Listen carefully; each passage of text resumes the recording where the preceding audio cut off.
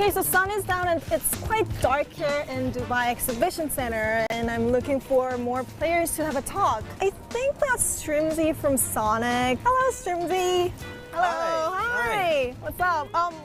What were you doing? You're just talking to my girlfriend. We're shooting a content and I want to have a short interview and like have a quiz time with you. Cool. It's okay with you? Yeah. Okay, let's go. All right, let's do it. How far is it? Am I walking forever? Oh, like a minute, like 30 seconds. Can you introduce yourself? Hi, I'm Tristan Trimzy Nowicki. I play for the Susquehanna Sonics and we're here to compete for PGC 2022 in Dubai.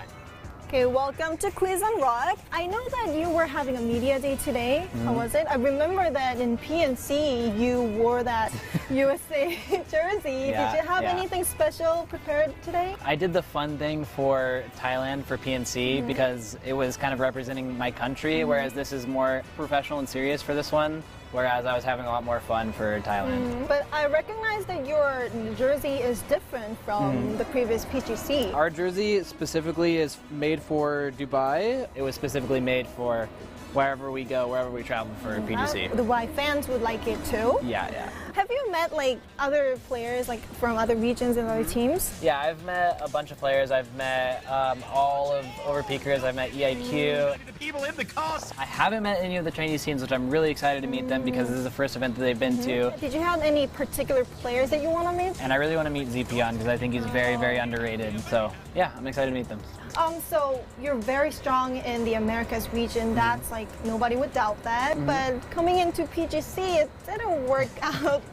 So I think our biggest problem last year is we were very cocky, and losing last year kind of brought us back down to earth and realized that we're not, we weren't the best, and we have a lot to work on, and we have a lot of flaws in our game. So just going into this year, we had to work out a lot of stuff and figure out what was going wrong. So I think coming into this event, we're very excited and humbled. Then which team could be the biggest rival coming into PGC 2022 for Sonics? I think the biggest rival for us would be SGD. They are going to be landing in Pichinki Pakata with us, and they're in our group. So we will have to fight them for our drop spots, which is going to be very fun. What would be your determination coming into PGC 2022? What's really important to us is that no matter what the circumstances of the game are, we do the best that we possibly can. So not every game you could win, but if we get into a position that's really bad and the best we could do is get 6 kills or 7 kills, that's what we want. So we want to just stay as consistent as possible throughout every game. That's our determination. At the end, we want to win, yes. Okay. So I'm gonna give you a 4 keyword. I'll do sound. Okay. Why not? Let's Why not? see the BCS champions. I'm gonna play the sound. Go for it. It's a revolver. It's the R18. It's a pistol. I know. Yeah, so we're gonna give you a gift because you got it right. Do you hear it? Is there a live animal? No, maybe. Okay, you're gonna pick one gift. Do I have to touch it? Yeah. One gift from it? I want this one. Okay, I want you this sure? one. Yeah. Okay. Oh, this is cute. 3-level backpack? Oh, it's a level 3 backpack. Can I put it on? Oh, that's too small for you. Yeah, it's too small. I hope Sonics do well. What do you want us to do? 2020. Who do you want to win? Who do you want to win? Comment. No comment. No comment. Oh gosh. Well, PGC 2022. Sonics fighting! Yay! Gold bar. I got. Yeah, I'm sold it. 뭐야, 덕벌인 걸렸대? 안 들려요? 아, 잠깐만. 이거 못 들었다고?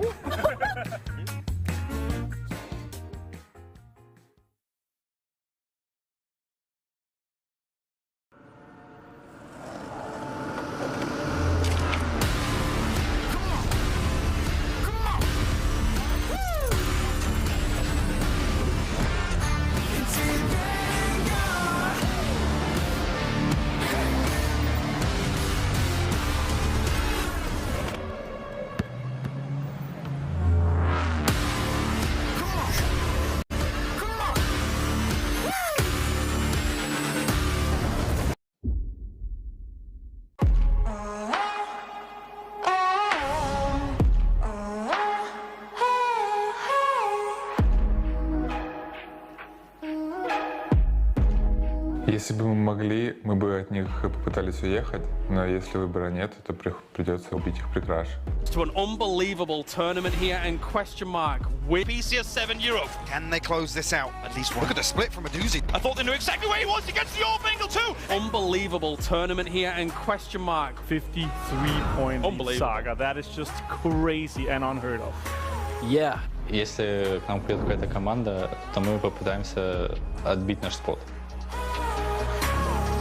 Если я вижу какую-то позицию, которую я хочу занять, я ее занимаю ради того, чтобы найти следующую позицию и отправить туда свою команду. В той ситуации Адовзи взял на себя инициативу, и мы поддержали его в его идее. Но мы используем эту стратегию не во время каких-то драк с командами, а для того, чтобы узнать позиции команд и посмотреть вперед по карте. Зачастую я это сам решаю, но если я вижу, точнее я не вижу решения, то я обращаюсь за помощью команды. Если мы видим ситуацию, когда мы можем сделать фёрд-пати и подключиться к драке двух команд, эти решения принимаются на основе выгоды этой ситуации. Если у нас есть позиция в зоне, ну даже не обязательно в зоне, если у нас просто есть хорошая позиция, и мы видим, что мы можем подойти и съесть фрикиллы, то мы просто делаем это. И если на наш спот будет падать какая-то команда, мы будем падать и драться с ними, и драться в свой спот.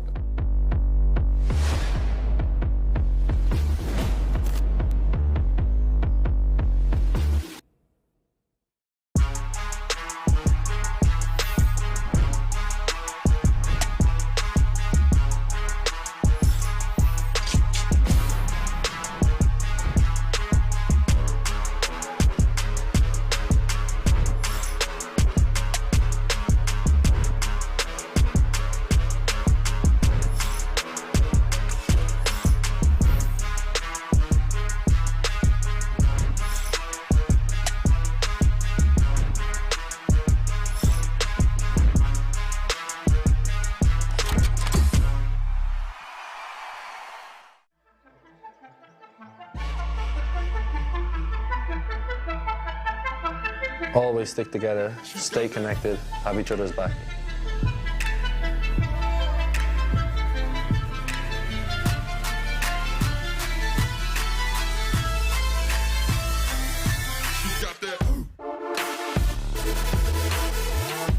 We have the best staffs, the best stadium. With the best fans and community behind it. 그 모든 힘이 저희를 더 강하게 만들어줄 거라고 믿습니다. Nothing but respect, always like a wolf pack.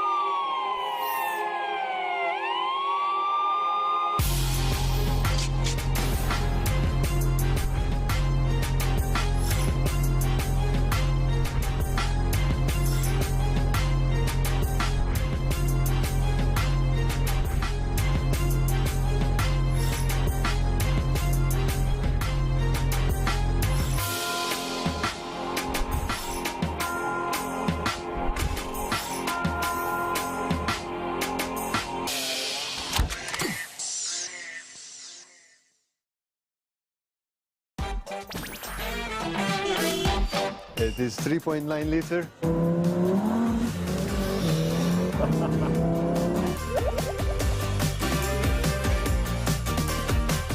Nice. It's like a couple of cameras. What a nice place, bro. Damn. Yeah, guys, let's sit here. Do you want to sit here? I guess we're sitting here. I think it's this one. Got a nice view as well. Big park outside. Hey, boys, remember 2K19? The FaZe clan? The best team. Best team. Started bad, though. Oh yeah, phase 1. Yeah. That was a bumpy ride. What did we do there? Like 8, 9? But after that, it's a wake-up call. Wake up call. Other than phase 1, 2019 was a really good year. Yeah, one phase 2, one phase 3. PGC was made from ups and downs. Yeah, it was a roller coaster. Yeah, and a it was half. the group stages and everything. Like we were doing. Like first we came off for the win streak of winning all of those tournaments first, and then we came to PGC. The first group stage, we played really bad, and they did super bad there. I mean, 11 games out of 12. We were literally last before the last game. Yeah. And then we just barely took the last spot that qualified, going into the finals. That's a memory. Yeah. Goes for the peek off to the side of it. That's going to go in position. Uba steps up, gets one. Goes for the spray into the second one. The hunt is on. The spray comes through. And the EU Giants, Buzzface, 8 kills. Uba, 6 kills. We jumped from 24th to 16th. Yeah. And we made it. And then we get second place. Should have actually gotten first in. You remember the car? Last game. That damn car. I mean, it was my own bad. I don't think I ever watched back the actual game. I never watched it. I think I didn't want to see. It didn't make sense. The farm compound where the hard spawn is. Yeah. And it was just like a team all around it. And they didn't take the hard spawn. Why wouldn't you take the hard spawn? Yeah. It's like right there. I mean, the point was that we went too late for it. Yeah. I think the Sunhawk game was the one that we should have won. Wait, we played Summer? We played Salah. Hey, I don't remember this. Yeah. With the zones we got to, we should have won it easily. I mean, we're lucky that Uba ended up clutching it because we could have easily get third there too. The hunt is still on from Uba. He's paying attention. He knows they've lost one. Looks back over. He could have angle. Connects with a couple of shots. That's one of the members from Genji down. The guys that are all in the top 4. It's going to take a miracle from Uba to get this done. He does find another kill. So it is going to take Uba with a win and at least one more kill. That was $300,000 clutch. Thank you. There's PUBG right there. Yeah, that's a long time ago. Did you order kebab? Lamb kebab? Yeah, that's it. Yes. I love this, the yogurt stuff, with the food. Yeah. So, good. You ordered bread, right? I did. Oh. Isn't it bread as well? Yeah. Take one. You can take, Oh.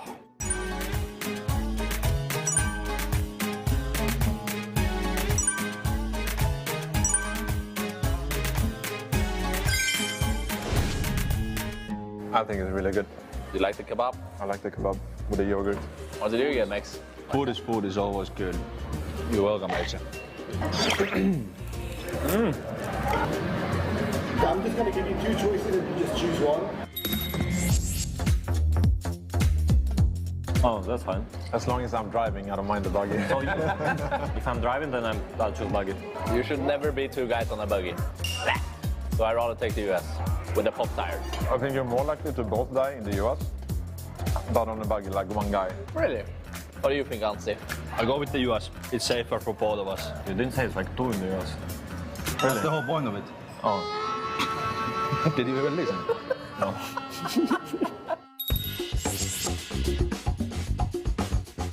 Frag grenade. Because unlimited nades is just broken. That's the situation, you know? If you have unlimited smokes, you can smoke yourself anywhere. Just pop new smokes. Yeah, but you can still die through the smokes. Yeah, but you have unlimited, makes it unlimited smokes. You have unlimited nades too. Yeah, but you can't rotate with nades. You're saying if you have unlimited smokes, you would make it on foot from Potsinki to Jasnaja. Yeah. Easy. Yeah, I could do it on foot. I'm just gonna come drive you over. I think you would have 1 FPS driving into the smokes. I think nades is better. I think you guys are wrong. How does it feel to come back to PGC as a coach? Well, the event hasn't started, so I don't know. In a different role, you still think about the game in pretty much the same way, and you try to help the team as much as possible. And last year, I think he was playing for FaZe, right? So was. Yeah. How did it feel? Not touching the keyboard and only listening to comms?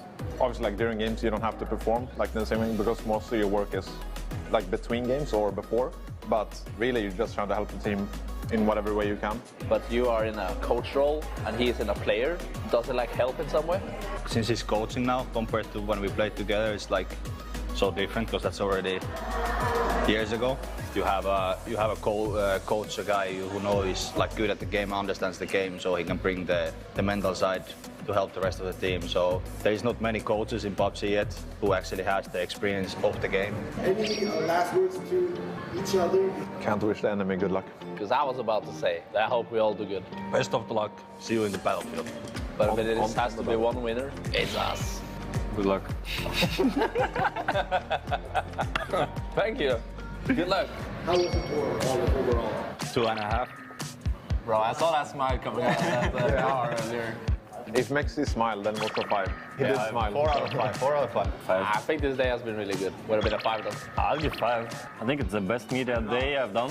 I've never been in the limo, never been in the supercar, so I'm happy. Any last words before you actually enter PGC? I mean, I've been playing this game like for quite some time, and I'm kind of experienced, and I've been passionate about the game for a long time, and it could be my last tournament. And I wish my ex-teammates good luck. Just don't do better than me, and it will be fine. I want to thank the fans of the game, support us. So yeah, big shout out to them. Thanks for all the fans, for all the support and asking for content like this, so we can have days like this in Dubai. So thank you for all, and hopefully we do good in this tournament, even though it's the last tournament for overpeakers. But I wish all the best luck for my ex-teammates, and it's always fun to hang around with you boys, so good luck. Yeah, I just want to thank all the fans for cheering on us. It's been really nice hanging out with you guys today. Had a lovely time. Yeah, we had a super great day, and we're all excited to play in PGC now. Well, not me, but these 3 guys are going to play. Oh. So we're all super happy to compete again, and hope you guys tune in. Oh, throwback Sunday! Sunday! Throwback Sunday! Whoa!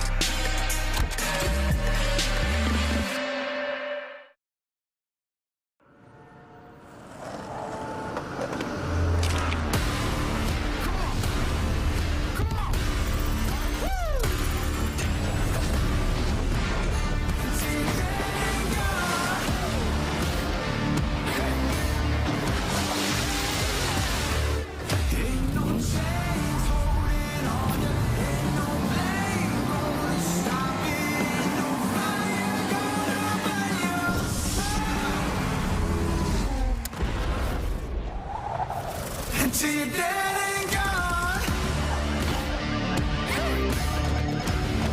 Until you're dead and gone.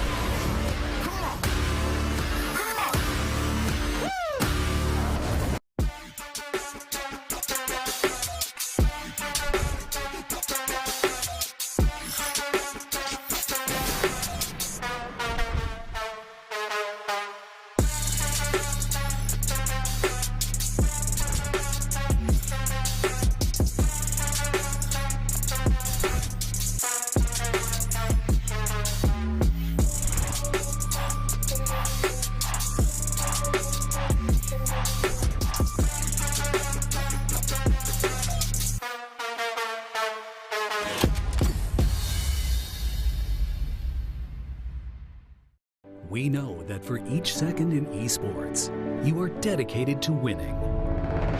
Over a decade, XL Series has evolved alongside with gamers. We strive to make every product detailed perfect so that you can perform at your best. Elevate your skill and maximize your potential with the ultimate gaming monitor. Zowie. Strive for perfection. Focus on winning.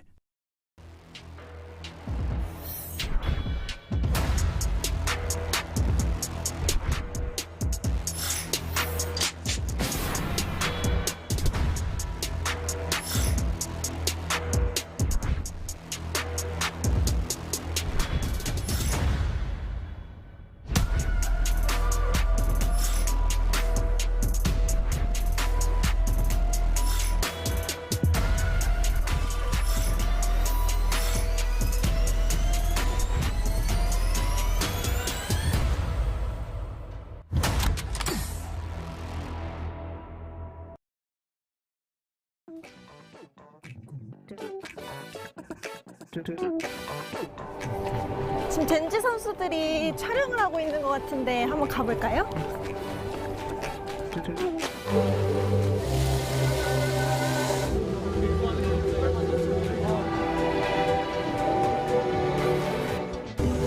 오늘 프로필 촬영 잘 타셨어요?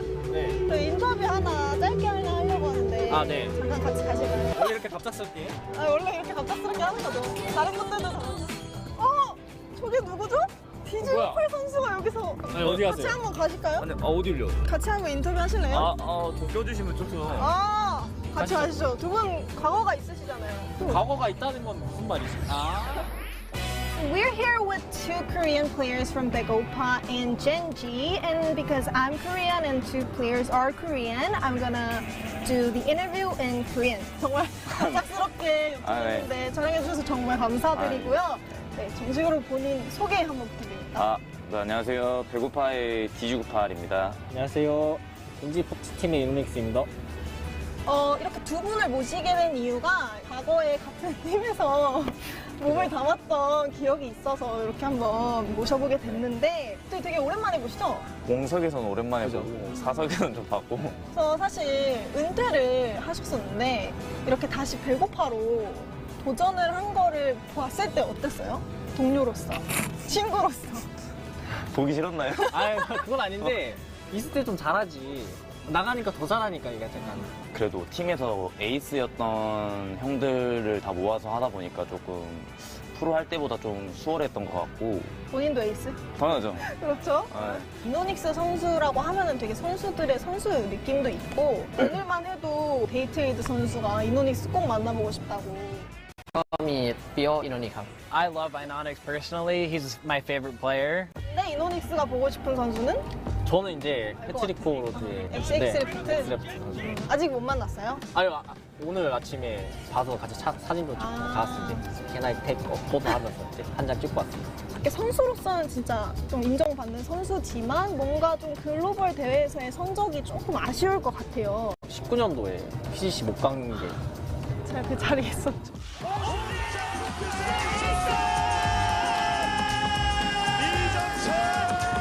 그때 못 간 게 좀 아쉬웠던 것 같아요. 본의 아니게 좀 긴장을 좀 하는 것 같기도 하고. 우승 경험 있으시잖아요.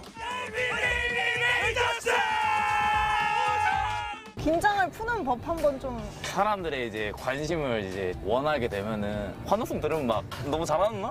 사실 그런 느낌. 좀 삐를 타는 살짝 그런 느낌. 그러면 이번에는 할 수 있겠다. 제가 두 번 나갔는데 두 번 다 무관중이었거든요. 이번엔 저희 그랜드 파이널 가게 되시면 관중의 환호성을 느끼면 조금 더 이번 PGC 때는 잘할 수 있겠다 이런 느낌이 확실히 있어요. 아드레날린이 많이 분비되는 것 같긴 해요. 게임에 영향이 갈 것 같긴 해요.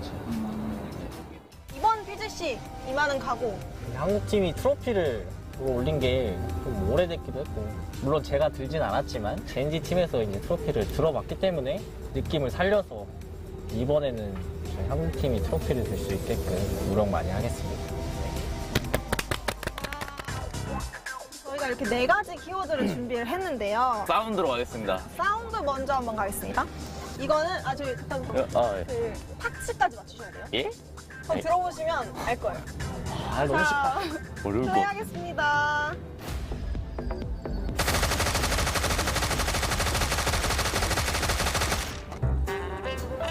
뭐야, 버퍼링 걸렸지? 안 들려요? 안 들려요? 몇 번까지 들을 수 있는 거예요? 계속 나오는데? 아, 이거 아마 베릴의 소음기? 맞아요? 아닙니다. 뭐야? 이거 아니야? 아니. 자, 이노닉 선수 한번 들어보실래요? 아, 들어봐. 뭐? 잠깐만. 베릴 소음기가 아니라고? 이거 못 들었다고? 예? 아니, 이거 못 들어볼 리가 없잖아. 이거 뭐지? 엄프 소음기? 아닙니다. 에이스 소음기? 뭐예요? 땡! 아니, 어떻게 된 거야? 예? 최초로 못 맞추시는 분이 나오나요? 뭐예요? 정답은요, 토미건 소음기요. 제가 들어본 거 같죠? 이제 알고는 들으니까 들리죠? 일단 넘어가 보실까요? 이미지로 가겠습니다. 이게 어딜까요? 이거 너무 쉽다. 진짜 너무 봐봐요, 이럴 줄 알았다고요. 제가 다른 걸로 바꿀 기회 드리겠습니다. 진짜 너무 쉬워요, 이거. 이게 맨날 볼 텐데. 이거 너무 쉬워요. 이거. 저희 어머니도 알아요, 이거. 진짜. 한 번 더 기회 드리겠습니다. 문제 내겠습니다. 여기가 어디냐? 진짜 쉽긴 하다. 모른 척 조금 해주면 안 돼? 모르겠어. 이거 어디지? 여기 거기잖아. 미야마의 거긴데. 축하드리겠습니다. 혹시 기회 한 번밖에 없나요? 네. 그럼 한 번에 맞추겠습니다. 라벤디탕. 와! 최초 탈락자가 나오게 돼서 좀 유감스럽긴 한데요. 이노닉스 선수에게는 선물 증정식이 원하시는 거 하나를 고르시면 됩니다. 이건 열쇠인데? 이거 키링이야. 우리가. 이거는 딱 보니까 이거 축구공인데? 카타르 월드컵 알려주는 거 아닌가요?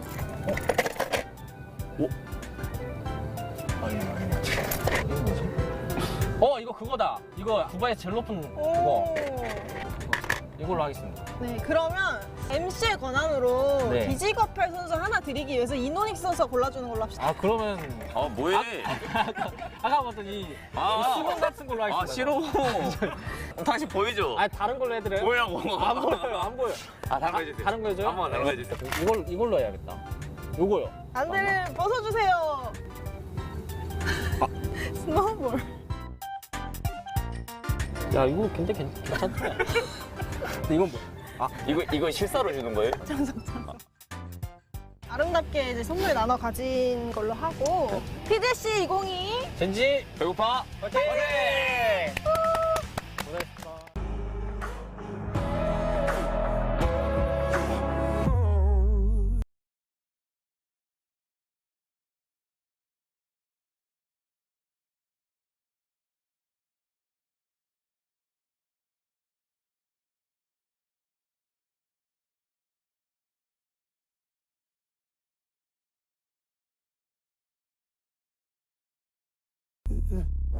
I'm bad, take a look and see, so bad, that is hard to believe.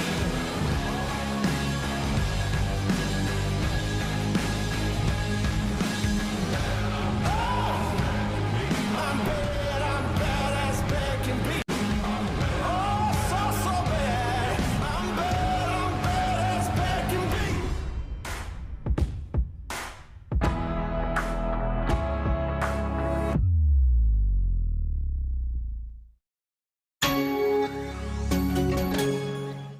Improvements to the folded shield, some spawn rate adjustments for vehicles, and a collaboration with one of the best footballers in the world.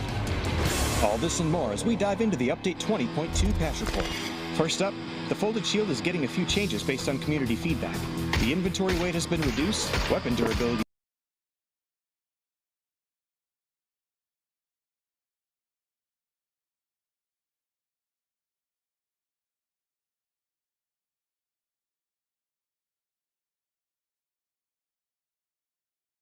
these requested changes. Increase for both guns and grenades, and it now installs in half the time. You'll also have these requested changes. Next up, vehicles on Erangel and Miramar are getting a slight adjustment, with some spawning more and less frequently. You'll now find more UAZs and Dacias on Erangel, and more Murados and pickups on Miramar. To contrast, we've lowered the amount of boats, buggies, and aqua rails on Erangel. And speaking of maps, this update's rotation will now include Erangel, Miramar, Tago, and Destin for all regions. Regions with map select enabled will also have the option of playing on Sanaa, while regions without will instead drop into Karakin. As usual, the ranked rotation will remain Erangel, Miramar, and Tago. This update also features a collaboration with one of the best footballers in the game, Neymar Jr. For a limited time, you can pick up several Neymar-themed items in the store. Gear up and score big. There's also a reduction in the number of multi-care packages of Tago, some MMR adjustments for normal games, new workshop skins, and more. So be sure to check out the patch notes for full details. Update 20.2 is here, so fold up your shield, pack up the Dacia, and go catch a ball game. We'll see you on the battlegrounds.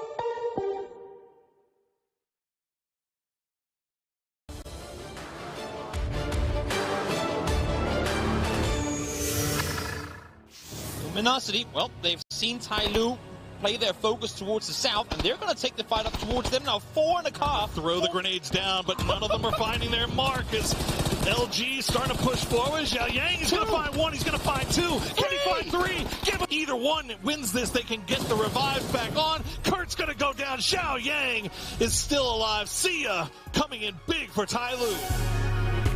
If they can contain them for just a bit longer, they will be allowed to share. They know they got to get out of there. Exactly. Instantly on the move now. Unfortunately, again. All of a sudden, on the other side, Kret just spraying on through, finds the first 2. Only 1 more to go until Luminosity will be down and out, and there you have it. They will live to fight another day as Bury Ram. Somehow Hobbits is still alive and has put the work in to defend against this Bury Ram push. Now Edie, the last one alive, but the reses have come through. He's going to find Dante. He's joined the fight once more.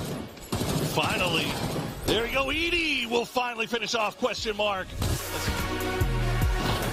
Tyloo was able to kind of, that's CC 108 on top of things. Is now this compound is getting every team looking at it. 17 going to pull up. It's down to just Shawood as he is the last one alive. USG holding against the charge. And one wild card trying to push in as well. Korn going to get taken out by Waikakamukau, immediately traded back onto Nikos. Yep.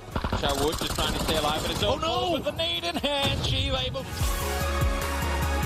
milled down to 1 HP as Gen G send it 4 deep in the vehicle. And look at Phil First has a grenade ready and waiting. Asura down to 1 HP. Phil First adds another one to his total as now out of the last one up. He's going to go down. Give Phil First the whole team. For not having heard what's happening right next to him. Wood does get flushed. DPS proves too lethal. Shiva, nice angle, doesn't see him initially, gets him the second time around, the damage already done, but now Luke 12 shooting, finds the first, doesn't find the second. Oh my god, Luke 12! And just like that, it's a 1v1, Luke has to come out, spots Luke 12! him, and Luke wins the game!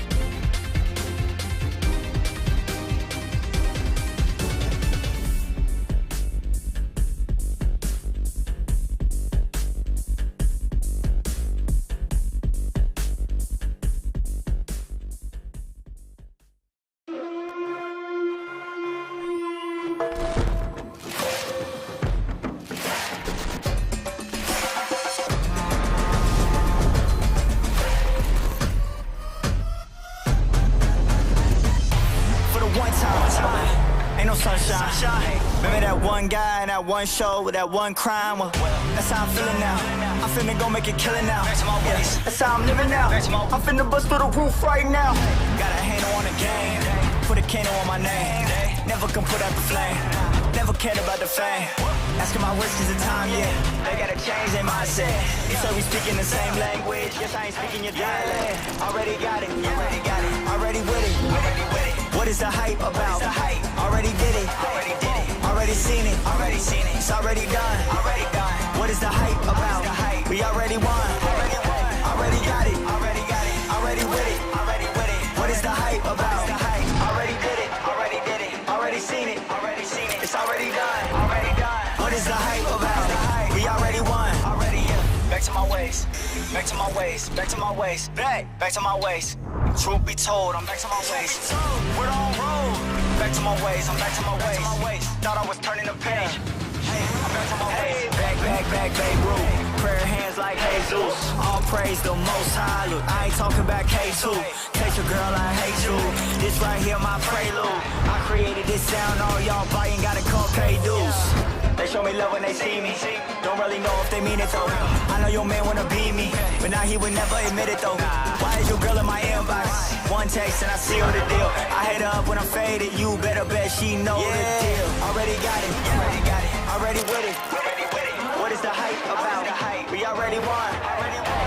Already got it, already got it. Already with it, already with it. What is the hype about? Already did it, already did it. Already seen it, already seen it. It's already done, already done. What is the hype about? We already won, already.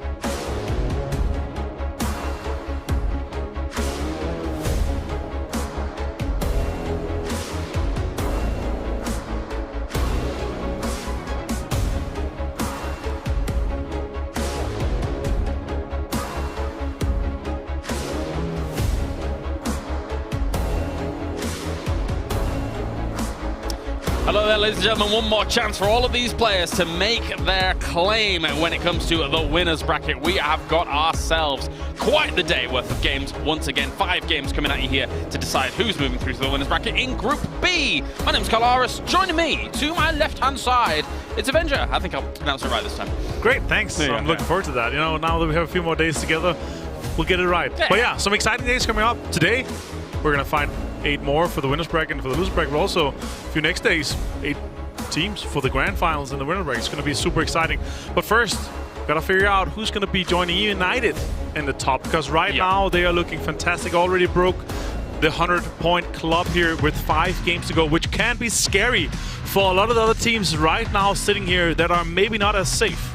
As was previously mentioned a few times, we did have to move today's games from the original Friday to now Monday here. So all of these teams looking to get this done and then move through into that winners bracket or the lower bracket, depending on where they finish. And we will see those top 8 teams be playing basically back-to-back here if they're going into that winners bracket. And I mean, to be honest, I'd like to go in warm. I think it would be great. That's exactly. That's I've talked to a lot of the players in there like that. There's obviously some pros and some cons. You're going in warm, but the other guys, they've had an immense of time to prepare, looking at the games here and also prepare what are we looking at, what are we seeing, can we maybe get some sort of priority in terms of drops. Here the overview, of course, we've been talking about this, the top 8 from both winners bracket have been able to go through. We all know the first 8 teams, and now today we're going to be finding 8 more teams. The United guaranteed. We're going to be playing 3 Wrangle, 3 to Miramar.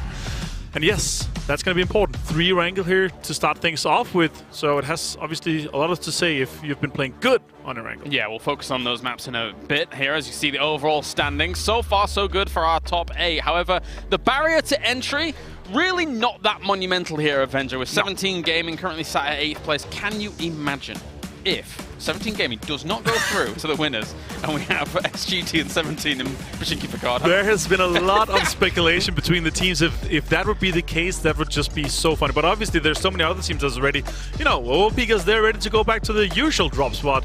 They're already gone through, so they could just say, you know what, let's take Pachinki or Picard if we want to. But let's focus on our cost here. 70 points for Luminosity, all the way down to 60 points for 17 Gaming. That's 5 teams that's kind of still on the cusp. Then we have BBL 3 points behind, Wildcard Gaming 4 points behind. Then we have a bit of a gap with 11 points down to Donut. And the rest of our bottom 5 that is kind of looking rough right now. 21 points plus behind for Buriam, Petrica Road, Polish Power, Genji, and FaZe Clan. Yeah, they'd have to have some pop-off day, it's fair to say. And some of them have been able to do so in the past. However, looking at their form right now, I don't think it's going to happen, Avenger. But the other thing is that's really interesting is that you need to be able to have, you know, get the momentum started now, get some good games in now. Otherwise, your mental could be broken going into once either it's winners bracket or losers bracket, of course. All right, let's focus on our first 3 games for the day then. It's Erangel, and to be perfectly honest, E-United 100% through here. Now they could start, in theory, messing with other people around them if they so desire, but I think they'll just probably play it normal, just continue kind of that streak that we've seen from them here, and just be nice and toasty for the next days. Yeah, exactly. Here, Kickstart, insane individual performance from him. 28 kills total, 21 of them on Erangel, and we're playing 3 of them today here.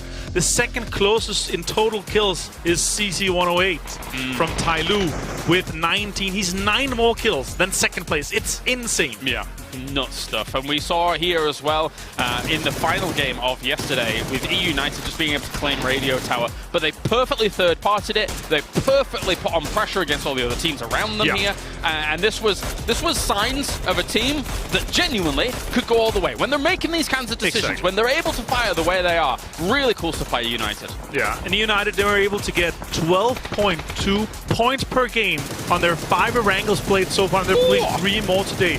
Take Me Away have been able to get 9.8 on Erangel, but only 3.4 on Miramar. So Take Me Away, they are obviously really happy to see 3 Erangels today here, if that is what we're looking at in terms of their kind of focus here, because they've been struggling at Miramar. Yesterday was not as strong for Take Me Away, right? No, it was definitely not as strong here. We're looking kind of down on how well they've been able to form. Their day 1 was obviously their big one.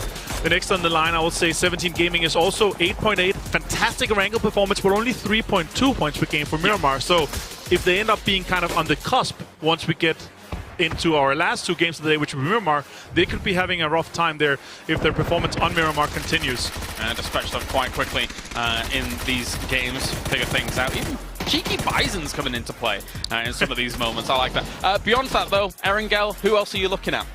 Erangel, who else I'm looking at? I'm looking at also Luminosity.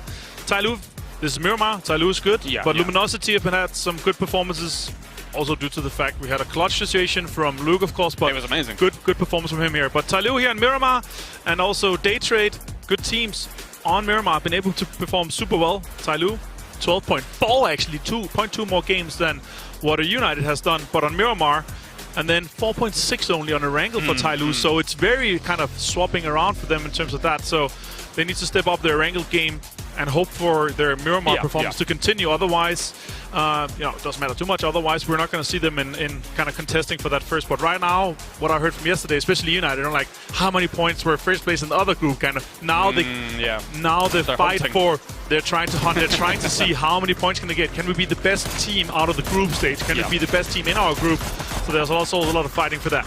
No, definitely has. Take a look at Miramar and hone down on that as well. It was 129 points, I believe, from Na'Vi, so if they want to break that, it's entirely possible considering how well United has done. But Tyloo, looking at them, I really like their macro decisions to be able to find themselves spots and then hold them down. They have looked really good in that regard. Likewise, I mean, to be honest, on the opposite side as well, DAY3. Yeah, I've been so impressed with them. Yeah, very impressive. Really happy to see them step up and be able to perform at the same level here. 9.6 points per game. Almost 10 points per game for DAY3 on Miramar.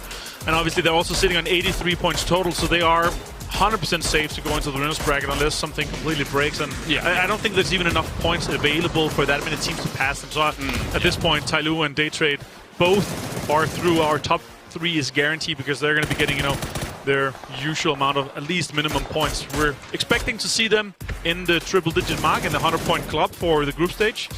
But yeah, their minimum performance was great, especially the push here we saw, the third party onto BBL and kind of closing that out, staying 4 guys alive through that with another record-breaking game or tie in terms of how many points you've been able to get from one game. So it's good to see from DAY3, good to see they're able to convert their regional performance and how strong they look there into our global stage here. Absolutely, because they did look spectacular. And speaking of spectacular, it's a guy like Kickstart with MVP performances. We've said it day in, day out when we've been looking at him. Ever since that first day of Group B, jeez Louise, very much so on a lot of people's radar right now for a team that could potentially move on through. There's been other great MVP performances, of course, but... I will say this, being both first in kills and damage obviously sometimes goes hand in hand. Yes, yes. The next closest in terms of damage is actually Luke 12 with Luminosity, which is around 500 damage behind. So especially after that Erangel. Yeah, it's an outstanding performance here for Kickstart, of course. And usually when you see a team frag out and be this far ahead, it's usually the assist king that's going to be coming in from one of your teammates because they've been able to do a lot of damage. So he's just basically Kickstarter, just been able to close out an insane amount of numbers when it comes to this. But Snaker's here on screen is also able to support the team and put in a lot of damage. And right now, United, like one of the contenders and favorites for the World Championship here. Yeah, if you've picked good old Kickstart for your fantasy league, you're going to be getting yourself plenty of points. Look at his, yeah, just playing around with the jewelry, you know, showing that he's a baller. That's fine, but let's take a look at those fantasy numbers and how they sit so far. Example, way up at the top. Still played 15 games. Yes. But Kickstart on second. Yeah, so he's going to be almost certainly taking it over. Like, there's no serious chance he's not getting 6 points in that. But that's a pretty impressive performance. Who else do we have here? Shinboy looking good there too, of course. What else do we have? You're looking for Group B players, right? Looking for Group B players. I don't see anyone. Not too many more besides, just yet. No. We'll see the shake-up at the end of today. Yeah, obviously we're going to check in on this again once everyone has played 50 games. Cool, cool. Look at that. So far, oh dear me, Paper Thin took me over. I'll never hear the end of it. Horror number 1, 110 points more. 110 points more. That is so impressive, but we're close still. 12 points difference here for you and I, and well, Paper now jumped in 2 points ahead. Your Group B team's in shambles, James. That's one way to describe it, yeah. 3 of my players are in the bottom 3 teams. I've never had as bad a fantasy team as this. Matrim is 212 points behind Thoro. That's kind of impressive. Yeah, that is impressive. Yeah. Impressively bad. Yeah, true. That's true. Oh, well, yeah, Poro doing well for himself up towards the top. I mean, he did pick Kickstart, right? But yes, Kickstart, and then he changed him to the captain, and now he didn't have him as captain on the first day, and he got mocked by Kickstart. Every time they had a great game, Kickstart took off the headset, yelled at Poro. You should have got me as captain, right, Poro? Oh, super fun. Good to see some bands here now that we're in LAN. Yeah, no, great. Especially since we had so many fantasy teams as well. Yes. Over 10,000. That's crazy. Submitted for this. But we do have other things going on as well. The Pick'em Challenge that is in game. And again, just to reiterate, you don't have to pick your potential champion until just before that grand final. So that basically defends you from picking a team that isn't even in the grand final, for example. Yeah, for sure. You can do whatever you want. But no matter what, go into the esports tab in game, check all the fun things you can do. There's obviously some voting coupons in there, but also the head-to-heads, the regional head-to-head, and it unlocks per stage as well. So now that we're soon going to be done with the day, go and make sure you go in and check the winners brackets, the loser brackets, because there's going to be some more fun games with that. We've talked about these things to death, Avenger. I want to know, do you believe the top 8 is going to change throughout the day? Oh, that's a great question. Okay, yes, it will, 100%. Yeah, because it's so close. I feel like BBL and Wildcard, they are so much on the cusp, and they've been feeling and looking pretty good to me. So I'm definitely sure that one of those 2 teams is going to be jumping up. The question is some of our bottom 6 teams going to be able to have a good first or second game and then kind of put them in of an opportunity or safe zone, or put them in the top 8. So the changes in the first couple of games is super interesting, of course. Big names still down there, big teams that we know have been able to perform on a global stage historically. But right now, not sharing it. As you see here in the bottom right now, Petrichor Road with 14.9% picked for the winners for PGC. Right now in the bottom 8 of Group B here. So it's looking super rough for them. It's going to be a rough one. And you need to have 1 or 2 good games today to kind of break that mental. Make sure you get into some good games. And let's see what that's going to be happening also. All right, well, let's see. Now it's time to get Erangel, the Grassy Pastures, on the way. Let's head over to the commentator team for all the action here from Erangel. Thank you very much, boys. And yes, it is I, your fantasy points leader, Porosaurus. Joining me is Toby, and we are ready to bring you the final day of Group B. It has been the United show up until this point, Toby, but there's still a lot of teams that are vying for that 8th place spot. It really has. Of course, United happy with it. The teams right behind them happy with it too, but all the teams in the bottom, desperate for points, have not been enjoying the United show thus far, because there are teams, as I said on the desk as well, that are in desperate need of things to go there here with 5 games to go. Yeah, I mean, the United show has been a hell of a show, hasn't it? Yes. I mean, it's and then you throw in the Expendables, you throw in DAY3, you throw in all these other teams that have just popped off, and now we've got 3 more games on Erangel, 2 more games on Miramar. Who kind of has stuck out for you on Erangel? Like, who are we expecting to maybe make a leap here in the first 3 games of the day? I think if we go off of the finish of yesterday, 17 Gaming, the finish off with the 4th and a 2nd place. I mean, again, if you want to get started eventually, now is about the time if you want to secure that winner's bracket spot. And I think there are a lot of teams both in this group and also in the winners from Group A already that are sitting going, 17, please don't qualify, because we kind of like that Pachinki-Picardo split that you've got right now. Oh my God, but aren't we hoping for that though? Secretly, don't we all want to see the SGD 17 Sonic? The great thing is they're both teams in the winners and in the losers bracket that don't want 17 to come to them. So, but no, for me, 17 Gaming, they got 3 angles to turn things around today, and if the finish of yesterday is anything to go by, then it could potentially be looking good for them. Well, we'll have to see. We are getting ready to head into this first game now. United has gotten 2 wins in each day of games so far. Do we expect that again today, now that they've got nothing else on the line? It could happen. Having said that, some of the wins that they did come by, while they are phenomenal teams, the game also kind of went their way. But then again, I mean, that might just be the strat here. If you don't have things going your way, just sit close to United. You might get some circles going your way. Yeah, there we go. No worries, right? I know that, I mean, I didn't get a chance to talk to them before because I just never ran into them, but I was curious as to whether they might be fighting Buriram for their Milta Power drop spot, but I don't think they will. While I know there's so much on the line here, Poro, can I just tell you that this is the first time in all of Group B that we've had a plane that goes through North Georgia. Because we know that's the important thing to be talking about right now, right? 3 days in, we might finally get our hot drop between Polish Power and Tyloo. Now would be the time, right, to hot drop the team currently sat up there in the top. That would be... that'd be something. I gotta say, I'm not expecting that. Having said that, I mean, they haven't jumped. Usually, Polish Power, their old jump would be towards the Povka. They're not out. Tyloo out of the plane. Polish Power still sat in there. I would hope for Polish Power that this is a full commit Snarky, I should say, and I think that's where they are headed. So, a lot of things to talk over from yesterday. Of course, Tyloo, the hot drop onto FaZe Clan. That was a bit of a surprise to many. Well, it was. I think this time around not going to be the case. And as you kind of mentioned as well, United, there is a chance that they do not want to see Buriram in the winners bracket. But, well, as for right now, no hot drops coming through. To be fair, and not to be rude, but I don't think United really has to worry about Buriram too much. They're doing a pretty good job of keeping themselves out of the top 8 for the most part right now. I did ask Kickstart, like, so are you guys going to hunt up Buriram? So it's like, I think we're just relying on them to kind of screw themselves over.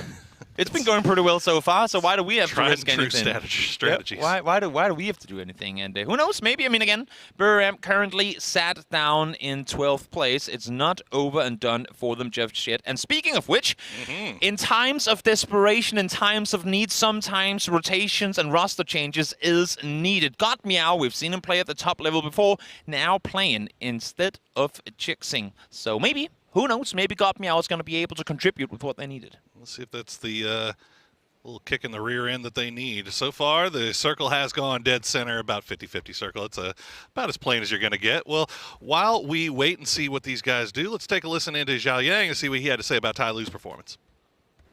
很开心吧，差不多能确定晋级胜者组了。我们队员都有一个比较良好的心态吧，然后每一局就算是提前被淘汰了，也都不会去埋怨队友，反而相互鼓励，打好下一把。没有预想到飘柔和FaZe可能打得有点差了吧？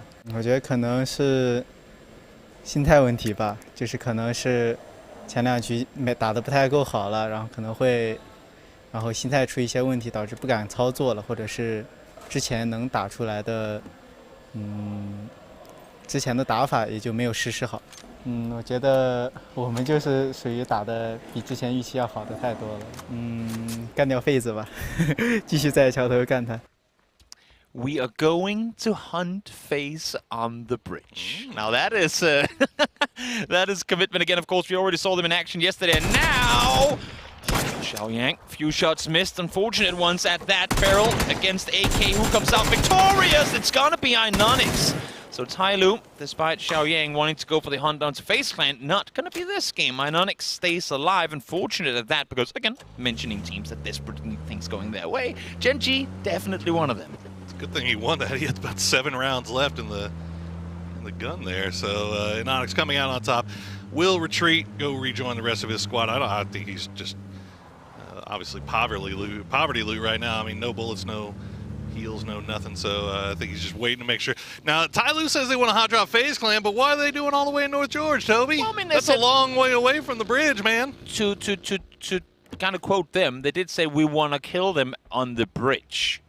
So there are a lot of bridges. I was gonna say, I mean, there's the North George Bridge. We got Melee. We got everything. I feel like they have their fair chances, and especially on Erangel, to kill FaZe on a bridge at some point. So who knows? Maybe if we get a Melee game, maybe if we get one more of those hot southern plane paths, we might get to see another Tyloo versus FaZe fight. Or, I mean, for FaZe Clan, who can't really afford these fights right now, maybe they're gonna be forced to go elsewhere.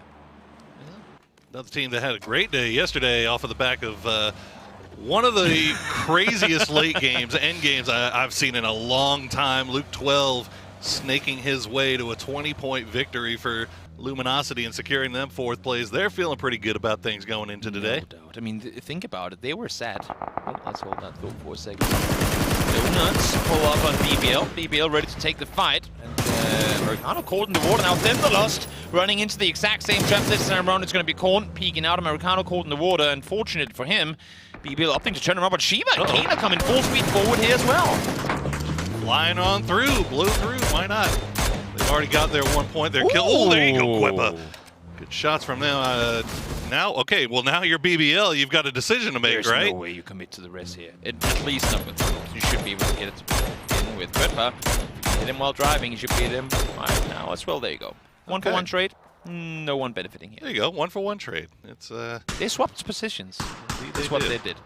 Indeed, they did. And I mean, it's just off to the side. I mean, this is a strong position to have in this circle in particular, just because of the 50-50 nation. Now, that being said, only 2 teams north of the river inside of circle right now. Obviously, Tyloo, Polish Power, still off to the west, still have the option to kind of play up there if they want.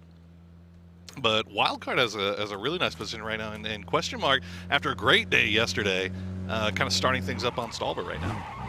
The circle being this far center, no one really rushing to get loot spots, because you know that, well, what is the current center of the circle is pretty much occupied by teams looting in and around this area anyway. Shanghai saying, you know what, we're not in a hurry. Let's loot the bridge while we're at it, then we'll make landfall eventually.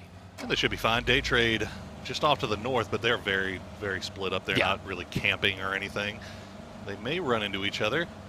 Take Me Away Gaming, after a insane day 1 from TMA, they just fell off the face of the earth yesterday. I mean, it was just not a great day for them. They had 1 placement point and a couple of kills to boot, but not a whole lot to show for. And again, unfortunately, they come off of an amazing day 1, so they should be sitting pretty good at the 66 points in 5th place for them right now. So, I mean, overall, looking good, but as you said, kind of a night and day in terms of performances. A lot of veterans on that team, so you expect them to be able to kind of turn things around. And as you said, they're still in 6th place, right? But that being said, I mean, it is very, very tight as far as that 8th place cut line. So they cannot afford by any means to have a repeat occurrence of what we saw yesterday. Nope, it's 1 more of those. And I mean, I'm expecting the cutoff here with only having 1 team who really are kind of starting to rack up the points in the top. I'm expecting the cutoff to be somewhere around 80, 85. So if you're sat at 66 right now, I mean, obviously a 14-point day,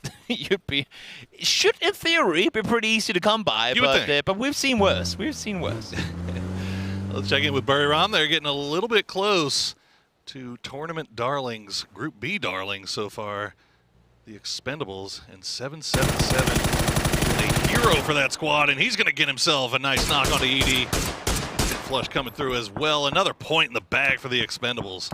Absolutely phenomenal performance from TE so far. The tournament sat at 6, now tied for 5th with Taking Away Gaming. Choose does, I think, manage to get away from it. You can see 777 still looking for more. But Burram, I think, on the kind of the opposite side of that coin, with how much we've been praising APAC as a whole throughout the tournament so far, Burram just has not found their entry to success. Yeah, it's the wheels have been spinning on that thing, and to be honest, it feels like they're running into their own region mates. It is pretty much only APAC teams they're fighting. That is true. Exactly. Like they just keep running into the Expendables. They keep running into, you know, just day trade. I mean, it feels like that's the only teams that they're fighting. But that being said, again, cutting back to that scores, I mean, you can see 39 points, not too terribly far away from that 8th place cut line. So if they can find a way to get things turned around today, I think they still have a shot at it, and I believe that they know that. So Gen G right now doing a little bit of scouting about how we used to see. I mean, if Everest is in Circle 1, there's a 99% chance I feel like there's going to be a Gen G guy at the top of it at some point. Yeah, it's written in PUBG lore that if Everest is in, it has to be at least either taken by a Gen G player or have the corpse of PO lying up there somewhere. Sometimes that does happen. Fortunately enough for it's going to be hard for Gen G to have that player lying dead there. Now, speaking of lying dead, they might be running into the execution of Dante real soon. Did they not? Oh, I guess they didn't hear shots. They know that he's there. They've got to know. I mean, footsteps alone, they know. Dante, you can't just. I mean, and QM has been up here forever.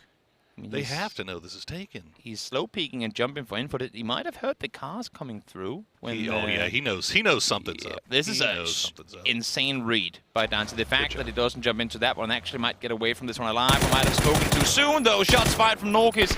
Nothing found. And while he's trying to make a heroic escape here, this circle is terrible. Bold action. Hobbits finds Marsalek. Fortunately, because of the way the terrain is laid out right now, he's safe. But Dante, 180, instantly back up the hill he goes. Oh, yeah, and look at the doozies coming. Filfer's coming. Marcelica's going to get carried away to the side by Norcus. They'll try to go for the res, and I think QM maybe, yeah, they hear the vehicles of Crunio and copy, and they realize, okay, maybe a little bit slow collapsing on that. We could just go ahead and let them have that, and that's fine. They'll live with the scare for now. Yeah. If the circle wasn't scary enough already. Because we have a proper 50-50 split going on here with the river being right in the middle. No way of telling where this one's going to go. We are seeing Take Me Away Gaming take some casualties on rotation. Again, the donuts split from where they were positioned down towards Watertown has proven fruitful as they find one. This circle. Well, this is like a horror movie, isn't it? I think Duchess actually got told by his teammate that Snakers was jumping around on Volcano, or maybe he may have heard the footsteps. I'm not sure, but whenever we were first looking at this, Toby, it did not seem like they knew each other were there. No. But now Duxie's fully aware of the presence. Yeah, I don't think Snakers knows that he has an no opponent clue. nearby. The issue for Duxus is even if he's not shooting, his teammates are nowhere near him. And now Burram actually starting to kind of funnel in the middle of their split. You can see them there with Nuatra driving forward towards Volcano. So not exactly optimal for Duxus. Tried to go for info. He's solo player now, kind of sat in between two teams. I was just going to say, probably Hell's trying to get out of here. And oh, yeah. Now he is doing exactly that. I mean, you could see it in his just the way he was. He's like, please don't make me have to shoot at you. Like I really don't want to have to shoot at you. I want to hide behind this tree. Don't shoot at me. Yep. Don't let them know I'm here. I'm being very sneaky right now. Yep. Well, successfully sneaky as well, as he managed to get away. Snakers will never know, well, until he watches the VODs, or when Trevor comes in and says, dude, there was a guy right next to you after the game is over. Look at this. I mean, they'll be fine. Naradra is at that compound, but he's kind of on foot around it. I think he might be. He's all by himself. I mean, Duckjuice knows this too, and I'm curious to see what'll happen there. But Gen G now pulling up on the Polish Power warehouse. Looks like everybody is left except for Marcelic, and he is already in the U.S. on his way out. So no harm, no foul. Polish Power are now rotating off, but the split that Gen.G's currently got going, they usually do this. They come in on one edge, and then they leave a player as kind of the anchor point, and then they send the other 3 further forward. Well, let's see Darkjuice. He would take the shots eventually, and the shots are connected. Headshot, body shot to follow. That's going to be Naratra down, and I don't see any Buram players making a play to try and get him back on his feet here. Big boy AK spray coming from range, and again, this is just Buram asking for a lot with this big wide 2-1-1 split on the very south side of this map. And now United looks like they were hopping in vehicles trying to come over here. They have their ears on. They know something's up. Sure do. Ninja coming to fortify the position. Of course, everyone waiting for the next circle to pop in just about 5 seconds time. 777 playing very patient on the hill down towards the south, making sure no one's coming. New circle towards the northeast. And well, again, still plenty of water, and we can't really determine where the next one's going to take us. It should, in theory, go southeast, but it could. Honestly, this is too close for me to try and call. It could bounce either way. I'll let you be the one to call that one. That phase split, they were 1-1-1-1 or 1-1-1-1. Yeah, there we go. That's the right one. All across that western or eastern side, rather. Now they're starting to collapse on each other. They've got Fex and Diggory just to the north of United now, but they've got the solo in these apartments. He's going to try to escape the stop. He's going to get there just in time. So FaZe finally catching a little bit of luck here. Some fortunate timing on that one, able to get out of it alive. Belmont does go down. Sushu there to assist a little, I think unintentional car fort set up outside the compound, but it works out for them. Yeah, a little love tap there on a little ghost as BBL making their way through LG's compound. I don't think they have any idea that these guys are here, but LG, they are fully aware. They are getting ready to start things off here. Penta just holding the wall right now. Gonna lay down the smoke. I think he might hear the footsteps, but he doesn't know exactly where they are coming from. You'd have to imagine that he hears Quetpa right next door. That Molly doesn't really do a whole lot. Able to get out of the room in time. I think he might have actually smoked off the window. Yep, that is a smoke indeed. Trying to make sure they don't grant the opposing team any vision. So a 3v4. Remember, BBL did lose one earlier in the game here, so not exactly beneficial really for BBL to try and push it. But then again, if the next circle goes north on this one, trying to rotate out with Luminosity still in the compound, that's going to be practically impossible. The Americas stealing kills all over the place. United with 13 and LG with 12. They don't deserve their place. Just stealing hide kills. your knocks. We're stealing everything around here. As United, I mean, hey, you got to get your point somehow. True. Right? Looks like FaZe got a knock on effects, but should be an easy res. TMA, meanwhile, this ain't great. I mean, the only person shooting at him actually is CC108. This is what one guy with a bolty can do to him. Although it looks like he might be rocking DMR today, Toby. Yeah. That makes me sad. Yeah. That brings me... We did see some good highlights coming into today's games of CC. Maybe it's like a Miramar. I love a bolty boy, man. Maybe that's the case. Yeah, no. Well, we'll see. We'll see what happens. In any case, I mean, what you were saying about stealing kills, I feel like that's been the... And for the most part, it's for first-time global championship players coming in. Like, whenever I go around and talk to some of these players between games, they always say, dude, I'm getting knocks everywhere. But as soon as I knock a player, there's someone stealing my kills. Yeah. It's so important. I mean, what do we see? 17 kills for United, stolen off of other people's knocks. Yeah. All those kills come through with them risking close to nothing on getting that extra point in. Circle, hard shift south. If you're Polish Power, well, you might not be too happy with this shift. Maybe not. Wild card, QM, you have to rep Tyloo, they're all in pretty rough spot here. Yep. And BBL and LG, that's going to have to come to a head fairly soon here. 17 now going to wrap around a little bit farther towards the east. They're going to run right into the Expendables, although it looks like the Expendables already on the move. So, again, just ships passing in the night, getting so close to each other. Oh, but Duckjuice, I think he actually wants this. Is this the bait? Are they actually setting up a bait for this? In the meantime, Wildcard, full speed forward. They're not too worried about having teams on both sides of the bridge, but somehow they've barely even taken any damage. That I'm not sure how they're all still alive with 9 players shooting at them. They've made their way over to the other side, now into the open fields with one team around them, and you could only imagine that FaZe will have eyes on them in a second too. Oh, Remba, ambitious grenade gonna land. Oh, just short. No Greg shot, but another one will do damage. Phil first actually gonna hit Renba here, and that's going to put a pause on the Gen G push here. They've got to be concerned about the other side of the bridge as well. Like, Wildcard's right there, but Question Mark's about to be there with them, and now USG is moving there as well. Polish Power trying to make their way across. They're going to lose one. Marcelik's still on the bridge. He might be in trouble. Marcelik under the bridge, I think, at this point. Krunio able to somehow get up to Norcus. Not sure how that came to be. Aducci in the meantime runs over Korn, finds the second instantly after. Smart play on the side of Question Mark, seeing that Donuts were split and benefiting from it. I mean, it's an interesting split from Question Mark here. They've left Dante and Phil first on the other side of the river to kind of give them support from range. So Hobbits and Aduzi, they're going to finish off what's left of those two USG knocks. Shiva now the last one up as we see Yuppie will spot out Kwepa. And you got to pray the trolls hold the bridge. The trolls are hanging out under the bridge, and they have guns. It is not exactly the best position to be in, but for BBL, should they be able to get the kills here, they will have plenty of room to scout their way forward. They did manage to get out of the compound that they were sharing with Luminosity, so I guess that's a start. That Molly might actually be on point too. Yep, there you go. There it is. Nicely placed there by Code Marco. Definitely get out of there just in the nick of time. Lulu always has a lot of cover he can work around here. So 2v2 underneath the bridge right now. Nobody really looking to third party this. Oh, now Petrichor is. Great jump. Nicely done, Code Marco. Don't recall having ever seen a cast before, but it really paid off. I mean, Aggro nice jumping job, down. Yeah, jumps down, gets the jump on through. No, nice jump. You Europeans are ruthless, man. I'm telling you. That's the way it is. There's no one helping each other. I feel like I've said nice job, Code Marco, a few times in the past. I feel like he is a pretty damn decent player.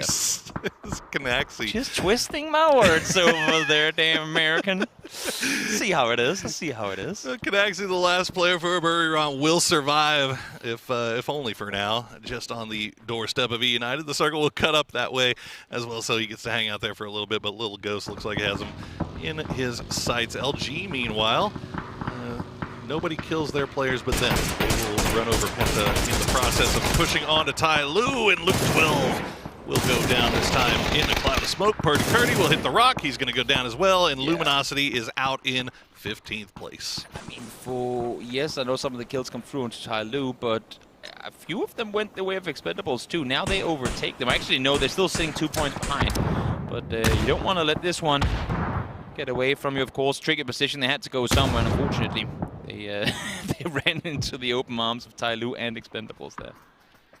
Petrichor took the knock.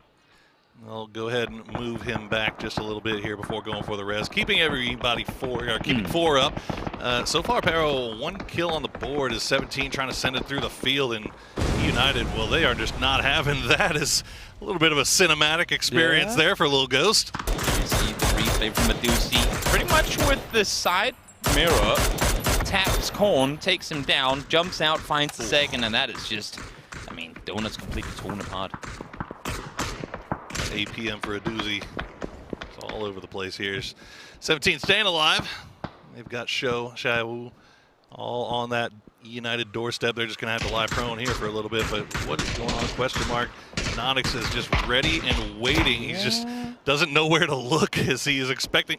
1, 2, when do you shoot? There we go. Finds the first. He knows there's one more at least in the water. I think they heard the third one wrap around as well. Now DAY3 trying to make the push on forward. Show still here alongside Little Ghost to fend them off, and both of them go down. Hobbits now peeks on forward, finds one as they're trying to retreat back to the gas station. One down, Will and Nonix fall too. Yes, you will, and it's Nikos from afar to find both. Oh, wild card just popping up at the worst possible time here. Adder and Asura, the last ones left for Gen G. They have the hard cover in the gas station, but QM doing a heck of a job as they try to make this breach across the river. They've spotted out BBL. Raincoat Marco has a little bit of a rock to hide behind. Smash as well. They'll just snuggle up behind that thing for a minute. Meanwhile, Petrichor Road turning their attention over towards Ty Lu on the south side. It's been a quiet game for them, but if they can eliminate Ty Lu down towards the southwest, they're going to be in a very good spot. And as we were just seeing before, with Wildcard kind of committing their focus to Gen G for a second, FaZe realized this is our chance to balance out. We need kills. Placements alone today won't get us into the top 8. We need all the kills, and there you go. Gustav finds 2,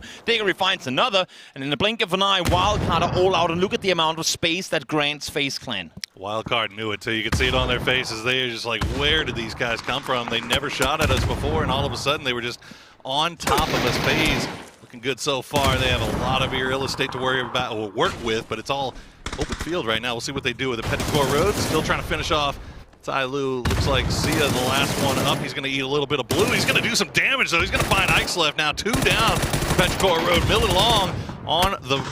They're on the clock. They've got knocked as well. Mill now the last one up as the Expendables kind of working around that same side here while Polish Power is just shooting at him from range. It's so interesting seeing the things that you would combine Petrichor with that works for them. One does fall. But seeing a team in Petrichor who are so well orchestrated, who are so well synchronized and timed in their engages pretty much always in PCS Asia, and here they just, it's as if no comms being fed across because they're all holding the same angles. They're playing weird. Now we are seeing kills come through. Not sure exactly how Lewis lives to see that one. Second 8 though should get the better of him, and there you have it. Elimination comes through. Mill and Ming though down to just 2. The Expendables is going to feel bad about that one. They had him pretty much dead to rights, but Mill using that rock beautifully, so he'll be able to get that back. Teammate back up. 5 kills now for Petrichor Road. We did see in the kill feed, 17 managed to get a knockoff to United, as we see a lot of, everybody's just trying to fight in this open field. Pushels will get spotted, and that's going to be it. 5 now for FaZe, as they have woken up in this final day. Still a Canaxi as well. You gotta really tread lightly. You gotta have the iron boots on if you want to go into the snake field. So make sure they'll be able to stay put. Speaking of snakers trying to stay alive here as well. I'm liking the active play from FaZe to kind of force 17 into United. He's going to spot up. Oh, he's going to find Vex. We'll trade back. He's going to find 8C. Canaxi with 5 HP. He gets 2 of FaZe. We'll try to flush them out. Diggory will spot him, though, and now it is a mission to rescue 8C. Wow, Diggory, that tree really being the downfall. Had it not been there, you would have had a clear vision. But of course, Canaxi well aware of where to stay in order to stay alive for longer. So kills coming through. Not the best game for Buriram, but points well needed coming their way. 2 still up for Gen G and Asura Natter. They've been holding down this gas station, protecting it with all of their might. QM, nice game for them so far. 3 kills, but this has been a struggle. They have been fighting their way from the north side. Still having 2 up, rather, is a testament to their skill here. Is 17 still pushing through United slowly. They have now lost Relo, so it's down to just Snakers and Flood. Can he jump out here? Doesn't dare. Goes for the ball, gets on out, instantly met by Little Ghost again. I mean, some of these teams, look at the 17 question mark BBL teams who are all desperate for points, getting things going, and I guess Xiao a little blessed with the whip from Snakers there. Thought he had him dead to rights, but not quite the case. Snaker's going to be kicking himself after that one, as he should have been knocked. He definitely should have been knocked. Should have been. But you know what? Show stays alive, and that's 3 up now for 17. 8 kills on the board for them, as they are working towards securing that top 8 spot while they wait for their teammate Xiaobei to show up. Diggory able to get 8C back on his feet as well. Good read that 17 and United were so invested in the fight with one another that no one really had the time to take the fight to the other side.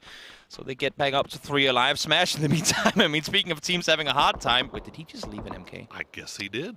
We will talk about that later, Smash. And he's not the first one either. That thing had already been hit. So 2 people leaving that MK behind here. But okay, Cronio, nice little spray over towards QM. Hobbits gets knocked really low. The smoke keeping him alive. Worth noting, I mean, you look at this, our leaderboard on the left there, all the teams that are still alive, Toby, are teams that are desperately in need of points. So we're just going to see a few teams get back involved in the mix for that top 8 spot. Diggory, looks like he spotted out Xiaowu. The grenade going to fall just shy, as he's going to continue the push. Yeah, that is crucial information to be able to feed across. And as 8C as the off-angle player down below, you can see Diggory's actually right now just kind of baiting, buying time. 8C sat down around the ridge line, ready to pounce whenever need be. Gustav right now doing a lot of damage. And finally, 8C peeks on over now. Xiaowood below him will spot forward. We'll see one will take him down as well. Where's the help? Diggory, 8C needs it now more than ever. Well, they know he's low. Gen G pushing across the road right now. Nice little spot here. They may have an angle onto 17 here shortly. They should find 8C. 8 kills for 17, make it 9. So they'll clean it up, and Smash will get finished off by Hobbits. So there's now our top 4, and everybody is bruised and broken. BD, Gustav will get him. Nicely done there by FaZe Clan. He did have backup in the form of Diggory, but they do lose Etsy. But Now it's a 2v2v2, and Asura go down here to Hobbits. Not playing Loop 12 tower defense, playing active tower defense. I mean, again, question mark there in need of these points as well, obviously. And I feel like teams are pretty well aware there's their players up there, so no reason for them to try and hide that fact. Might as well be active and see how many more points you can find going your way. Good to see FaZe waking up here too in the final day. Remember, everybody remembers PGC 2019, Toby. It is still a stretch. Never over until it's over with this team. Sure isn't. I feel like that kind of, even though not all the teams have shown us that, I mean, of course, there's a very, very specific situation of that happening with FaZe. I feel like every single team in this tournament could have that one standout day, and that's what makes this tournament so amazing, and also kind of horrible for from an analytical perspective, because everyone can come out here and surprise when you least expect it. 5 kills for Gustav. He's feeling it right now. Adder, looks like he had a little bit of an angle here. I mean, this is one of those weird situations. The new circle has popped, and QM is going to have to leave their tower. And you can see FaZe, oh, they know it. I mean, Gustav in the perfect spot here. Nice shots. On the middle of the rope, too. He's got that line of sight. Philfist is flanking out. Did he just get seen, or was that tag coming through from blue? I think it was blue damage hitting him there. He's trying to wrap around. He knows that if he wraps south around, Adder shouldn't have an angle. And well, like, as long as Hobbits can contain Adder, you can see him there. There's the info again. Philfist, this is going to be him pushing forward. Now, I think Hobbits is feeding the info across. I can contain Adder. You got to make a play on Gustav. If you don't, we will not make it into the final circle. This is a proper 1v1, and both of them know exactly where they have each other. Good work coming in from question mark right now. Drops the shotgun. Fair play. Yeah. Gotta do what you gotta do. Gets level 3 gear off of it too. That is as well timed as can be. It's about the best crate you could hope for to find. Adder gonna try to send it in the U.S. A few shots from Hobbits will come out, but he is low on ammo here. He has been putting in work trying to keep Adder from over peaking this, and Adder is just, I don't even know if he's got heals left, Toby. I think he might have been. Outside the circle. There it is. Oh, stop the car 5 meters short. Still outside the circle, and now 2v2. FaZe on the bottom of the leaderboard currently trying to ride their way back up. And question mark, if they can get this win here, that will pretty much solidify their top 8 position for winners bracket.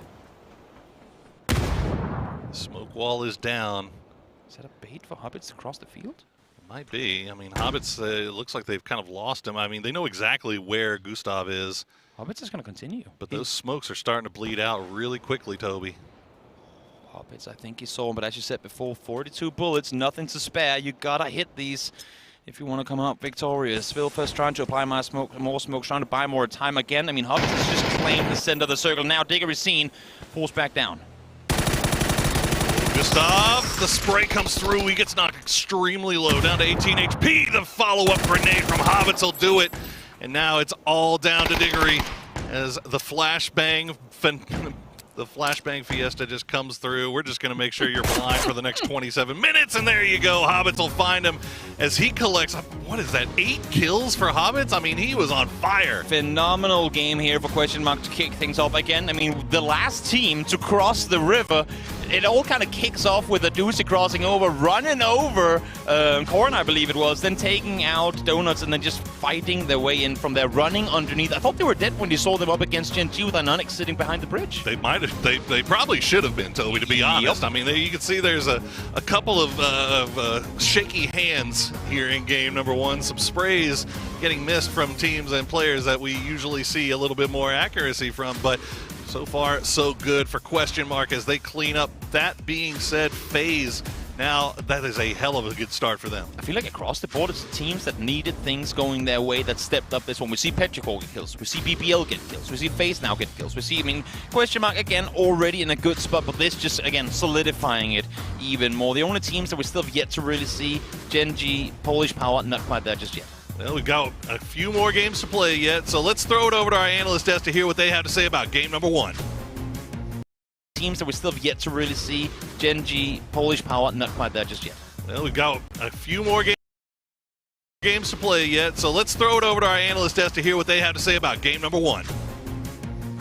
Thank you, guys. Yes, question mark with the victory here. It was almost looking like a huge game for a lot of the teams down towards the bottom, and indeed they did get points, but question mark here is solidifying themselves in the top 8. Martin joining me here to talk about this game, and question mark, man, towards the end, some of the all the angles they were taking, just the way in which they were trying to control the situation from their side of things when they were up against it a little bit. Very impressive. I have no questions about anything Habitas did this game, because that was a masterpiece. 1K club for him, multiple clutch situations where he's able to both did good utility damage. That's the one. He did good positioning. He played extremely well in the late game. We're in a 2 versus FaZe Clan. And also this here, Gen G had a huge opportunity to knock them out of this situation here. Polish Power was in the Harry Potter tower. They could have killed them, but they prevailed there, and they sent it through fully here with the campaign. I had a quick talk with them just before the game started. I was like, how are you gonna, like, what's your plan today? How are you gonna play? Are you gonna have some more full sends, or are you gonna be more aggressive? Like, no, we're gonna play the same. We're gonna play smart, and we're gonna play calculated and get in towards the circles here. So super well executed towards the late game for Christian Mark with 9 kills, 19 points for them. Right. I mean, very resilient considering that they were chasing these circles as well. But that will be game number 1 in the books. Question Mark gets themselves the first Erangel here of the day. And as we said, probably going to be solidifying themselves now for that winner's bracket. Yeah, for sure. Now they had 62 points going into this, now 81, right? So it's not that many points they need. They were already in sub 8, and with this, they're pushing them so much further into this. Phil first on screen. Lucy as well here. Obviously, these guys, fantastic game for them. Habitas being able to pop off, and you know what? 9 kills and 2,000 damage, with half of that coming from Habitas. Jeez, he was absolutely... Look at the utility in Christian Mark. This is what happens when you have a proactive game where you have to push. You loot all the utilities of your enemies, and then you use that to further yourself into the game. They were always chasing, always being proactive with how they get into this game here. I mean, the top 2, the position that they had when they leave 2 over the bridge, send 2 towards Donuts USG as kind of supporting fire, and then allowing them to move towards them. I think really good progression, stages of the rotation to chase the circle. Another thing that's a little bit scary is that Christian Mark and 17 Gaming in first and fourth, both with 9 kills, was our 2 teams that was on the cusp. They were on 7th and 8th place, right, with 60 points and 62 points. So this is going to be a little bit scary for the teams chasing. But FaZe Clan, they wake up. They had 23 points going into this one here, and now being able to put a little bit on top of that, that's good to see. A little bit of a rough situation with 17 Gaming. They lost a few players that they shouldn't have to also bury. I believe it was Conaxy that managed to rat 2 of the players, and they lost 1 from that. Managed to get 80 back up, but if there are 4 here in this late game, they would have gotten all the last kills. They would have killed Edda, they would have killed Christian Mark. That would have been an easy game for them. But there were only 2, so it was rough. Felt like a slow reaction from Diggory on the house to try and give us a supporting fire against Conaxy. Yeah, he had to cover like 180 degrees, so he didn't expect the snake. He was trying to cover and try to get some of the kills in 17s, but he didn't react fast enough, and they then lost 1 player and got 2 knocks from that. 19 points go the way of Question Mark, as we previously mentioned here, and as you say, with 17 getting 13 as well. That is big numbers getting them higher up the leaderboard. I want to get BBL further. Code Marco popping off for me and my fantasy team here. 4th now, and they're also a team chasing on 9th going into this, so they could be looking very good once we get to the all. My team, my fantasy team, is already down horrendous. A little birdie told me, aka you, that you told Phil first to calm down. He's the only player that was performing well. Stop it. Well, yeah, that's how it goes, you know. I have to make sure you don't win this group, you know. Oh, I'm definitely not winning this group. Let's be real. That's true. You don't have Kickstart as your captain. It's bad for me, but it's good for a Question Mark being able to put themselves in a great spot. I mean, likewise, we look at the teams that had gotten further in the circle as well. FaZe Clan, they were down right at the very bottom. Gen G, they were down at the very bottom, a few points here and there. Even Polish Power being able to salvage a few points. So this game, aside from Question Mark, with the 1K club, mate. The 1K club and record for how much damage done in 1 game now for PGC 2022 is 1,147 damage. Before it was 1,096, I believe. Yeah. So now here, Habitas being able to put himself up there. Unfortunate, Phil first, he did calm down in terms of kills, but still 600 damage for you. That's still almost 6 points. No, this is your fault. I'm solely blaming you. No chance. They have got themselves, though, a great little spot to be able to try and push into that winner's bracket. It's going to be good for them, especially after what we watched in PCS 7. This is a team now that has found themselves in 4th place. Wow. That when we were interviewing them, Aduzi himself said how hard this team is working for this, and it shows. It does. Now putting himself into 4th here, and Take Me Away is falling so much. Yesterday it was rough. Now they're down in 8th on that cusp, 68 points with BPL 66 chasing. Wildcard 56, 10, 12 points behind at 8th, but still the bottom is still looking like 30 points, 25 points behind now. That cusp, that's rough. I mean, if Take Me Away loses out on a top 8 here after day number 1's performance, that would be a headline that would be quite significant. They're 54 points at day number 1. They've only gotten 14 points in 6 games after their day number 1. That is incredible. Definitely need to shake things up a little bit here, considering don't want to be all the way down there on the cusp, on the danger zone. Here's Wildcard as well. That I think, did they get caught in the fields? I can't quite remember. Where were they? They crashed east of the gas station where they tried to kind of play the same position that Gen G had and Ada had, so they were trying to play that with. That's why we had so many cars there. And they had some good third-party opportunities, but still, it's kind of hard to play that position without too much control, and you have to use a lot of utility later. But unfortunately for them, they went out. They only got top result is 14 points. They only got third. Okay, I actually thought they had second, but I might remember wrong. But then again, Wildcard still have the opportunity. They're still within good striking distance there, and the decision-making is good. It's just some of the 1 versus 1, some of the situations where they lose 1 or 2 guys, and then they end up being wiped because of it. Question mark on screen, of course, the winner of last game, and now 4th place from that with 80+ points with 4 games to go. That's looking very good for them, but still, it's a big mid-pack that is really fighting for those spots still. Not a lot of the teams have, plus 80 at the moment. We have some teams on 70. We have some teams that are still within striking distance of our mid-pack teams. And it does make me excited to see a winner in that game where you have that circle shift down towards the southeast. Right. And there's so many spots that are already completely taken up. Nice priority spots for them to play. But question mark still, against adversity, is able to get the win. All right, Avenger, we have time and ready, even I should say, to get into the next game. So let's head over to the commentators for Erangel once again.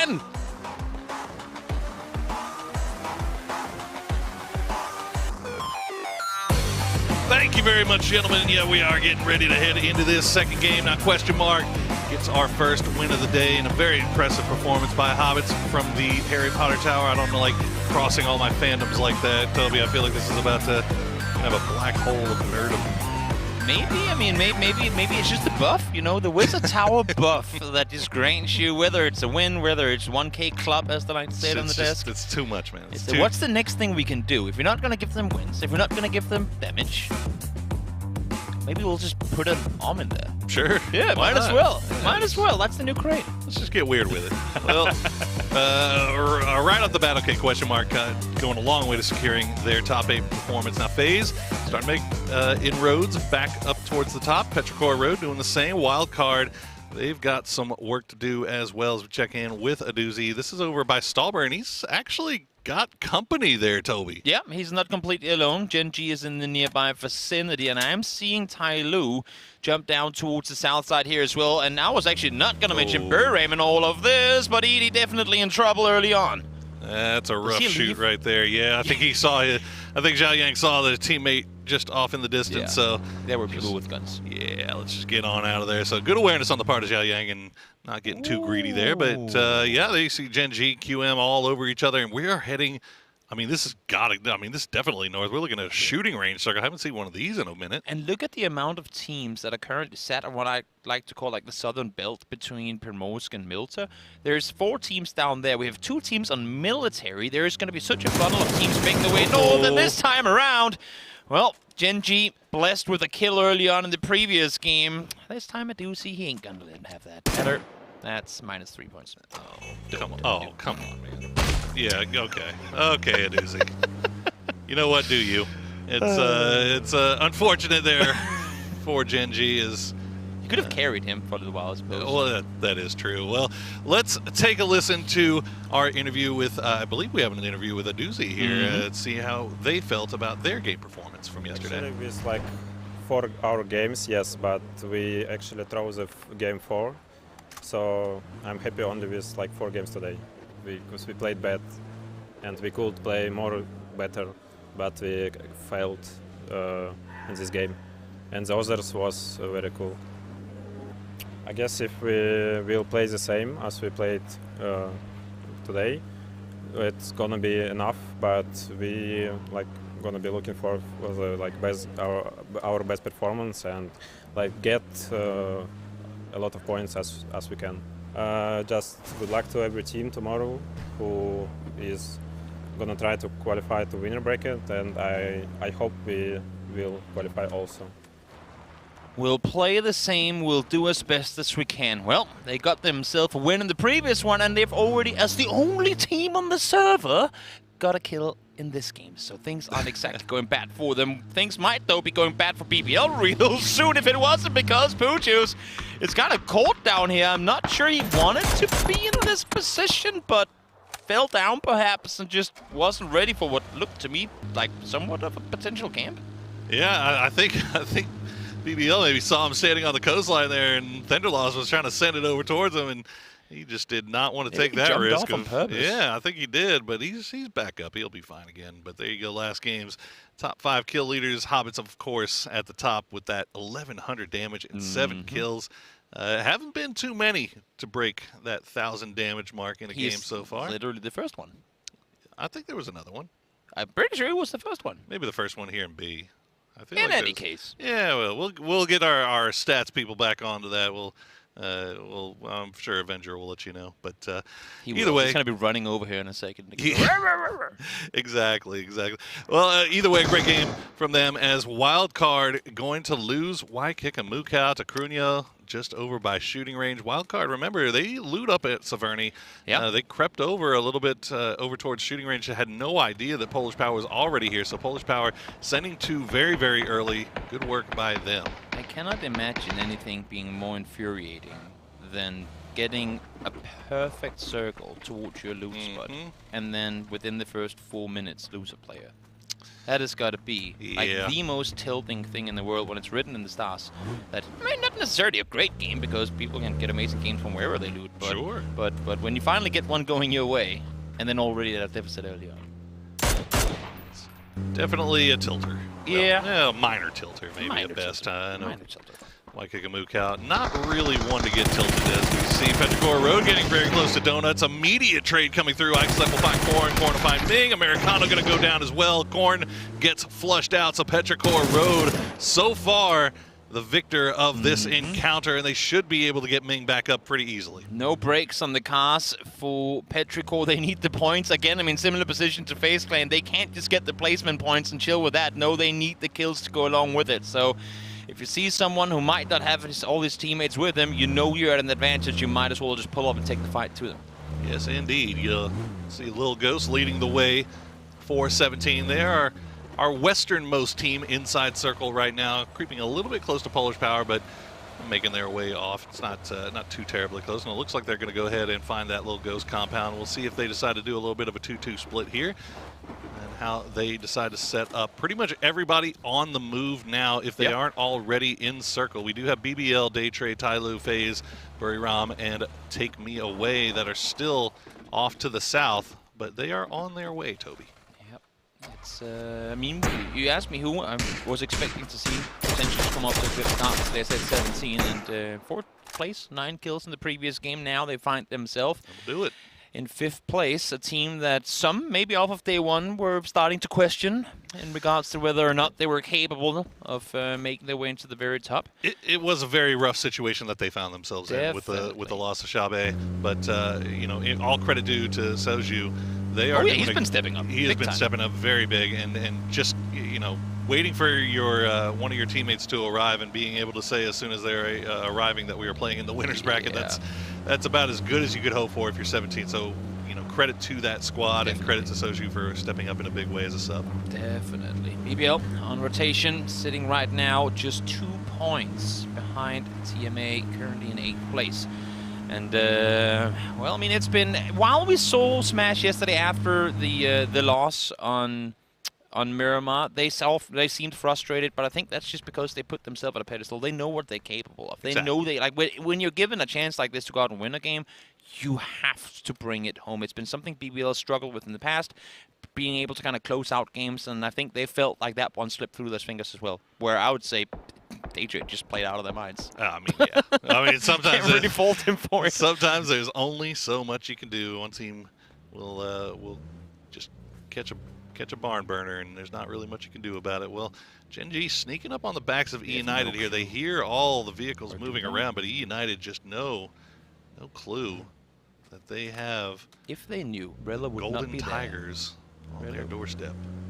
He's literally reversing to his own funeral. Inonix, when are you gonna shoot, my friend?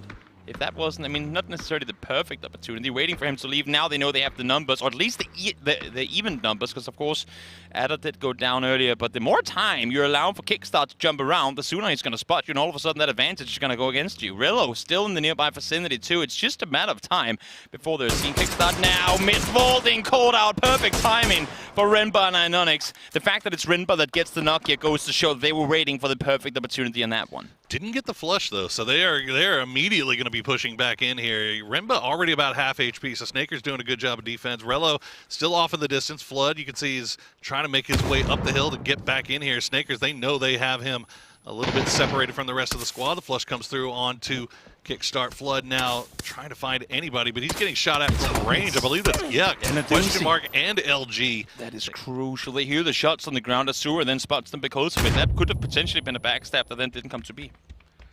Snaker's doing a good job of hiding so far, waiting for the rest of his support to arrive, but unfortunately the support gets spotted out as Flood going to go down for a well-placed grenade from Inonix. Snakers can just keep this going. Isolate him. This is, I mean, if you want to keep him down there, you don't want to have him be a factor in this fight. That is the exact way to do it. Just smoke him down, smoke him out, and don't give him a chance of doing anything here. Rillo, now, I think he's realizing at this point it's very limited what he can really do to try and contribute here.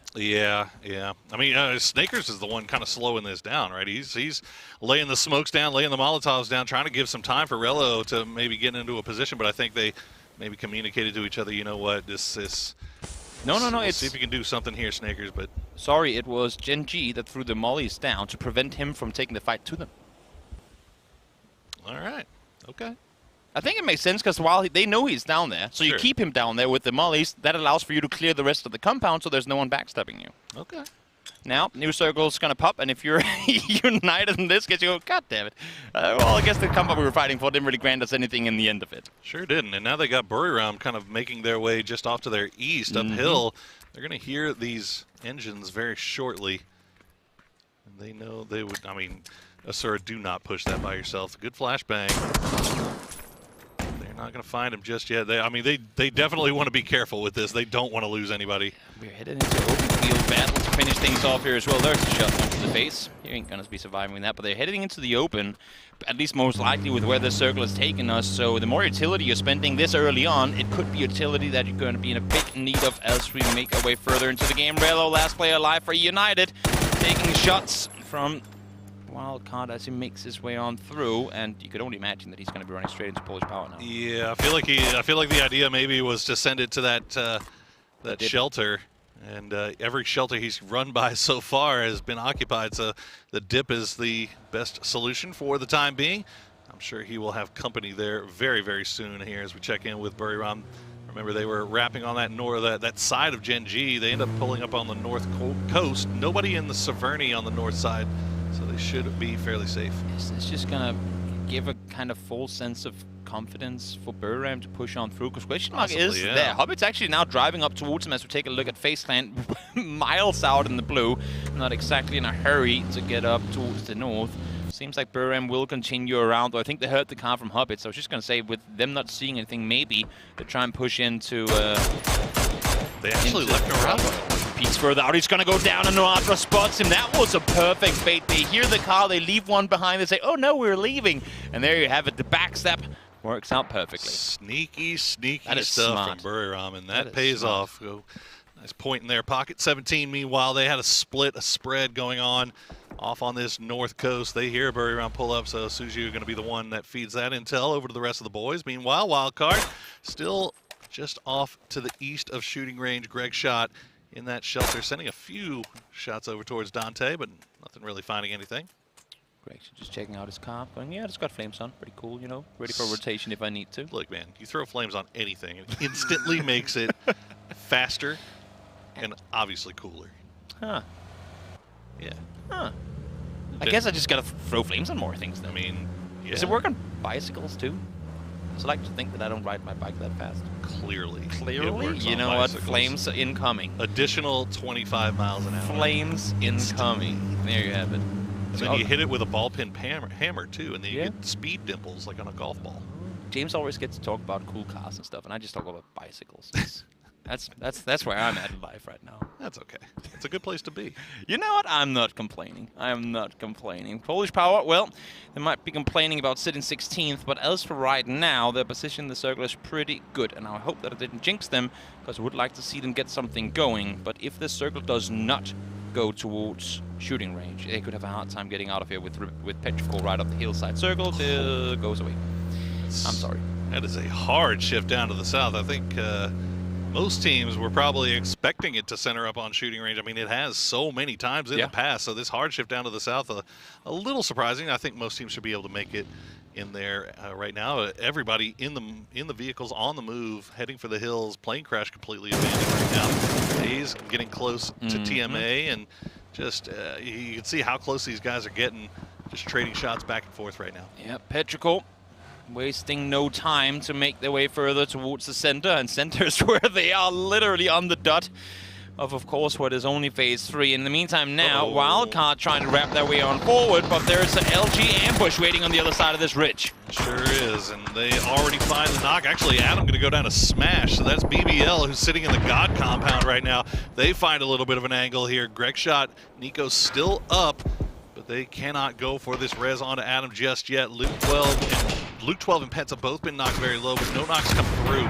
Rello does finally get spotted out by Cornelius, so United is out, and now BBL stretching from their God compound spot to try to get some of these kills. Great timing for BBL in this push as well. They know the fight is going on, they know exactly where it's going on, and they're risking very little in trying to push forward here.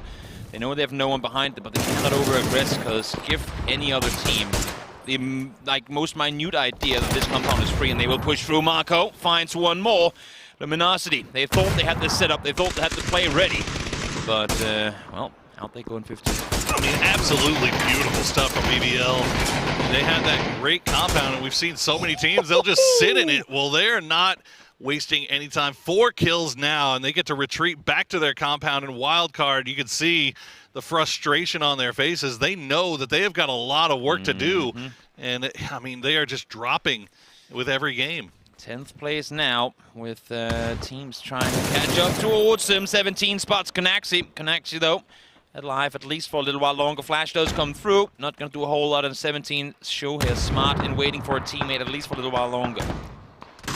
So there you go, Shouty D going to be the one that gets him, as Buriram still off to the east, but look at that, you can see it on the minimap. FaZe starting to creep up from the west side. They might get a little bit of an angle here onto the backsides of 17. As again, I mean, we mentioned it, Toby, so many teams all running into each other right on these hillsides. Well, FaZe played it slow. They realized that Take Me Away Gaming right in front of them. They up to bounce further north, and now, again, as you're saying here, potentially a perfect third-party opportunity. But Sherwood does spot one. Fex down to low HP.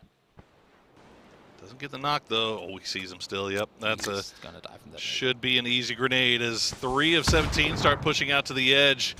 Suju just looking to make sure that Buriram is running away. Gustav does find an angle. Few shots come through, but nice trade from 17. This is the issue for FaZe right now. I think they would have really wanted this fight to last longer, for Buriram to stay and kind of pressure from the other side, but they have just left and are going straight into the open arms of Petrichor. It's happening off screen, but I could only imagine there's going to be kills on that team in the kill feed in just a moment. HC off angle finds the first though, as we jump back towards 17 and FaZe. Very nice opening knock there from HC. Fex will find the second one as Shouty D going to go down. Little Ghost going to get spotted as well, so it's all of a sudden down to Suju. Fex, oh my gosh, FaZe Clan, they have woken up today in a big way. Show will find one. Gustav down as well. Show trying to return over with the grenade. It's going to fall just off to the side, but Suju going to put it right into Diggory's pocket as 17 not going down without a fight. FaZe Clan eliminated 4 versus 2, but perfect crossfire setup. Suju peeks from behind the ridge line. I mean, Show has the rock to work with a little more, but shots on point, and 17, as you're saying here, bro, they are just not giving up. 2v4, take out FaZe. I mean, it felt like FaZe had the advantage in that. Yes. I mean, they got the first 2 opening knocks, but 17, Show and Suju working together. It is a hard push to turn that completely around here. Polish Power still making their way out of shooting range. Spotted out QM, and Crunia with the Alm. Just looking for that little pixel of a dome. And often people ask for 8x, but I think that 4x almost not exactly what he was hoping for. And look at Marcel, he's got the 8x. Come on, Marcel, hand it over. Jeez. There you go, Cronio. He there didn't you need go. it anyway. He doesn't need it anyway. Does find a doozy. Helmet popped off. Dante smart and loving the smoke in. Does Polish Power aggress on this? I think they actually might, and for good reason. Yeah, they're working their way a little bit further up the hill here, so at least Norcus and Cappy, well, Genji, 3-4 deep in the U.S., trying to make their way through, and Onyx going to go down. Actually, it's 3 deep in the U.S. 2 left as Asura and Remba will survive, but where do they go? I mean, Tyler's just waiting right at the top. Yep, there you go. This is Gen G 2022, and I hate to say it, but they stay on the edge for so long that because they don't dare to take fights, they end up going down because of it, because they have no chance to scout, they've made no room for themselves, and these teams are not budging, they're not allowing them in, so they're being forced to send these Hail Mary plays into the middle with no info to go off of, and die because of it. In the meantime, similar situation for Donuts, not daring to take fights, not opting to make the space. If you don't dare to punch that punching bag, you will become the bag that is being punched, and that's what we're seeing from both Gen G and Donuts. The punching bag philosophy is BBL once again pushing out from their compound as the Expendables. They've got a lot of baggage on their hands here. They were trying to take the fight with Donuts. Unfortunately, I don't know if Ninja is going to survive here. He's right on the edge, and yeah, he's going to go down. But they should be able to get the res onto their other fallen player. I think that's Dutchies, and then get back up to at least 3 strong here. Circle, it's got China written all over it. The game is far from over though, because in these open field terrain areas, or forest I should say, it is close to impossible to really give people the benefit of these circles. Some just thrive on those edge positions and are able to kind of sweep through and clear out one team at the time, whereas if you're set in the middle, having to play that 360 non-stop can be the death of you. Nice grenade from Flash will finish off Zhao Yang. And now the 3-man squad from DAY3 trying to see if they can take out Tai Lu, but now the Expendables, they have gotten their res, they've gotten their heals off, and they're pushing into the back sides here of Tai Lu. CC108 just looking, holding the angle onto that rock. I don't think he's aware that he's got a full team coming from behind him, but BBL still just getting involved in everything right now. Applying as much pressure as they can to grant themselves more room to work with. They've managed to stay clear on the east side of the circle, and by forcing the Expendables team further down south, they're essentially forcing a 3-way fight. They could end up third-partying themselves. A little bit of a replay there from 17. 2v4, again, taking out Face, not something you see happen too often. Not indeed. Right now, the Expendables under a lot of pressure here from BBL, and now Pushels will find a bit of a shot here on the Dutchies. Unfortunately, he's got the smoke wall already set up. CC108 and Sia still in the middle there. And all of these teams, all these players really still have to find their way into the north, uphill into the zone where TMA and Petrichor Road's still waiting. I'm surprised. Actually, no, I take that back. I was going to say I'm surprised to see Polish Power not up to play the northern side of the circle, but they need the kills. They have to go aggressive. And when they hear there's fighting going on the other side, they might as well pull up on it. Quetbelt finds one, Smash finds the other. PPL, it's not enough to fight one team. We might as well take on all of them at the same time here. Man, Polish Power thought they had BBL taken by surprise, but immediately flicking back onto him, and that's going to open up the door for Tai Lu. CC108 will go after Flash.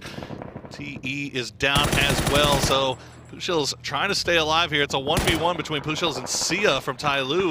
See who comes out of the end of this, but meanwhile, Polish Power and BBL, it's still scrapping. One left up for Polish Power. It's going to be Norcus. He finds one. Can he find the second? No.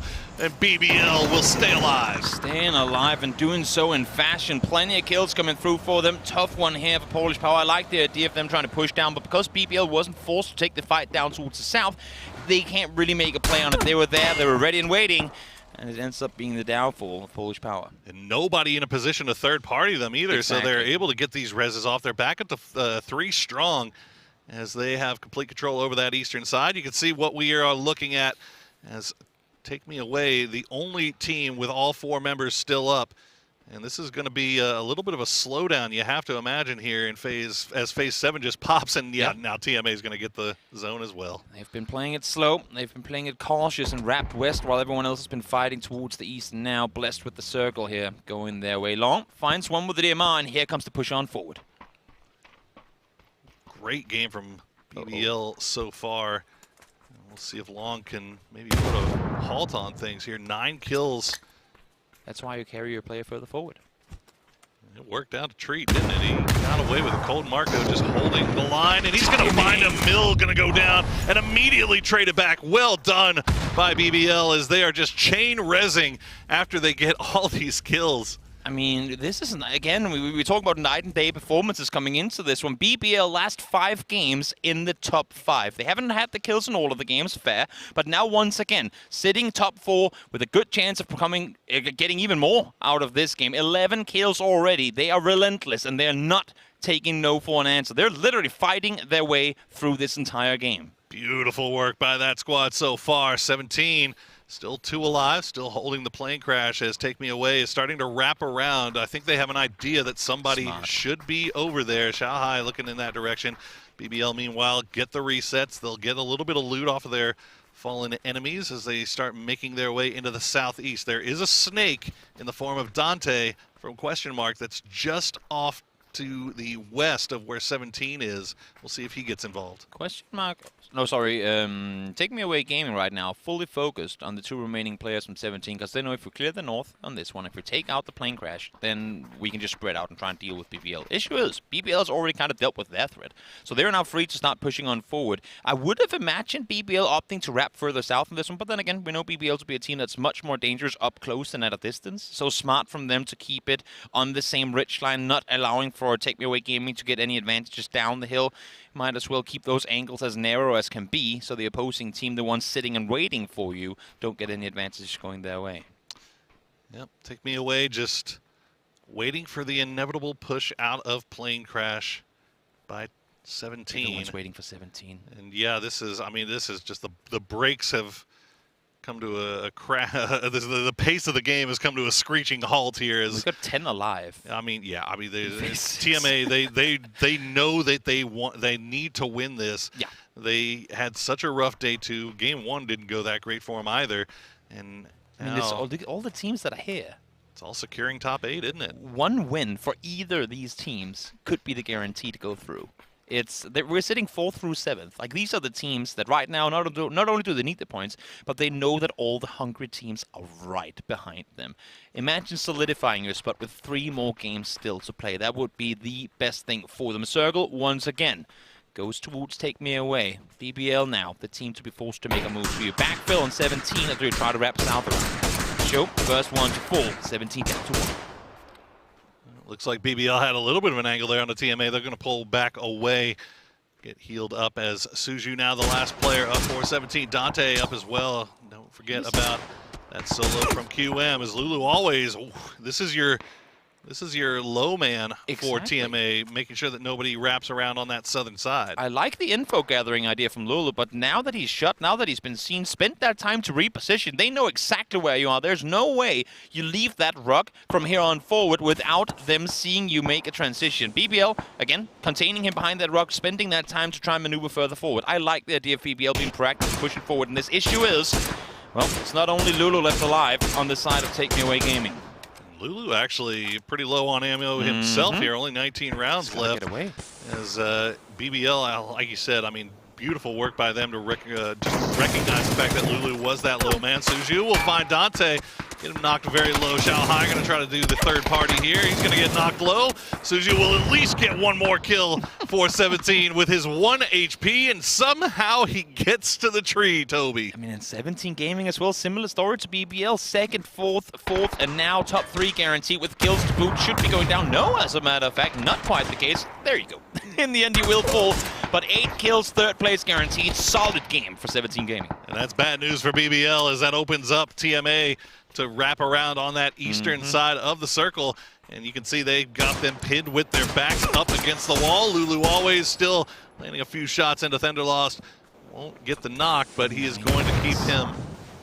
Yeah, he's got next to nothing left. I mean, at least BBL does have just a whole lot of utility off of all the fighting that they've been doing. But TMA, they've just been hanging in the Northwest for the longest. You're saying that, but I'm not seeing a whole lot on their side. Thunderlost does catch one jumping. Beneficial, unfortunately, not a knock to follow. So they'll have to try and maintain the distance here. They could try and wrap underneath. Smash, currently the player closest to the center of what is now the circle. But 7 seconds from now, we will get to see that final one. Smash catches 1 more. The info will be gathered. The info will be fed across. Marco has nades. That should be a guaranteed knock onto Lulu right there. It will fall just short. And it will actually be a little bit undercooked as well, as Lulu just going to lay the smoke down. Right now, Lulu's just surviving right now while Take Me Away Gaming trying to reposition, get themselves in a spot where they can defend him. Code Marco will spot him out with his 10 HP left. Had he gone down there, that would have been very, very terrifying for BB. Unfortunately, they managed to find him. Crazy goes down as well. Xiao Hai trying to apply pressure down towards Code Marco. Stuck in the smoke with little to work with. Yubi trying to do the exact same thing, but here comes Smash over the hilltop. He goes down to Xiao Hai. I mean, Take Me Away Gaming, they immediately take these 2 knocks. I feel like there was so much time for them to really figure out where BBL was to get them pinned down. But I don't know if it was time wasted or not, but it looks like they will try to go for 1 res here. Xiao Hai will hold the line. It's Code Marco's the last one, and there you go. Take Me Away Gaming. It was a little bit dicey at times, Toby, but they end up clutching it out. Back and forth, and in the end, Take Me Away able to clutch the win, and in fashions that we've seen them play on day 1 again. Don't play the aggressive side, play the quiet side, make space for yourself, take that room, force other teams into each other, and then win the game late. But as you're saying, Pro, not in the fashion they were probably hoping to bring it home. Yeah, I mean, it feels almost rude to say it after a team has just won, but given what we saw from Take Me Away Gaming on day number 1, I mean, they seemed hesitant, they seemed nervous. It just wasn't the same team here as we check in with BBL again. Another fantastic performance from them. The win may have secured themselves a spot in the top 8, but the second place, that's going to do wonders as well. I mean, I can't take my eyes off Smash. I know they get a second place with 12 kills. That is something every team here would be proud of, but they knew they had to win. Once Lulu goes down the hillside, they know there's a chance for them to bring it home, and they will never be satisfied outside of victory. Well, 2 games through the final day, and we've seen a lot of shuffling on the leaderboard. Let's throw it over to the analyst desk to see what they think about game number 2. Thank you, boys. Yes, well, we were talking just before this game. You know, where is Take Me Away since day number 1? And here they are getting themselves a victory on the board here, Martin, from this east side. And a great little kind of cordoning off of BBL towards the end. Although it got close. Yeah, we've been singing and chanting their song, Take Me Away. And now, finally, they get back into things here. I will say this, though. The circles that had to come their way for them to have a good game did come their way. Yes. But they ended up cleaning up quite nicely. But it was close. BBL got it down to a 3 versus 2, but then it turned around and they managed to clutch it out here for Take Me Away, so they're able to have a good one. But they need to continue this one here. Obviously, they are in a good spot now with this win here, but still, our cutoff point could change a little bit now that we're seeing some of our top teams go out quite early. 17 Gamer also with a wipe onto Faceland. Unfortunately for Faceland, that's a rough one, but 17 Gaming put themselves further into that top 8 now, and it's kind of solidifying itself a little bit. It might end up only being 1 or 2 spots that's kind of open for the grabs for everyone. No, definitely so, as some of the teams down towards the bottom once again tried to make a bit of waves at the beginning of this game, but really not much going their way. I mean, for example, Polish Power up in this area, kind of dropping up here, should have had pick of the litter, didn't quite, kind of slow on their attentiveness a little later on as well. So for these bigger name teams up at the cusp, they were able to convert a whole lot more than the teams down towards the bottom. Oh, so just saw on the leaderboard there on the left side, it's super close from 3rd place down to BBL. It's basically 5 points from 3rd down to 7th. But Take Me Away, they closed this one out here and they put themselves towards the top there in 4th. So good for them. But they need to have a better performance for the rest of their games compared to what we saw from them yesterday. Their Miramar games was absolutely rough. Yes, it was, and not too much utility use from them here for this one. Again, you know, being on the east side, being quite open against anybody else, not really too much pressure coming their way. The main points that came along were on that west side as well as on the north side here for these other teams having to battle one another. BBL really did a lot with it. I was very impressed by BBL here in this game. Super impressed with it. Honestly, the way that they moved around, the way they used their utility, and the way they tried to swing on that southern side. If they were able to get a little bit deeper, a little bit earlier, or if there was a full 4 versus 4 for them, it might have been different. Also impressed with the Question Mark's performance so far today. Win the first game, now 4th in the second here with 2 kills. So they're just putting that extra points here and there. That's going to pretty much solidify them in the top. Good Marco popped off again. Smash did some too, but honestly, the team effort here for BBL was just so impressive throughout the game. The way they pushed out.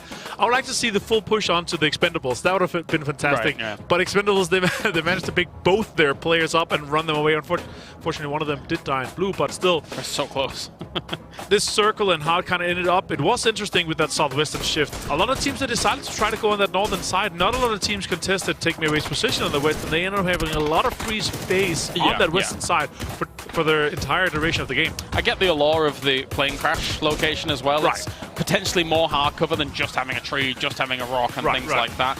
So that's probably, I was going to say, why a lot of people kind of navigated up there. But we saw fights that maybe didn't even have to happen. There was fights that didn't have to happen. There was situations where teams went too deep when they could have played an edge instead of going center. I was surprised with Petro Caro going super center early on and then losing 3, 4 members very early on in the game. And the situation where I'm like, Petro Caro, you're a fighting team. You're not a team that goes to the center and tries to survive. I want to see you fight on one of the edges rather than that.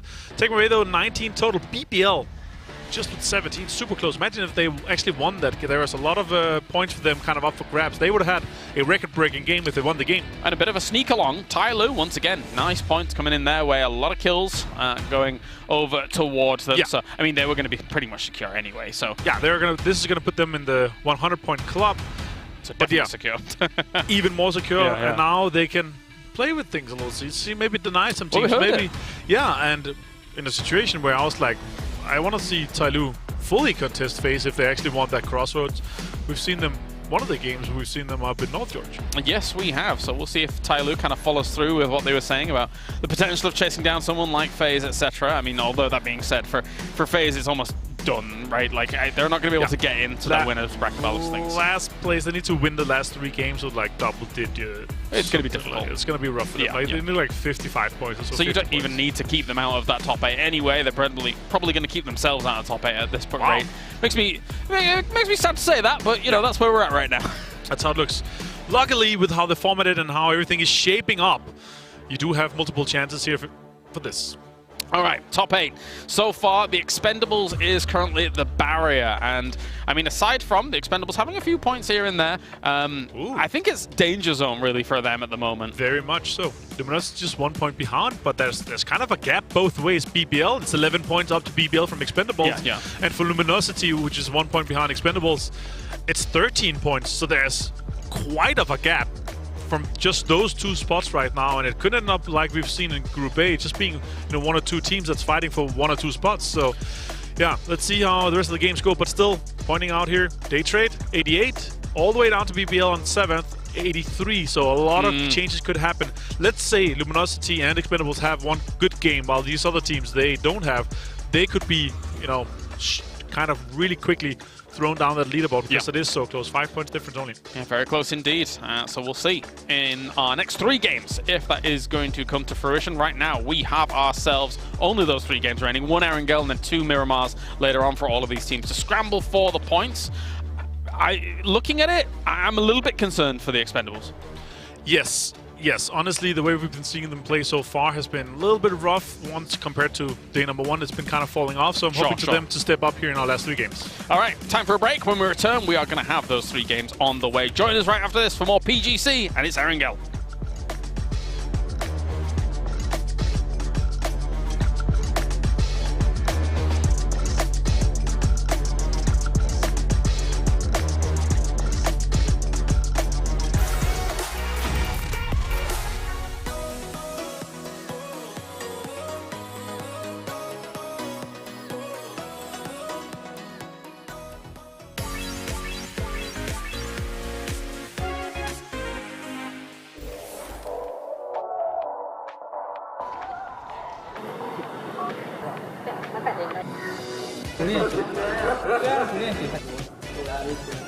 It's still good. For me.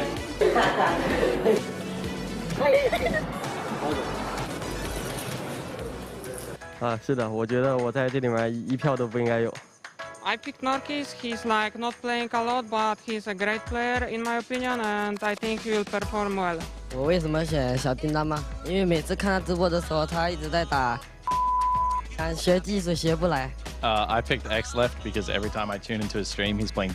그 선수 이제 엑시레프트 선수인데 그 선수가 이제 다른 게임을 해도 이제 배그 폼이 죽지 않아서 좀 재능충이지 않을까 이런 생각을 좀 많이 했습니다.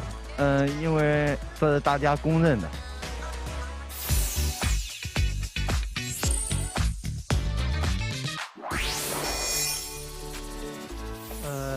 感想还是挺诧异的，因为我感觉大伙都有点曲解我这个人了，因为我是一名很努力的选手。其实我打别的游戏时间不是很长，都是适当的赛前放松这样，也不会就是去沉迷啊、痴迷别的游戏这样。就来这次这里参加 PGC 还是非常开心的，我也非常期待就是比赛上和大家的比拼吧。Thank you.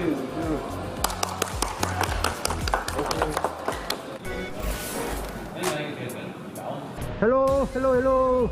OK, OK, OK, OK. 不要的吗？黑人了。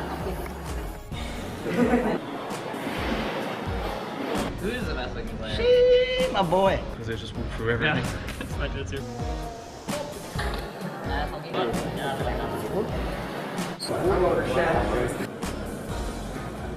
Yeah, take the mask down.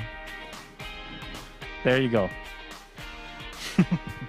부스업 diyorum çünkü gerçekten çok karizmatik.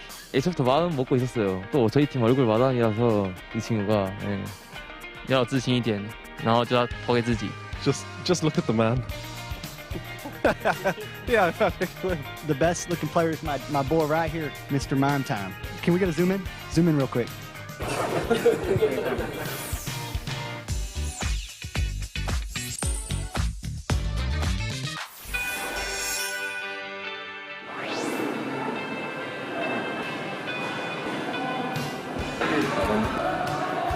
Thank you.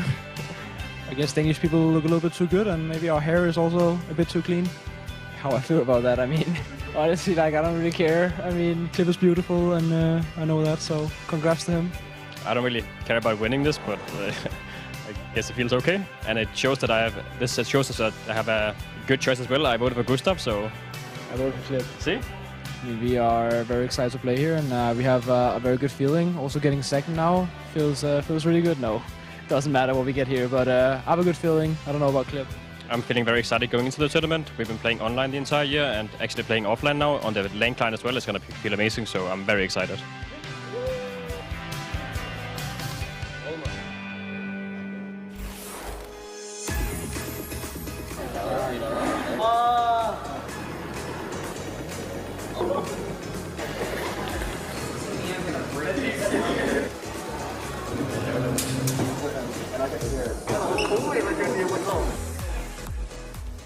아, ที่เลือกก็เพราะเห็นครับอยู่ด้วยกันครับเห็นชอบทุบครับ Adozu'yu seçtim. Birkaç tane klibini görmüştüm. Toksiklik yaptı. Ondan ötürü.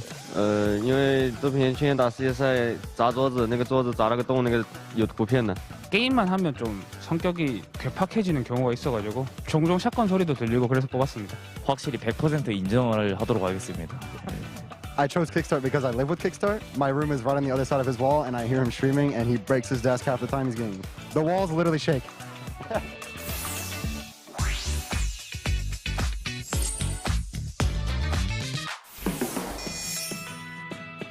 Alright, look at this.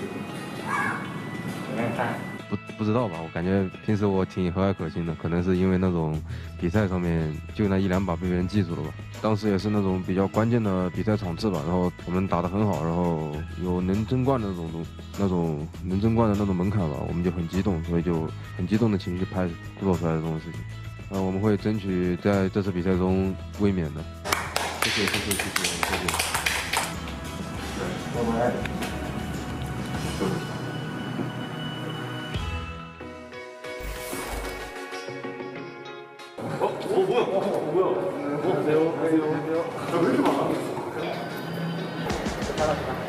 Wait, dude, mine. Yeah, I gotta go to. What's it? 홀로 살아남기를 전부터 해왔기 때문에 저는 이제 그런 거에는 자신이 있다 생각하고 사실 저는 배고프면 그냥 제 뱃살 뜯어먹으면 되기 때문에 충분히 혼자 살아남을 수 있을 것 같습니다. Eu votei no Pio porque esse cara sabe fazer tudo e eu acho que ele sobreviveria. Ele saberia resolver tudo. Я не хочу умирать. フェックス選手に入れたんですけど、なんか PNC の時も見てすごい見た目が強そうだったんで、この人だったら生き残れるかなと思って入れました。因为 Pew 是大家公认的老六自由人，他总是把自己放在危险的地方，却又能平安无事。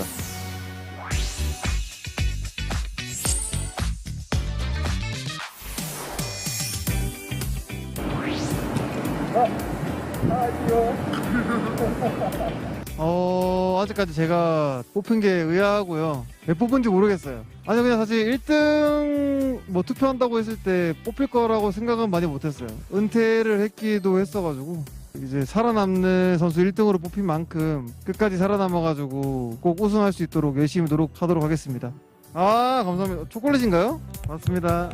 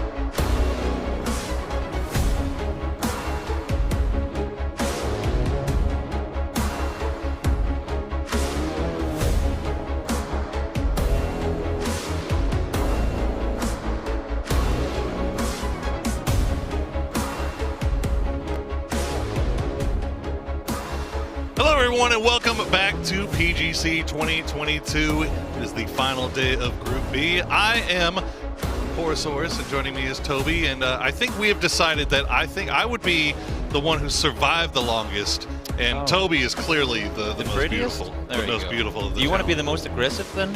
Most aggressive? No, there's no way. You're very Calaris is the most aggressive. Calaris could by be the far. most aggressive. Yeah, you're not wrong. You're not wrong. 100%. I don't know what Martin would be. Maybe he might be. He the might one challenge with the best me for singing surviving. voice. We did hear a little bit of "Take Me Away" earlier. I feel like that was pretty. As a musician myself, it was in tune all the way through. Not something we usually get from Martin, but I appreciate it. He's been practicing clearly. Yeah, you Danes are a different breed. Well, we are getting ready to head into our final game on Erangel, and so far it has been great news for these teams at the bottom. A lot of teams really kind of going a long way to securing their spot into that top 8. Now, as the desk mentioned, the cusp, the cut line, it's starting to get a little bit dicey down there. It's becoming dangerous, and because a lot of the teams who coming into today were sitting either right around 8th or like above or below, they're starting to win games. So the teams that are below, let's say 12 right now, that gap is slowly getting larger and larger, just making things a lot more difficult with only 3 more games left to play. It is indeed, and right there in 9th and 10th, you've got 2 North American squads, and that is not a good look if you're an Americans fan. We'll see if LG and Wildcard can turn things around, or if the Expendables can increase their hold onto that 8th place spot. Another plane starting off in the north, Toby, and heading down to the southwest. It's looking pretty good if you're anything but a hard-committed mill-to-power looting team. Yeah. I think that's for sure. But just to break it down, I mean, for those of you guys who haven't been watching today, I don't know why you wouldn't have, but welcome if you're tuning in just now. Hey. 17 Gaming now sat up in 6th place. Today, 4th, 4th, 3rd. Up above them, question mark 8, win 4th. BBL 5th, 2nd. All these teams are the ones at the cusp. They're doing so well. I know we've only played 2 games today. I'm giving you this look. It's just, you know what, I'm going off of yesterday's games as well. It doesn't change the fact that for the last 3 games then, they have been phenomenal. And they have all 3 of these teams found the points when they needed them the most. Erangel boys. Yeah. That could be it. I hope it won't be, because there's still going to be 2 more Miramars left to play after this one. Well, that's the thing, isn't it? This is our final game on Erangel before we do make that map switch. Now, there are a couple of teams that have done fairly well over there on Miramar. Is Smash Doing his best. Oh, happy feet, happy feet. There's more cars coming. Happy feet, Canaxi out there doing donuts. The first shots come through. There it is. Might as well just kick him off the server altogether. He just got. Bury ramp. That 1 point hops them a spot. It's not too bad. You know what? If you can get a kill, doesn't matter how you come by it, you'll take that point. You're kidding me, Toby. Well, no, that's where we're going. I am seeing FaZe in a boat. And I'm seeing all of Take Me Away Gaming. I think they saw the parachutes. They're coming forward. Fex is very, very lonely. But he is not alone in the sense that he doesn't have a gun with him. And there's no weapons. There's one nade now on Take Me Away. The slower you are, Fex, the more guns these guys will get. Get in there, get in there, get in there, get in there. He's going to open the door. He hears it. He's going to not spot anybody through the window. Lands a couple of shots there, but Fex, you're all by yourself. He's going to find one. Doesn't even have a chance to reload, and Lulu always will get him with the Tommy gun. So Fex going down, and Zhao Hai should get rezzed. There are the rest of them taking the boat towards the east again. I mean, it was a tough playing path if you're a Milta power loading team. FaZe opted to go for the boat. I'm not sure what the call was to leave Fex behind. Yeah, I don't know what happened there. That's so maybe a bit of miscommunication. Fex thinking they were going to opt to stay on the southern side, maybe. I can't explain to you exactly what the reasoning behind that one was. Well, just a hair too late. Well, the circle does pop. Take a look at our kill leaders up there. CC108 once again at the top here. That Tyloo Fragger, we've seen him up at the top there before, Toby. Yeah. What we've concluded as being a Miramar Bolt main. But but obviously getting stuff done with other weapons as well. 5 kills for him in that match. And solid performance for Tyloo, currently sat up in second. Keep him in mind for your future fantasy picks. Oh, yeah. For sure. Checking in with Polish Power. They have, it's been not a great day. Not a great tournament, really, so far. Yet. They are ahead of Gen G, so, you know, you got that. I mean, usually when you say we're ahead of Gen G and FaZe, you would automatically think this is a pretty good team. But pretty good about but if I would have told you, Marcelic, at the beginning of this tournament, 15 years from now, when they say, remember that tournament where we would have FaZe and Gen G, and people can't remember exactly what event it is, then maybe it's going to bring a smile on some people's faces. But for sure, Polish Power, even though, of course, I mean, while I'm sure if you ask the players, they consider themselves as good as can be, they're coming in with close to no LAN experience. And while people who haven't been in that position before would maybe go and say, oh, but what does it matter? You're still just sitting in front of a computer. Believe me, it's different. Not that I have the same playing experience myself, but seeing results vary to the extent that it does with some of these players when they come to LAN for the first time, it is a big difference. Oh, Korn pulling right into Wildcard's compound. He's going to go down immediately and then follows it up. Oh, Nico's going to find Kane. And now one more for Donut. Shiva's going to go down as well. And Wildcard... Well, we'll take those. Cal's going to be a little bit irritated about that one, but that is an easy res. But 3 kills for Wildcard right off the bat. And boy, you want to talk about a team that is in desperate need of points, Toby. That is one. Pretty clearly an ambush as well. I mean, they were sat up here, they were ready and waiting for Donuts to come this direction. And it was an ambush. I mean, it's just dead center circle. I don't know why Donuts thought they could just roll up to that at 5 minutes into the game and nobody would be there, but it wouldn't be the first questionable decision we've seen from Donuts in the tournament so far. Having said that, I agree with you that it's a little ballsy to commit to it early, but then again, we have seen, I mean, Wonka just last game lose players early because they're split too thin for too long, so maybe they thought, how about if we just start rotating somewhat early on, we can catch them off guard. But in fact, they were the ones caught off guard. Are we really just going to cut back to Fex's box? Showing all the players running around and looting, and then there was the crate. Okay, our production team has a sense of humor, they have man. Picked they're favorites. Vicious. They are vicious. Their favorites. I'm all for it. A little banter goes a long way, and while I'm sure Fex isn't too pleased with it, hopefully one day he'll smile at something like that. It's pretty good. Well, Gen G, they have made their way across the river on the just on the north side. Now they've got Tyloo just off to their north, but nobody really behind them. Nobody to their south, so they're fairly safe for the time being. But I mean, God bless, man, this is 3 times in a row we've basically seen the exact same circle. So, yeah. I mean, these guys should have a pretty good idea of who is where at this point, right? You would have to imagine. It's very northern, and so far, I mean, we've lost a couple of players, but of course, losing almost the entirety of Donuts does help those numbers bounce up a bit. Another team here, we're kind of taking them from the bottom on up right now. Gen G struggling. I feel like last game we broke down the troubles or the issues for Gen G pretty well in the sense that they play the edge, which of course isn't necessarily a bad thing. They just don't take fights for too long. And then when they're squished in between other teams, because they never made space for themselves, they get picked apart one by one. And it's one of those weird situations. Here we go, Marcella gonna get spotted out by Ming, and immediately Copy gonna go down as well. He does find the knock on to Ming, but that should be a fairly easy res for Petrichor Road. You can see Rio and Norcus just off in the distance, but they're not gonna get a chance to get involved into this, although Tai Lu might. We'll have to keep an eye on it. Meanwhile, Take Me Away, they're crossing over the Western Bridge, but this time, finally, DAY3 has set up a camp. They have. Last time they might have as well, but they didn't execute it properly. Now they see one, instantly flash find Juby. They don't really come a whole lot more free than that, and well, I guess maybe they could have held their fire for a little while longer, but having said that, actually looking at the map now, it was really only Yuppie who's crossing on over. Velo goes down here as well, and despite the fact that the United are currently and still sat in first place, today has not exactly been a day to write home about. It has been 0 points through 2 games, if I'm not mistaken.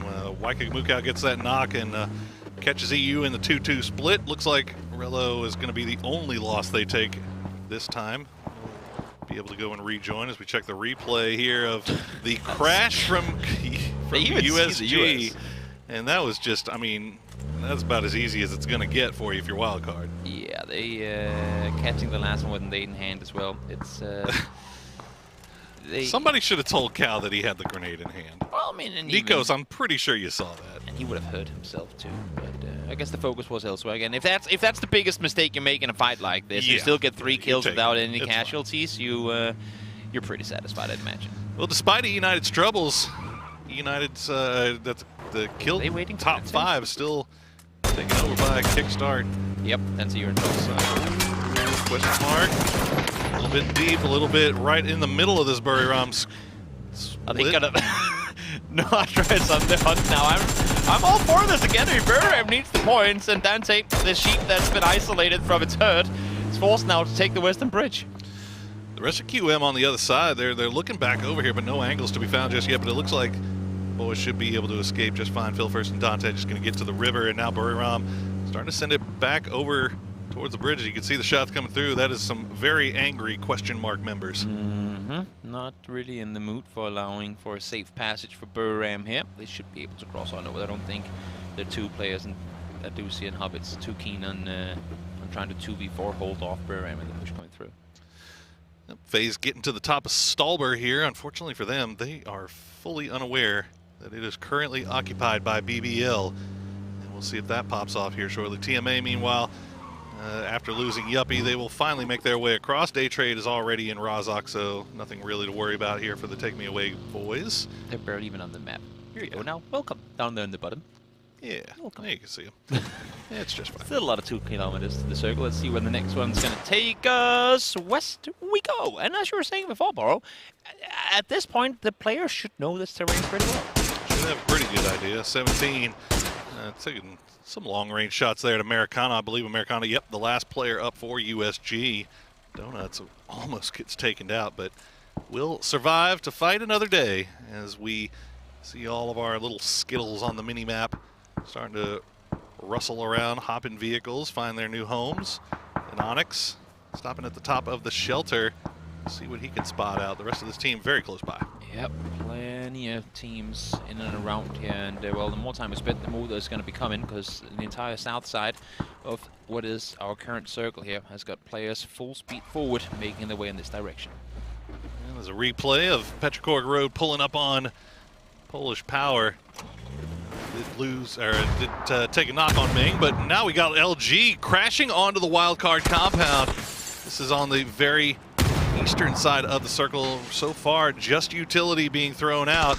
No knocks having come around just yet. This is a huge fight, Sue. It's 9th versus 10th place right now. Mukau finds one, Nikos finds one as well. So currently going in the favor of the wildcard team. Thought that was going to be a kill confirmed. Luke might actually go down to this second one as well. That's another flash coming in, as Purdy remains blind for at least another 5 seconds. Yeah, Penta still knocked here. Gregshaw going to try to go for the seed swap on the pull around. He's going to find Penta, get him knocked low, and just like that, LG is wiped out. Wild card, 8 kills now, and that is absolutely huge for them in the chase. Yep, they were at a 10-point deficit to 9th, now just making that gap that much smaller. And if you're Luminosity, if there's one team you did not want to give those points over to, that is the team on the hunt sat right behind you on the leaderboard. Absolutely, that is worst case scenario for the Luminosity boys. We'll see what they can get on Miramar, as they are just going to be watching the rest of this one play out. Quepa,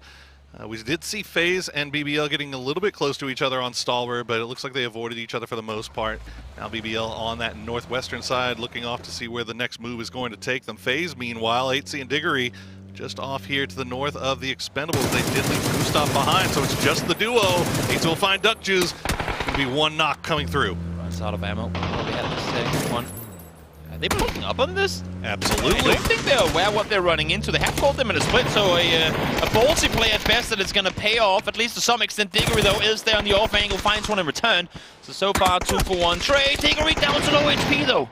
And Fex, remember, is already down. And the Expendables, they do not care. Like, I don't even know if they read the situation nicely or not, but Gustav now going to roll up. He's going to finish off one. It's down to 7-7, and Levi's. Gustav now the last one up as Diggory has been spotted. 7-7-7 will go down, though. Gustav with the nice follow-up shots. Levi's will get the heal off, and it's a 1v1. Yeah, it's really not the best situation here for either of the two teams. Your 8th place team trying to cling on to their top 8 position, and Gustav right now is doing everything he can to rack up more points in a game that's pretty much already become a salvage game for them. And 17 Gaming now right up behind here. They're hearing the shots. DAY3 shooting from afar as well. Many teams looking to get some free points off of this fight. There he goes. Levi's going to go down, and that's big news, as the Expendables are our 8th place team. They go down, and that is not what they needed. They will get a few points off of FaZe, and you can't blame them for turning around and taking the fight back to FaZe to try to get some points, knowing how close they are. BBL now going to pull up on Petrichor Road. Mill gets knocked low, Ming knocked low, but they're going to find Quepa. They'll find Code Marco, and BBL lose 2. They lost one early, and this pull-up just not well orchestrated. We were hearing the yells from the Petrichor players from afar as well. You can see Dendelos confused on that one too. He tried to turn around, caught it on the map, tried to turn around in the middle of it, and just did not work out for them. Gen G, similar position now, coming in late, trying to full-speed send it for center position. Fortunately, despite a lot of damage coming through, they all managed to stay alive. Wildcard's already collected 8 kills. Petrichor Road now has 5 as the 10th and 11th spot teams are starting to make some runs here on the last game on Erangel here. Shatong's taking a few shots, defending the south side of Severny. Now they do have a duo from Tyloo still off at the intersection.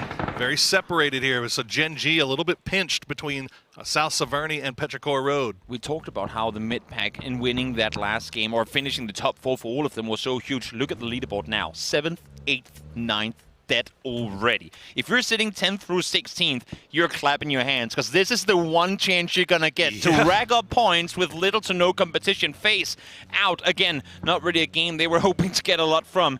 Whenever FaZe falls, whenever they start running into trouble with the Expendables, tough one for them. But for 10 through 12, right now they're looking to claim. Ooh, Crazy gonna find Canaxi, and now Naradra gonna get spotted out as well. Take Me Away Gaming have lost Yuppie, but they're still collecting kills here. Edie has the high ground though, and a nice line of fire. We'll take a few shots in. We'll get one knock onto Xiaohai, but gets knocked down to 10 HP, has to drop down, go for the heal, as Lulu always trying to use this opportunity to go for the flank, and then Nonix actually gonna be the one that gets him from miles away. That is a kilometer away. Wait, that is like 900 meters away. That is a pixel headshot coming through from a Nonix. That is... The trees barely even render at that distance. To be honest, isn't this one of the reasons why we're so damn frustrated that Gen G is in 16th place? We know that these guys are mechanical gods, but they just have not been able to find the rhythm just yet. And unfortunately for them, group stage, we're running out of time here. I think it's safe to say it's been ugly. Very safe to say. It's been ugly, and I hope that obviously they're aware of it because they can see the leaderboard as well as we can. Absolutely. But I hope they also quickly assess what it is that they haven't been succeeding in doing. I have seen the likes of Gen G, despite things going against them, commit to try and continuously execute the same game plan over and over and over again until eventually maybe it works out for them. But if I'm Gen G right now and I'm seeing how this tournament has gone so far, I'm shaking things up coming into the losers bracket. Well, they've got a few days to figure things out once this day is over. Meanwhile, Gamyao, the last player up for Buriram, hiding in that shack. He's going to hear Take Me Away, pull just up onto the side, and oh, does he have a grenade? He spots them. He's got one, Toby. They've spread out, so nade usage here going to be difficult. Is this what we call a bait crate on the top of the hill where technically everyone can see you? Fortunately, it's outside the circle, so no one looking this way right now other than Gamyao. Well, Tyloo have left Southern Severny, and they have made their way to the south of the new circle here. As Gamyao will pull out just in time to see them drive away. So Buriram's still in it, but he's got a long way to go to get inside this circle. Meanwhile, Tyloo, CC108, and Sia on the other side of the street. Now, this compound that TMA is pulling into, Toby, outside of circle. Exactly. Catching Tyloo in a split, though, and it's only CC and Sia in this position. Xiaoyang and the last player of Tyloo sat further down to southeast and in a position where they can't really do a whole lot to try and help. As you can see, the smoke's already being applied from Xiao Tong and Xiaoyang. So very limited what they can do to help should and or when Take Me Away Gaming Ops to push across the street.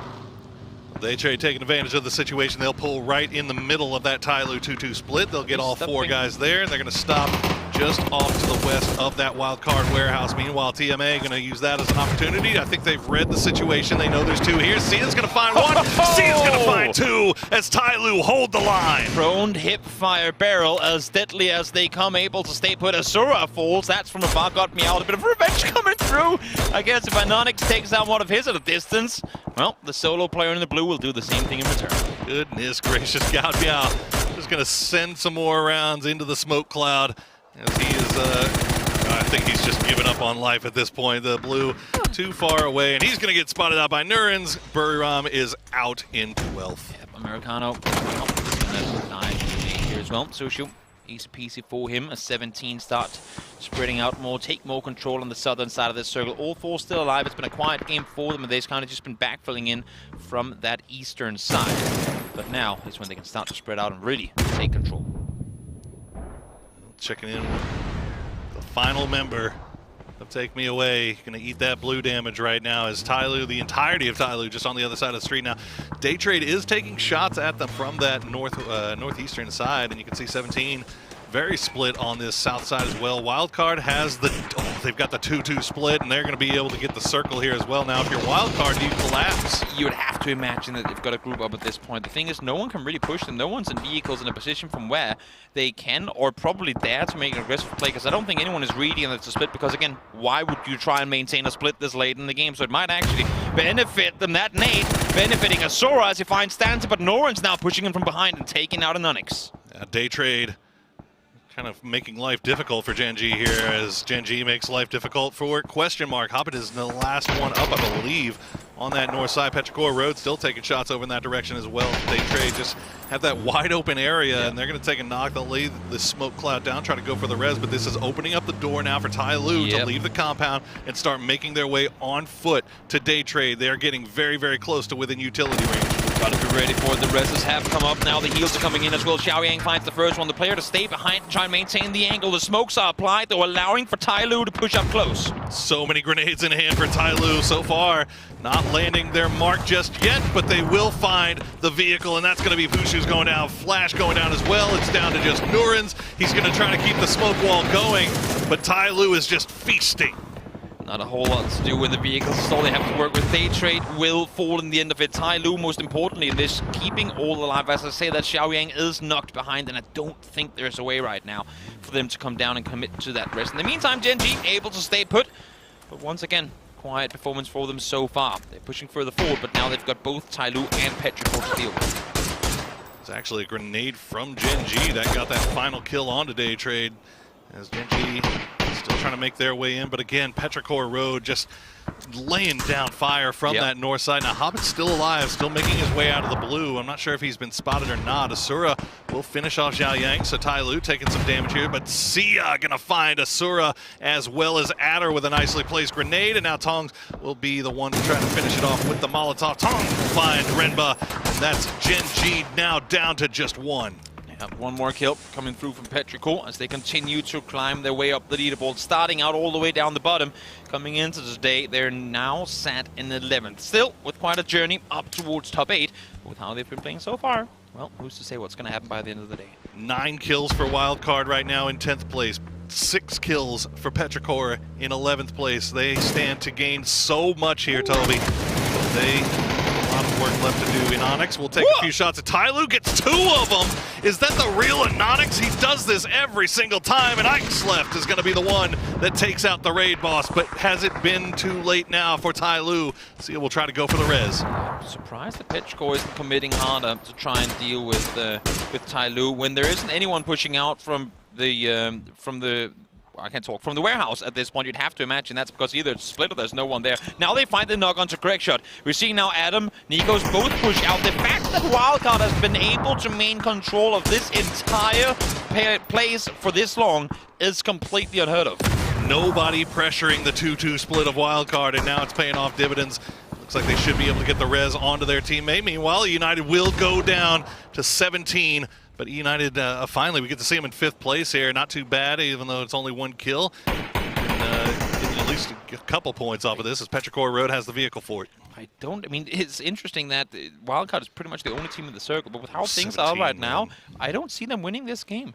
You got the entirety of 17 on one side. Once they smell that it's a split between 2, if you're 17 here, you back out towards the east again once you realize this. They're trying to take the fight. Now they're trying to regroup. Perfect play from Wildcard. They had to regroup. They had to fortify. Now they do it. Little Ghost hears this, instantly sends it towards the warehouse, but Tyloo and Petrichor are here as well. This is the Chinese magnet, and they all want a piece of this compound. Everybody, as soon as Wildcard leaves to try to send it, Chaitong going to take a few shots into Petrichor Road, but look at 17. They're going to find a few knocks there, as now Xiaotong down the last player for Tyloo, and just like that, Pero is taken out by Show, as 17 is putting on a show of their own. 17 on 3rd place. They have been skyrocketing their way up the leaderboard and now find themselves in a 4v4 against Wildcard. Everyone was saying, oh, when we fight 17 in lower bracket, oh, once 17 goes into lower bracket. Hell no, they ain't going into lower bracket. They're putting on a show for everyone. And look at this, Wildcard in 8th place. They were down bad, they were down low, and now they have crawled up with a huge game here to take that top 8 spot. It's still very, very close to that cut line, but Nikos will land a few shots over onto Lil Ghost. Won't get the knock, though. A lot of space, a lot of real estate left to play with here, Toby. The regrouping of Wildcard could and most likely will be the deciding factor and if they come up victorious. I'm liking the roof position for Nikos, because even if he does get knocked here, he can just fall back on the backside. And there's still enough distance between them that they should be able to get the rest before the push comes through. Little Ghost has pushed up further forward. Level 3 get an arm. Not exactly the worst weaponry to be picking up this late in the game. That'll be their 2nd arm, Toby.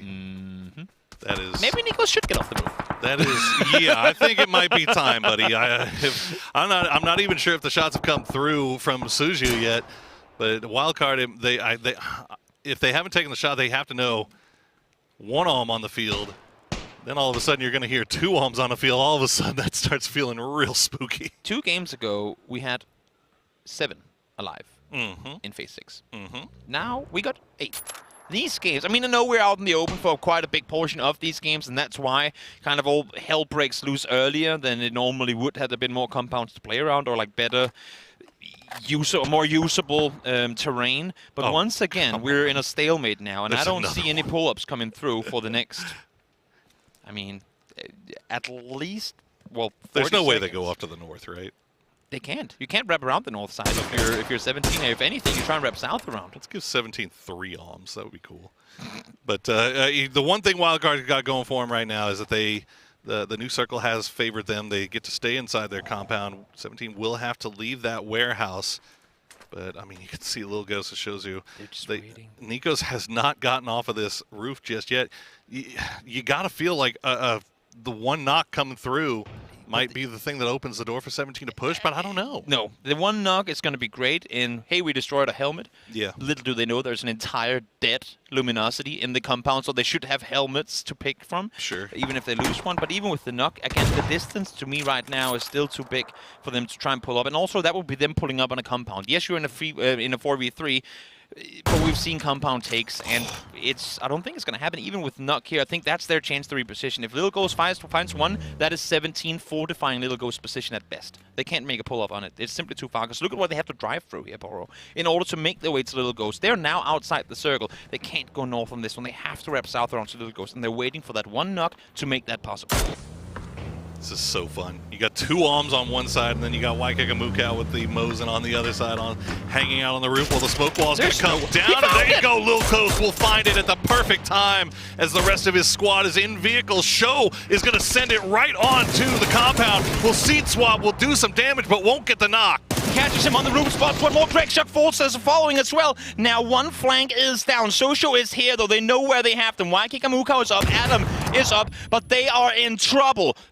Make that 3v2. Oh, no, a 2v2 as Waikikamuka turns things around. And that's huge. Lil Ghost was the guy covering from the range there as Adam's going to find another one. And all of a sudden, it's a 1v1. Shouty D versus Adam. Adam has that second floor. Shouty D watching the windows on that second floor. Adam not peeking just yet as he has no information, I don't believe, on where these guys are. The flushes have come through on his fallen teammates except for Cal, who has that high ground. The stalemate is on for a little while longer. Adam should have a pretty good idea of approximately where Xiaowood is.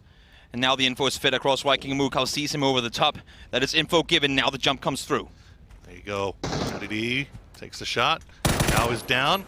Adam will flush out that player as well. Both players on the ground here. Shouty D with the grenade in hand will throw it. Won't find any damage. Adam creeping forward. The smoke lays down. But Adam knows exactly where he is now. Nice shots come through. Oh, just barely misses him, and now Shouty D has to pull away. Headshot confirmed. Knows that he has a chance to push. Know that he has the numbers. First aid is off, though.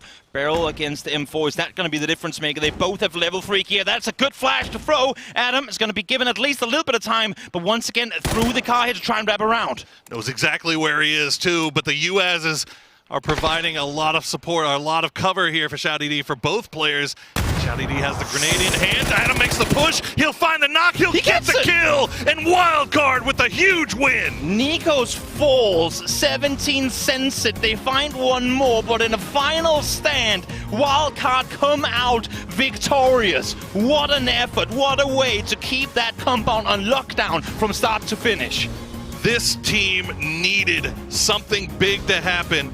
And when it mattered most, Adam delivered in the biggest possible way. The North American veteran coming through huge for Wildcard. They were sat down in 10th. They were the team where we're like, there is a gap up to Luminosity in 9th. Can any team bridge that gap? The first thing they do, deal with Luminosity, and then plenty more kills and a win to follow. That is absolutely huge with just 2 games to go.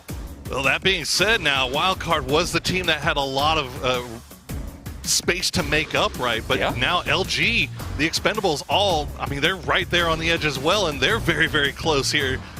So you can see, you can see 17. They really thought they would have that, but we're going to throw it over to your desk to talk about game number 3. Thank you. An excellent fight to finish off this game here. That's our final Erangel for this group, and Wildcard comes out on top against 17. But hey, looking at the end moments of this Avenger, whilst we take a look at the beginning of this game, the way in which 17 made the push to begin with, I loved, and the way in which Wildcard eventually held it off, I loved. For sure, but the one important part is this fight actually, that Wildcard managed to win against Luminosity Gaming, a direct contender for potentially the last spot in the top 8 here, which means they ended up in 8 kills. They wiped all of Luminosity, they wiped all of Donuts, and then they sat in this exact compound, or a 2-2 split with it, and ended up winning from this compound that Luminosity tried to take away aggressively for them. Wildcard was sitting in 10th before going into this one here with 58 points. And 14 points behind the Expendables in 8, so it was really close. And I really liked when you're watching Wildcard as well. You mentioned the 2-2 split that they had throughout this game. Right. But they picked the exact right moment to fall away from that warehouse, because if they hadn't, they would have been caught in the chaos of the 3 teams pushing on towards it. That would have been murder. I honestly love the way that everyone just sent it in there. And as we heard from Poro and so, it's like, this is just an absolute massacre. But this clutch here with ShouDD having the cover and Adam actually was the aggressor pushing out and winning that, and everyone going absolutely wild. I'm sure that Adam does not need to go to the gym today because he's going to have 180 heart rate throughout that fight. That was some cardio and a half. There you go. Wildcard gets themselves the win here off the back of this. It was a great win at that, especially when you've got 2 arms bearing down on you. There's any one of those little shots that hits then opens up the knock. That was what they were looking for here whilst they were making the transition. Why Kigamuka was like, you have a bolt, I have a bolt. I'll knock you back right there. And actually, really important knock for that one. Here are the top 4 teams, though. 14, we have a new record for group state for PGC 2022 here in Dubai. 24 points total in the game, and that is a huge one. 17, of course, also had a fantastic one. Look at all the teams here. This is super top-heavy in terms of where all the kills came from. That is insane. What is that, 43 of the kills in the top 4? I mean, Tyloo and Petrichor was cleaning things up on the west eventually, while 17 had the position on the southeast side until they made the big wrap over towards that warehouse. So, yep, all of these teams had it covered. As well. A lot. Insane amount of utility here for their game. This was a well and hard fought for a game for all these teams in this situation here. I love to see how they kind of fought their way through the third parties, the timings that they did, and also the macro. 17 Gaming with a big game. This has solidified their spot for the winner bracket in the top 8 in this group. Yeah, definitely. So we will be seeing them holding on to the strong drop spots and trying to move through in that winner's bracket, unless somebody tries to be a bit cheeky, but it will be 17 Gaming doing what they do. Likewise, though, I think we've got to highlight Petrichor Road. It feels like they've woken up. It feels like they're actually doing something today compared to the previous 2 days. And it's nice to see because, I mean, there were definitely some doubts creeping in for a lot of people. It's like, this is a world star team, all-star team, but where are they? And now they're doing something. Yeah, they are. Stepped up here 8 in the 8th place and 5 kills in the first one. 5th place and 3 kills in the other one. They should have gotten more in the last game, though. I feel like that they could have played that way more aggressive, way more Petrichor Road-esque game style. But this one 4th with some kills to boot, so it's good to see the consistency. But they should have had that at least in one of the other days. And now they are left chasing on the leaderboard, even though they get 12 points for this game. It's about time, Avenger. 24 points coming in for a wild card. And yeah, exactly. The double digits continue to rain down here for the top 4. Beyond that, really not much. I mean, a lot of these teams get caught in what were 3rd, 4th parties in this kind of circle, because the edges of the circles very open. Not easy to find a decent spot to sit at. There just simply wasn't that many more points available. 43 kills for the top 4. That doesn't leave more than 21 for everyone else. So, but yeah, we had some interesting fights, and especially when we saw the circle shift, you saw everyone scramble to try to get into better spots. But here, it's all the kills, and Kigamuka with 6 and 840 top performance for him. But the clutcher on Adam, really important for them to close this one out here. They did manage to, you know, kind of midway where we had a kind of a little bit of a wait time, a little bit of a passive wait time, where everyone started kind of, okay, let's get the flush, let's get all the kills. There was a point where there was 3 knocks on 17's side, but they managed to clutch it out on Adam in the end. It's good to see him. Definitely so. Really well done here at this compound. Again, though, I think both teams played it pretty well. 17 being able to push up the way they did. And again, they put themselves into the top 8, do wildcard with that game. The Expendables falls out. We were speaking about it before this game, and this might come to fruition here, Avenger. They might be having a bit of a harder time. Like, I mean, Luminosity as well is another team that's trying to contest for this top spot. But technically, a lot can happen in these 2 games. For example, if Petrichor got some big back-to-backs, there could be a huge shift, but that would be monstrously insane. That would be ridiculous. We're talking like a win or something like that. Yes, and then they have to, in the last game, also have a fantastic game. But yeah, right now it is Expendables, Luminosity left fighting, trying to chase now. No, 8 points and 11 points behind. That's rough, because Wildcard, after this here, they're going to be having an insane momentum. They're going to be building this into the next few games. I will say this, though, when we're talking about Wildcard, in a situation where Miramar is historically, or what we've seen for them, not like an overperformance map, it's more of a mediocre map for them. BBL as well, they need to continue their streak to kind of keep their spot. Right now, it's looking like it's kind of only like one spot up for grabs, and that's at 8th spot. So before I risk potentially end up having to go into the game anyway, I guess my question to you is, how are we looking at for the Expendables as well as Luminosity on Miramar? Ooh, yeah, that's an interesting one. Expendables' Miramar has been their best performance when we look at Miramar. Because they went BBL? Now they're looking at BBL, and they have had better performance on Miramar as well. 6.2 compared to 5.2 on Erangel and points per game. Yes. Expendables, historically, when we're looking at it for their performance, they are looking in a situation where we are seeing them having 9.2 points per game actually in the games that we have had here in the group stage compared to their 3.8 on Erangel. So it has been a better one. So they could potentially have, if they're able to replicate that performance, a good performance here in the last 2 games of Miramar. Any numbers on Luminosity? Because, of course, we saw Luke popping off on Erangel, but what about Miramar? Yeah, 6.2 points per game for Luminosity compared to their 7.8 on Erangel, so a bit of a lower performance on Miramar historically here in the group stage compared to what we've seen, but it gets pulled up by Luke's clutch, where they're able to take the points home from that one. The important thing about Luminosity in this game as well is that if they don't lose the situation against Wildcard, they could quite easily carry that through into the next phases of that game and potentially get a lot of points. But thank you very much, Avenger. It is time to head over to the desert here. Only 2 games remain for Group B to find themselves a winner's bracket spot. Thank you so much, James. Thank you so much, Martin. We are back and ready with 2 more games left to play. Miramar is where we're going.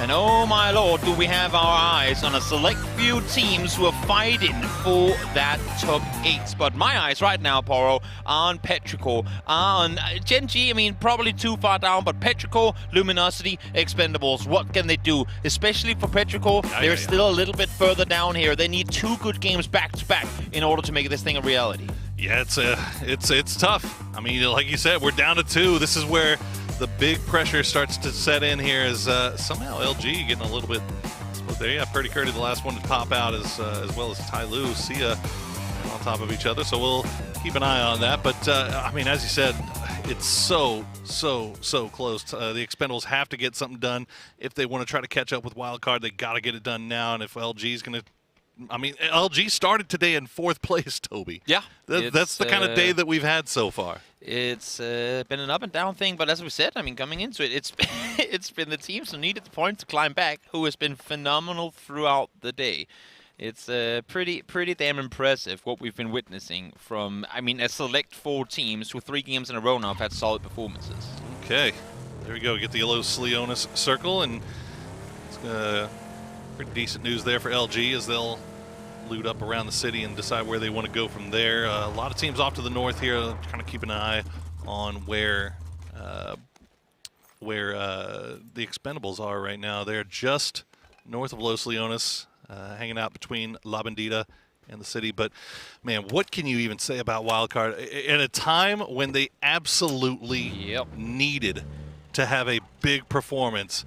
They came through in a huge way. And it's interesting because what some might take away from this game is, oh, Wildcard were there from the beginning, they just got the compound. Sure, they didn't have to move much, but they were fighting the entire game. Oh, absolutely. Initially, they take out Donuts, then they just exactly get to regroup, then you have the entirety of Luminosity who pulls up towards them. 17 was a threat to them since phase 4. They were always there lingering down below, and then for them to come out victorious here, despite the fact that Nikos was the first one to fall. Look at this. I mean, they did everything, Wildcard, to deserve this win. Oh, this is so filthy. Boom. Boop. Just and you see the dome. shot hit the roof there as well from the arm too. God, it's pretty. This was as close as can be. But man, 17 gave them everything they could handle there at the end. Look at the grenade. Oh, that is perfectly cooked.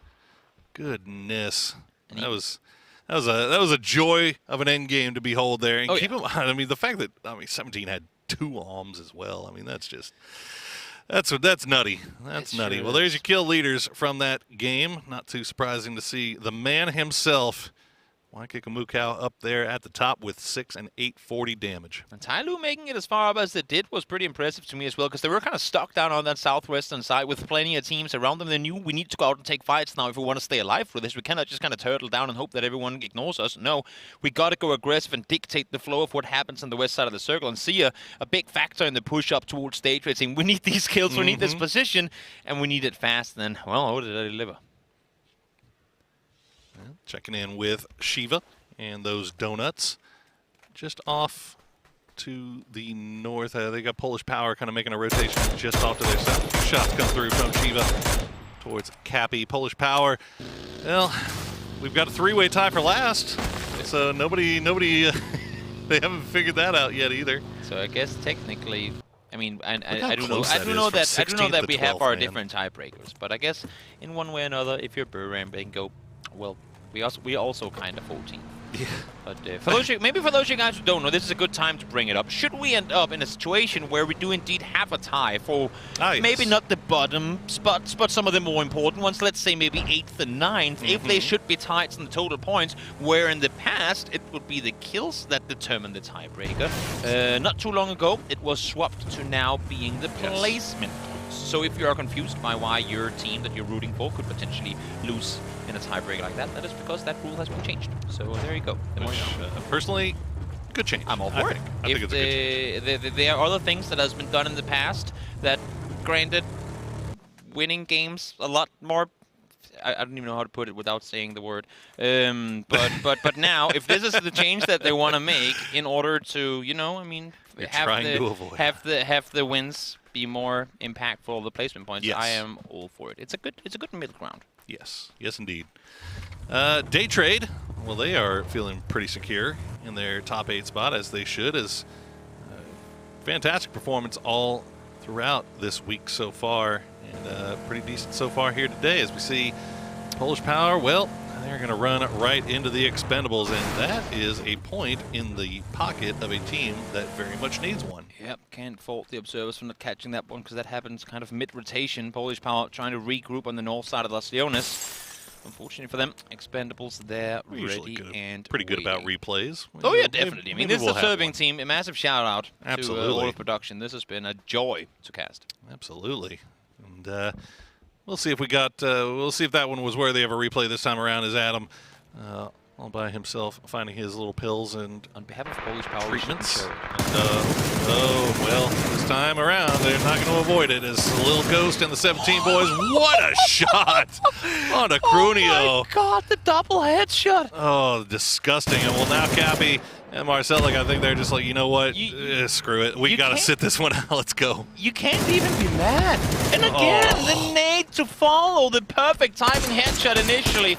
Cappy goes down. Usually I'd be pissed that I get -3 points from a fantasy team, but you know what? When you hit shots like that, that's pretty dirty. To anyone who ever questioned the abilities of 17 Gaming after day 1, these guys are here to fight. And right now, they're looking like a solid contender for that first place spot. Once again, credit to the team, credit to Suju for fitting in, slotting in so well there. As Marcelic will find at least one. Get yourself a point. He's going to juking him. Okay. Left, right. Finally does get him, but actually the rest of 17 have left too, so Marcelic actually gets to survive. They'll allow him to fight yet another day, which is fantastic news for me because he's on my fantasy squad. There you go. So should he be able to stay alive for another 2 minutes and 45 seconds, I'm sure he'd be very, very pleased. Oh, yeah.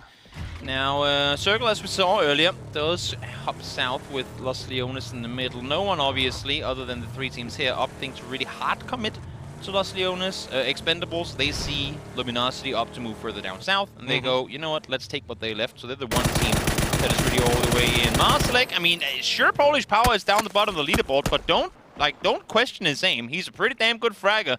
So don't give him too many 1v1 opportunities here. Sure is. Well, they'll drop the flame on him, and they'll get him down to about half HP. He's still burning, actually, and he's going to go down. Perfect molly. Nicely placed molly yet again by Lil Ghost, as his utility use has been on display here so far this game. 3 kills now for 17. They throw the first molly. They hear the footsteps of him running to the right side of the next room. They instantly throw the molly there too, and there's just, I mean, once your entire building is literally on fire, there's there's no getting out of it. Do. There is no getting out of it. That double headshot onto Crunio, I mean, I feel like it's got to be the same feeling being taken, and that nade as well. It's got to be the same feeling being taken out by a double headshot like that. Because it wasn't like he missed the first 8 bullets. He literally just double headshot. That's the same as getting taken out from an arm at like 2 kilometers. Oof. Well, now we got another situation here. Is Gustav getting caught up with Pushels? Nuren's already knocked as well, so DAY3, and Nuren's actually going to get cleaned up by Xiaohai as DAY3 was trying to do a long wrap around here on the south side. They lose 1 to TMA, and now they've pulled FaZe first into FaZe Clan, and the rest of FaZe, they realize that Gustav in a little bit of a dicey spot here. FaZe go over here, provide some support. Exactly. FaZe are able to regroup in this position, but DAY3 no. Not in the slightest. Gustav perfect off angle over the ridge line. He knew he was there, but once the cars come in, he's got to pay attention to the other side. 8C, well, whatever it is you're doing, you should stop doing that right now. Step car now. There we go. Pushels will get taken out by Fex, and that'll be another point in FaZe's pocket as they climb up the leaderboard, Toby. Yeah. FaZe. Well, I mean, 1 step at a time. Exactly. We're looking at essentially at least a doubling of points in order for them to get into the top 8. They're not getting into the top 8, but we're looking at a back-to-back wins with double-digit kills in both of them. I'm just laying out the land here. That is what's needed. Okay. Is this going to happen? Okay. You know what? Probably not. Fair enough. That is what's needed for them to win. All that I'm really looking for is just signs of progress.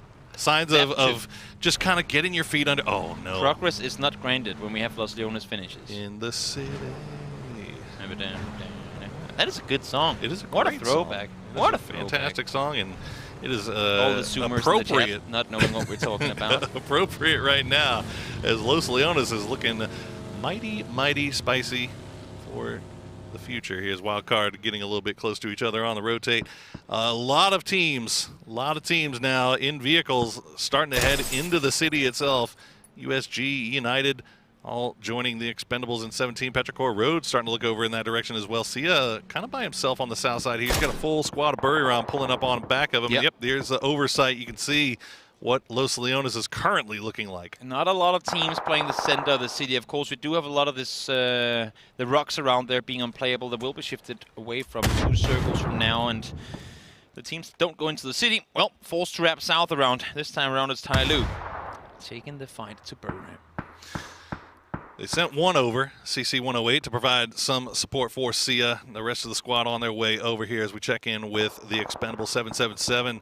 Hearing the footsteps of E United around them. This is one of those city fights, right? So you'll hear the footsteps. It probably won't come to anything anytime soon. Belmont getting real close to BBL here, rather, and will just avoid their line of sight. This is on the just to the southwest of Los Leones City, where BBL is kind of held up pretty nicely. This next circle, I know we're still about 2 minutes away from it showing itself, but it's going to be crucial.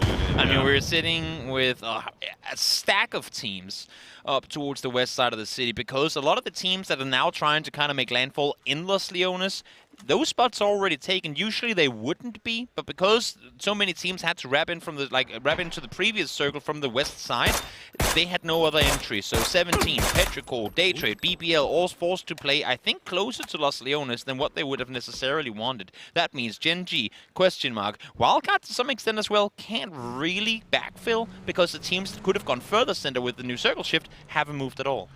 Yeah, Wildcard taking their time with this one. Just they're our northernmost squad at the moment.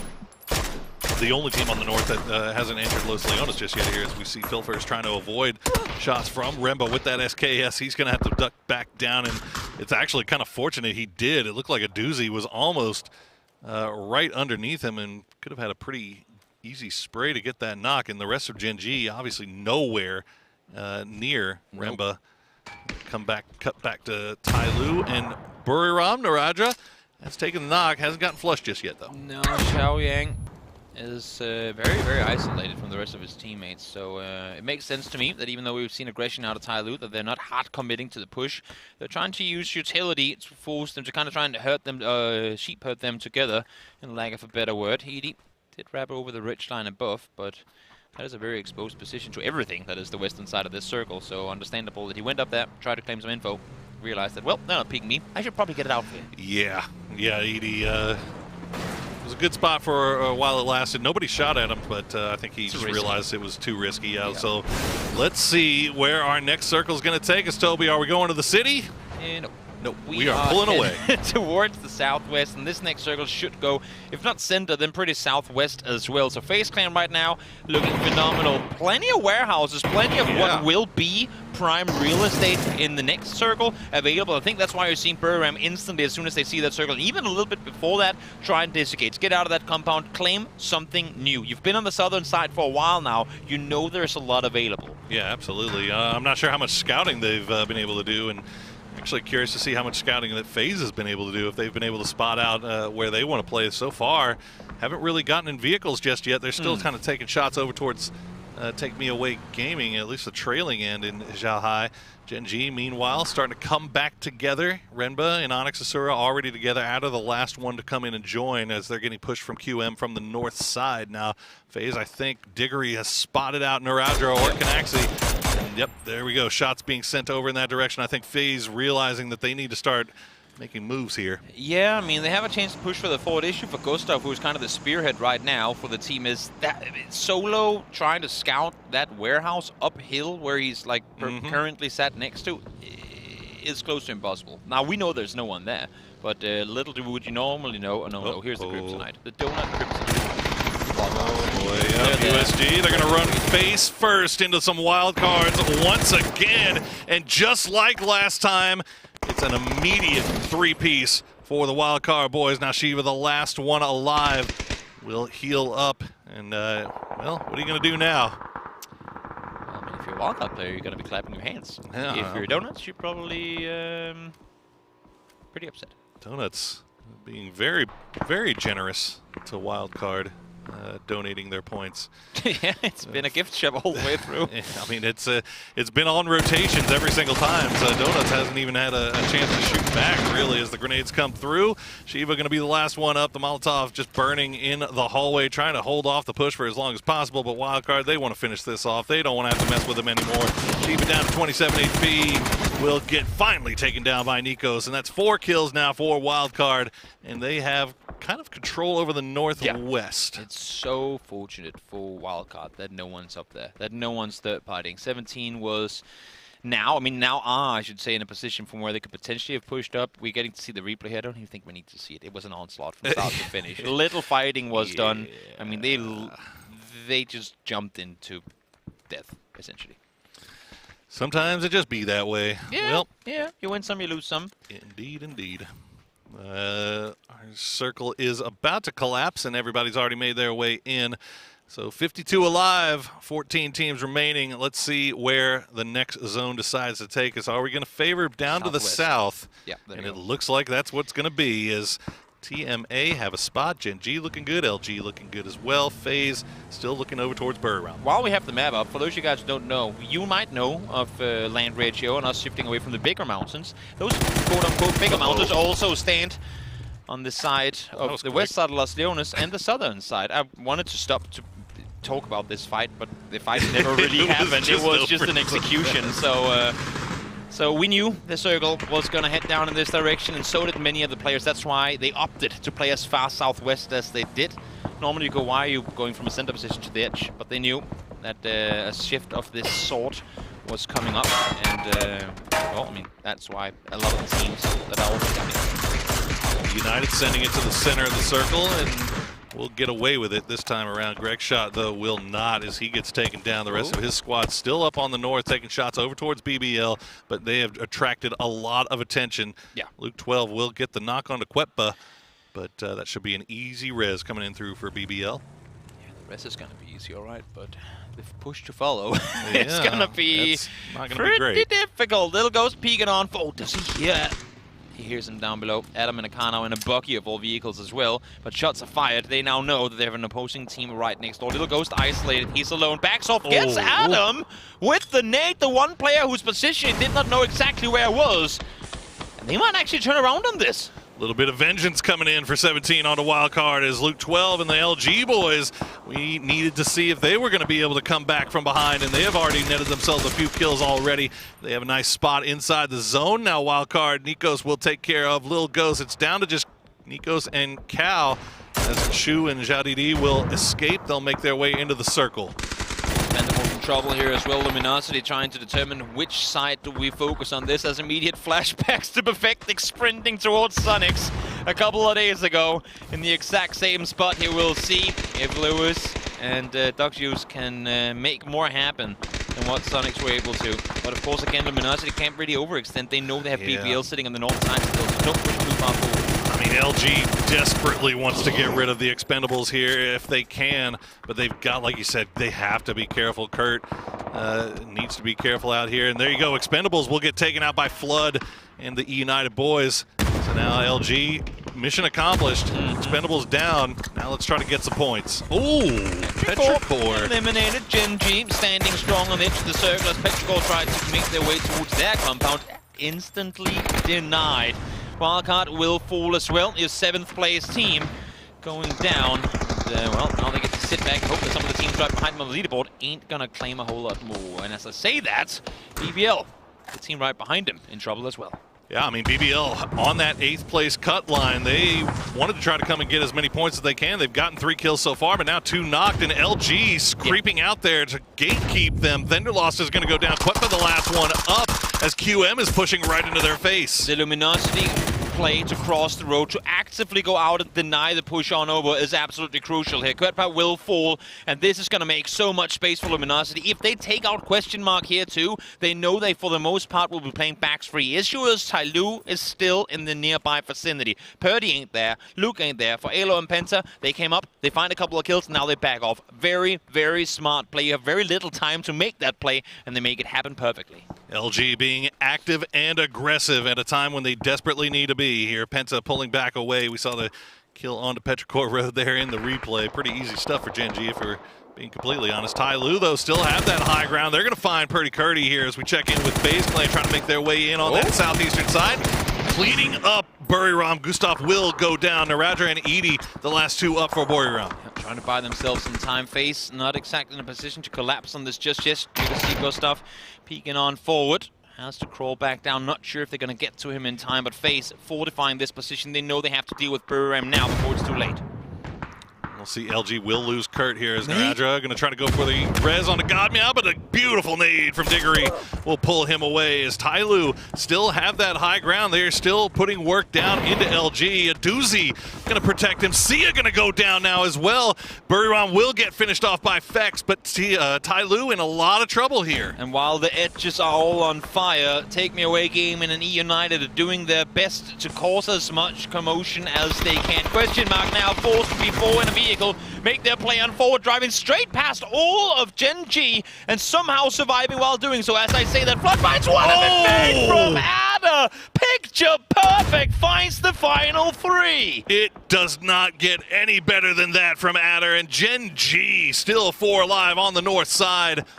They have complete control. Now LG have only gotten 1 kill. We've been singing their praises. They've been doing some fantastic area control, Toby, but has not netted them any points just yet. Now they are getting further into placements now as Fex finds Zhao Yang, as FaZe has woken up here once again. Look at that, 6 kills for the FaZe boys. Still, again, a long journey. It's top 8. But with every kill, it becomes more and more doable. Tyloo, they're aware they have Luminosity just down the ridgeline. They can't overcommit to the peaks, though, because as you can see in the distance there, Gen G has vision up the hillside. Alo able to find one, Renba finds the other. As said, Gen G perfect angle on the push. And Luminosity lives to see another fight. Huge work from Alo there. Immediate flick will protect himself and save LG's chances here to collect a few more points. Now, Zhao DD still in there, solo hiding up just between LG and Gen G, as the circle will favor them off to the north. They still have some movement to do. United still 4 deep. They have the compound, but they've got a full strength FaZe that's on a tear just off to their east. Do you back off here if you're FaZe, though? I know they need the kills, but when you're this late in the game, they've got and some there are high so ground to many work teams with, that have though. to fight, I know they do, but Luminosity are pretty contained right now. Like, there's limited to no options for them to move towards the circle. And if you're allowing for Take Me Away, not that I know why they do it right now, but if you're allowing for one or two of them to push out of the compound towards the south and play contain, I feel like they need to commit at least one to try and make sure that no one is backfilling them. Because right now, I mean, 3 of them are outside the circle, and I feel like they push straight into the face of United. It's going to be hard, but then again, I mean, Take Me Away Gaming has got all the eyes in the world on the entire west side ridgeline. Well, LG in a lot of trouble right now, and it looks like they've elected to go off to the north where Genji is waiting, but you can see they're already low. They got to stop down, go for some heals here, but this is pretty much their only option. They had nothing else really to do, as Penta's going to try to take the car, and he's going to get picked out by Fex, finished off by Shouty D, and now it's just down to Luke 12 and Alo. Back to 17 still has one alive lingering in the bushes down there below. Crucial for them again. I mean, they're already solidified at this point, but any point going their way, when we're looking at 10th, 12th, 13th, teams that desperately need the points. When you see a team currently sat in 3rd steal those points away from you, that has got to hurt. It's rough stuff. Genji going to try to leave their spot on the north side, send it in just a little bit further, and they'll leave that high ground behind. But unfortunately for them, I mean, Fex, FaZe still have line of sight onto all of this, and big shots coming in from the FaZe fragger. There you go. He'll find Asura, get that knock. We'll try to go for the flush, and I think Alo might have just spotted out Shouty D, but oh, how does that not do more damage? Well, he's chilling, proned, logging some damage off. Not sure if he's maybe got a level 3 vest on as well. Doing as best as he can to stay put. Ghost up, well aware there's players inside the shack. I don't think that nade went all the way in there, though. Same thing happening here. 17, their dreams and hopes of coming out victorious in this game lifts with every nade that bounces a bit too far. Just the safest bowl in history is an Onyx nursing that 1 health point he's got left. Rello taking some shots up towards FaZe. They get the res onto their knocked teammate. So FaZe now turning their attention towards E United. Well, at least Gustav is, as the rest of everybody else. It looks like all of Gen G and all of LG are all trying to get rid of Shouty D. I mean, FaZe right now are doing Luminosity a massive favor in forcing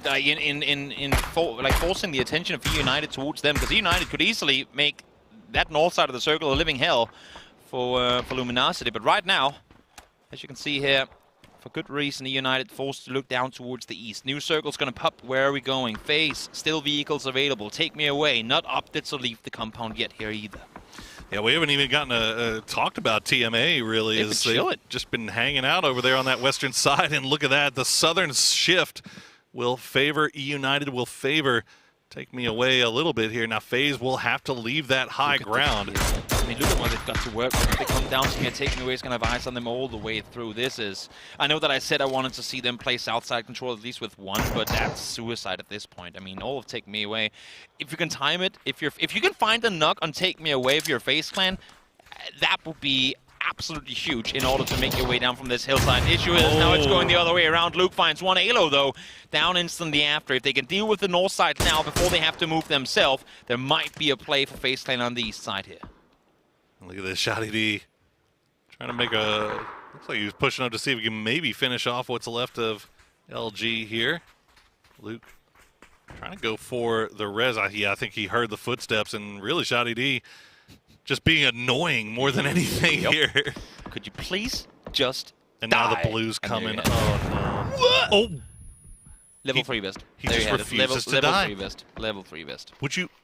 And Alo's going to bleed out, and now Luke's going to die to the blue. Level 3 vest and prone. That is a hurt logger outfit if I've seen one. And Luke, well, that's one placement point they're going to be missing out on. We'll have to see come to the end of it if that's the deciding factor in whether or not they qualify FaZe. Well, one team out. They know they have to make the play eventually, and here they go. Are you kidding me? Shouty D's going to find one. He's done a bunch of damage back onto the rest of Gen G as well. Eventually does get knocked low enough to go down to the blue. Meanwhile, FaZe and E United are squaring up. The smoke walls laid down. Gustav's going to get taken down by Flood. That's the flank dealt with. Figure falls as well. Solid hold here from E United. Surprised that Take Me Away ain't doing more, and just like that, kickstart Snagers. Flood working together to find the kills, and now Take Me Away. They didn't want to aggress too early. They have not been in a hurry. Seeing all the teams take these fights with one another, now they can push forward. Now they can take the aggressive fight uphill, knowing that they have the numbers advantage. It was always going to be a tough fight from FaZe, pushing down into that location that E United was holding. And United managed to hold it without taking a single knock.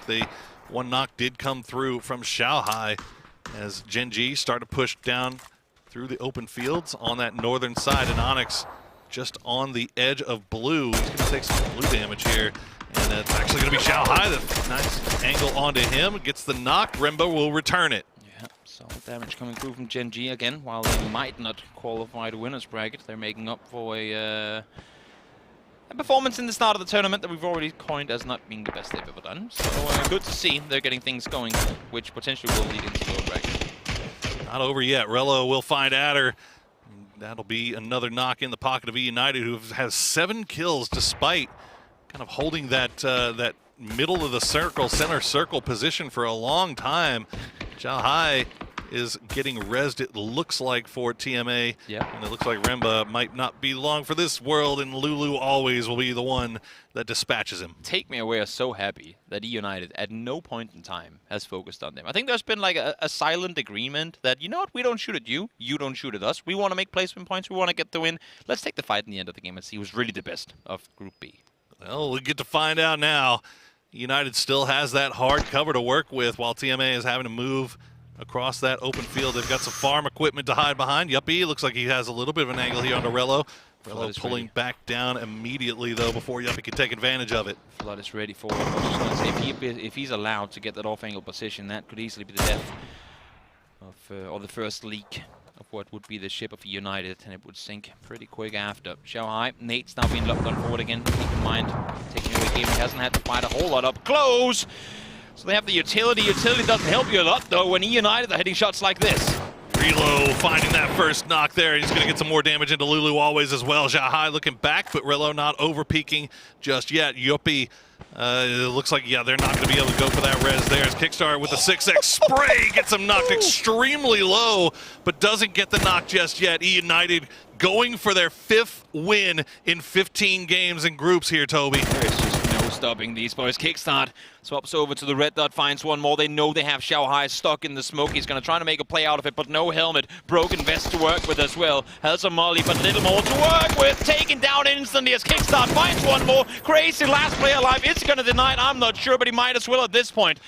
Sorry, they do have Yuppie up as well, but a 2v4 with their backs against the wall. This looks clearly like a United win.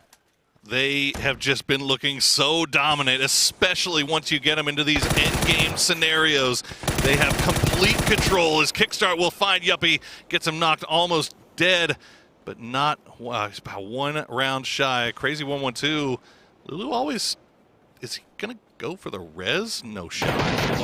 Has to back off it. Snakers pushing on forward. Clear angle. Kickstart actually the one to find the knock in the first place. Both. Kickstart finds the second. More points for your Fantasy team, Poro, but most importantly, yet a phenomenal showing from E United. They hard commit early. They don't go into the city. They leave. They say, we will play the open. We will fend off against everyone coming our way, and they do so successfully.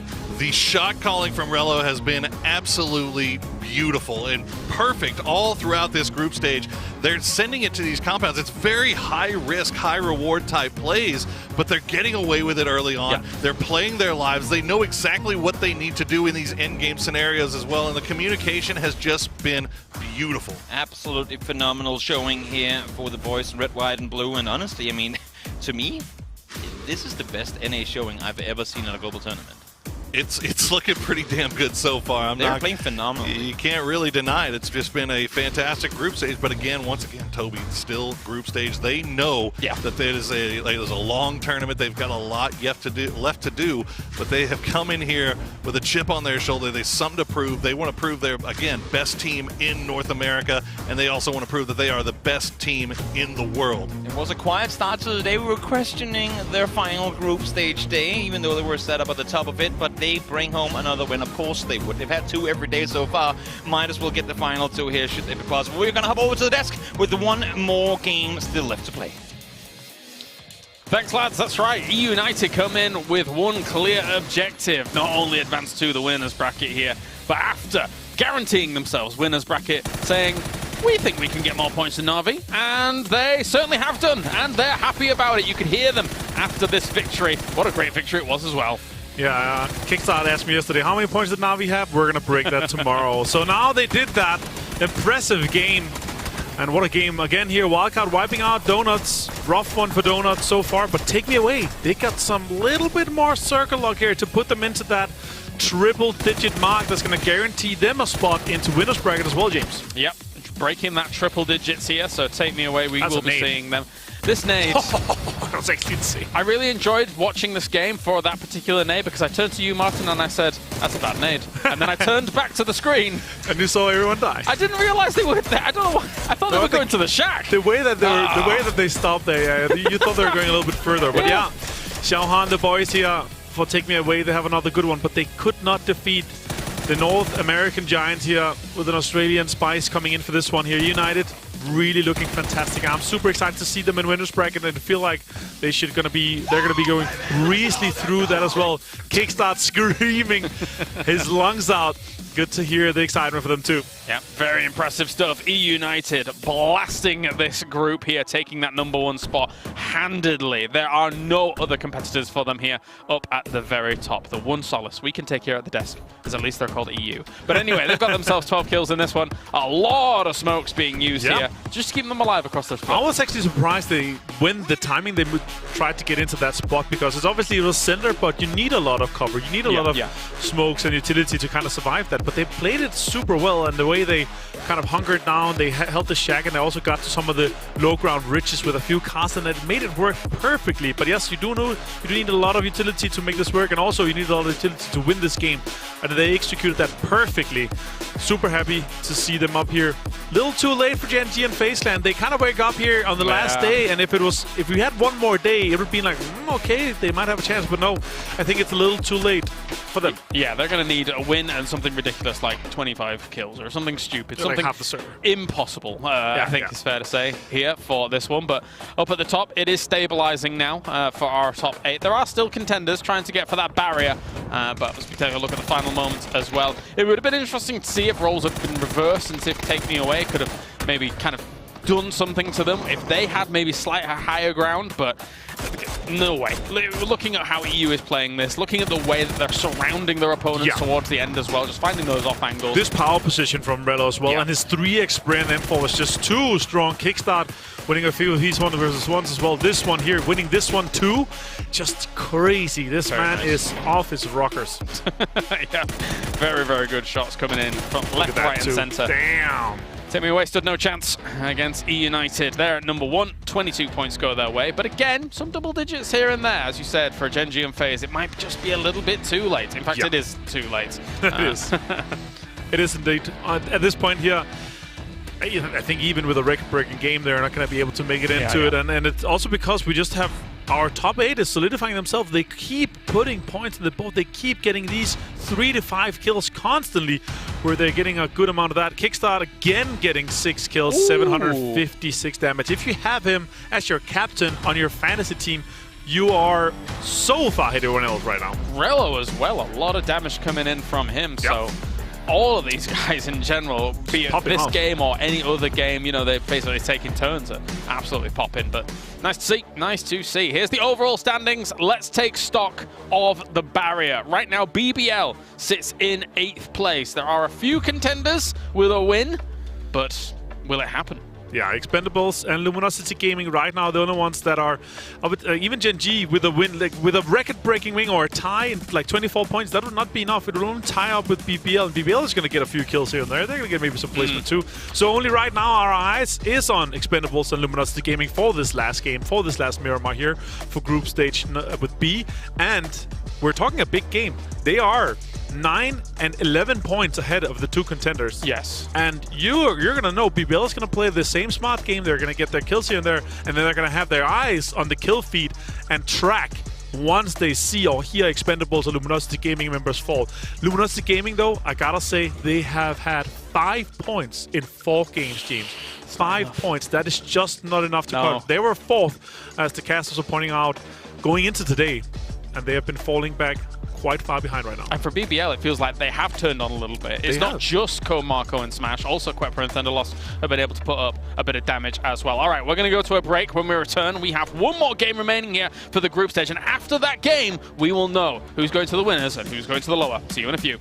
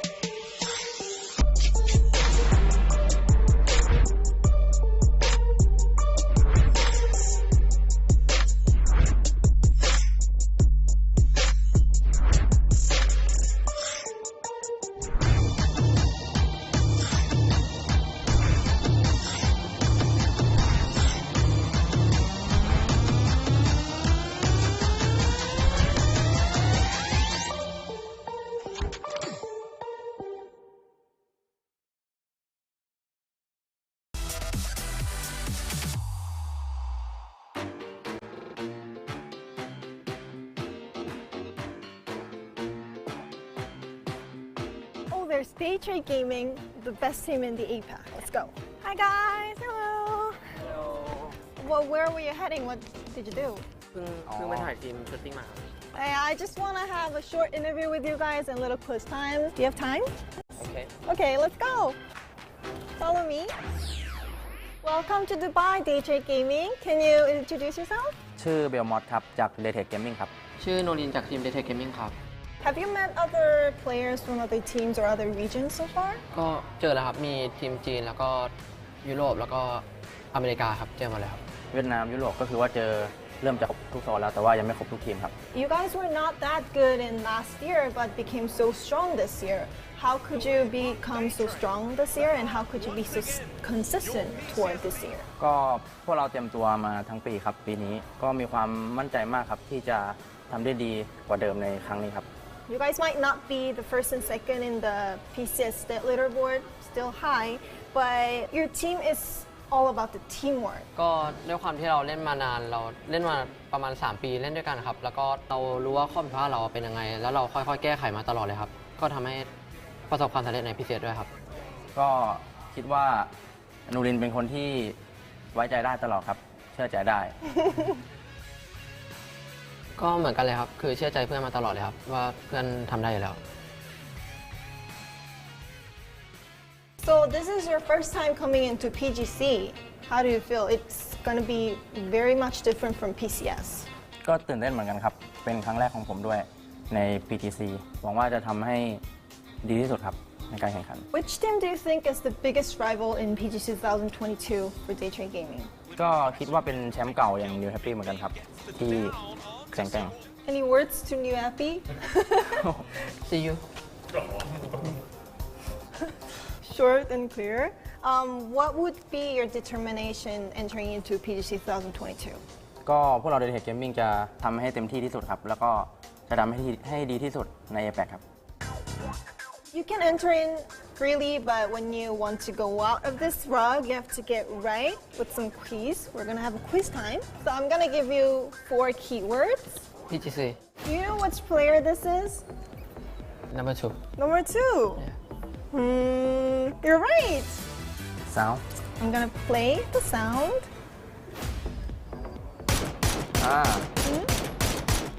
MK12. Oh, easy? Was it easy?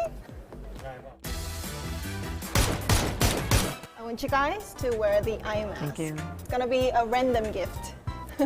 Nurin's first here. อ๋อเขาให้เลือกเหรอเขาให้เลือก Okay, this for Nurin and for Thomas. โอ้อันนี้เป็นตึกแน่เลยเขาให้เลือกอะไรก็ได้เหรอ But only one. เอาตึกดีกว่า This? Okay. Take off your eye mask. Gold one. I got go เฮ้ย Oi. นี่ไงอันนี้เป็น Do you know what Burj this is? Khalifa. Oh, Burj Khalifa, yes. What are you? Do you like it? Yeah I'm so rich You're so rich. ชอบครับชอบก็รู้ว่าเป็นตึกก็เลยหยิบมาเพราะอันอื่นไม่รู้ว่าคืออะไรแล้ว First one you picked was the gold one. โอ้อ้าวทำไมไม่เห็นว่ามี2อันเลยอ่ะ PGC 2022. DAY3 Gaming Fighting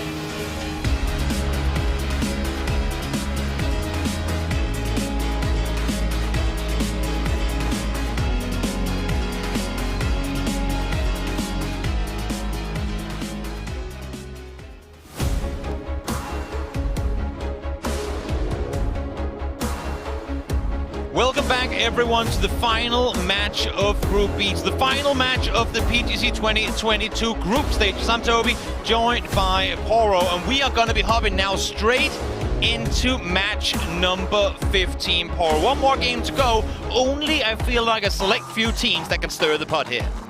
And it's going to take some doing, too. I mean, it is tough. There's a nice little stack of points separating these teams that are in the chase. BBL, they've got to be on top of their P's and Q's. Wildcard as well. They cannot afford to go out early with no points. They have to survive if they're going to hold off the onslaught of LG, all the teams that are in the chase still. I'm just going to go out and say, if you're set up there in the top 3 spots right now, and you desperately want to make enemies for life, now is the time you would hot drop, because you have little to nothing to lose. And oh my lord, can you sure as hell make other people's day, hell, even week, a whole lot worse. I love how you frame that. If you're looking to make enemies for life, I mean, you never know what people, what gets people going, you know? What gets them going in the morning is it. Hopefully it's not that. We see our play coming right across the middle. Hopefully that means that we won't get that Los Leones finish again. We have avoided cities so far, Toby. Impressive. No, we haven't. There was a Picado ending. Was there? Oh, you're... Yeah, the okay. Well, 12-player Picado ending. I don't feel like it Technically, I guess that counts, but, yeah, you know, it's not in the spirit of the city ending, nah, right? it's not. It's true. It wasn't really that hectic. No. I guess that's safe to say. Well, we're looking at United here, the victors of the previous game, the spearhead of Group B, who, for a brief moment, coming into the previous game, was overtaken, as a matter of fact, by Tai Lu, but now they didn't like being in second place. So they said, you know what, let's just get a win instead. Yeah, I mean, look, United's been putting on a damn show in group stage. They have looked fantastic. And it actually kind of...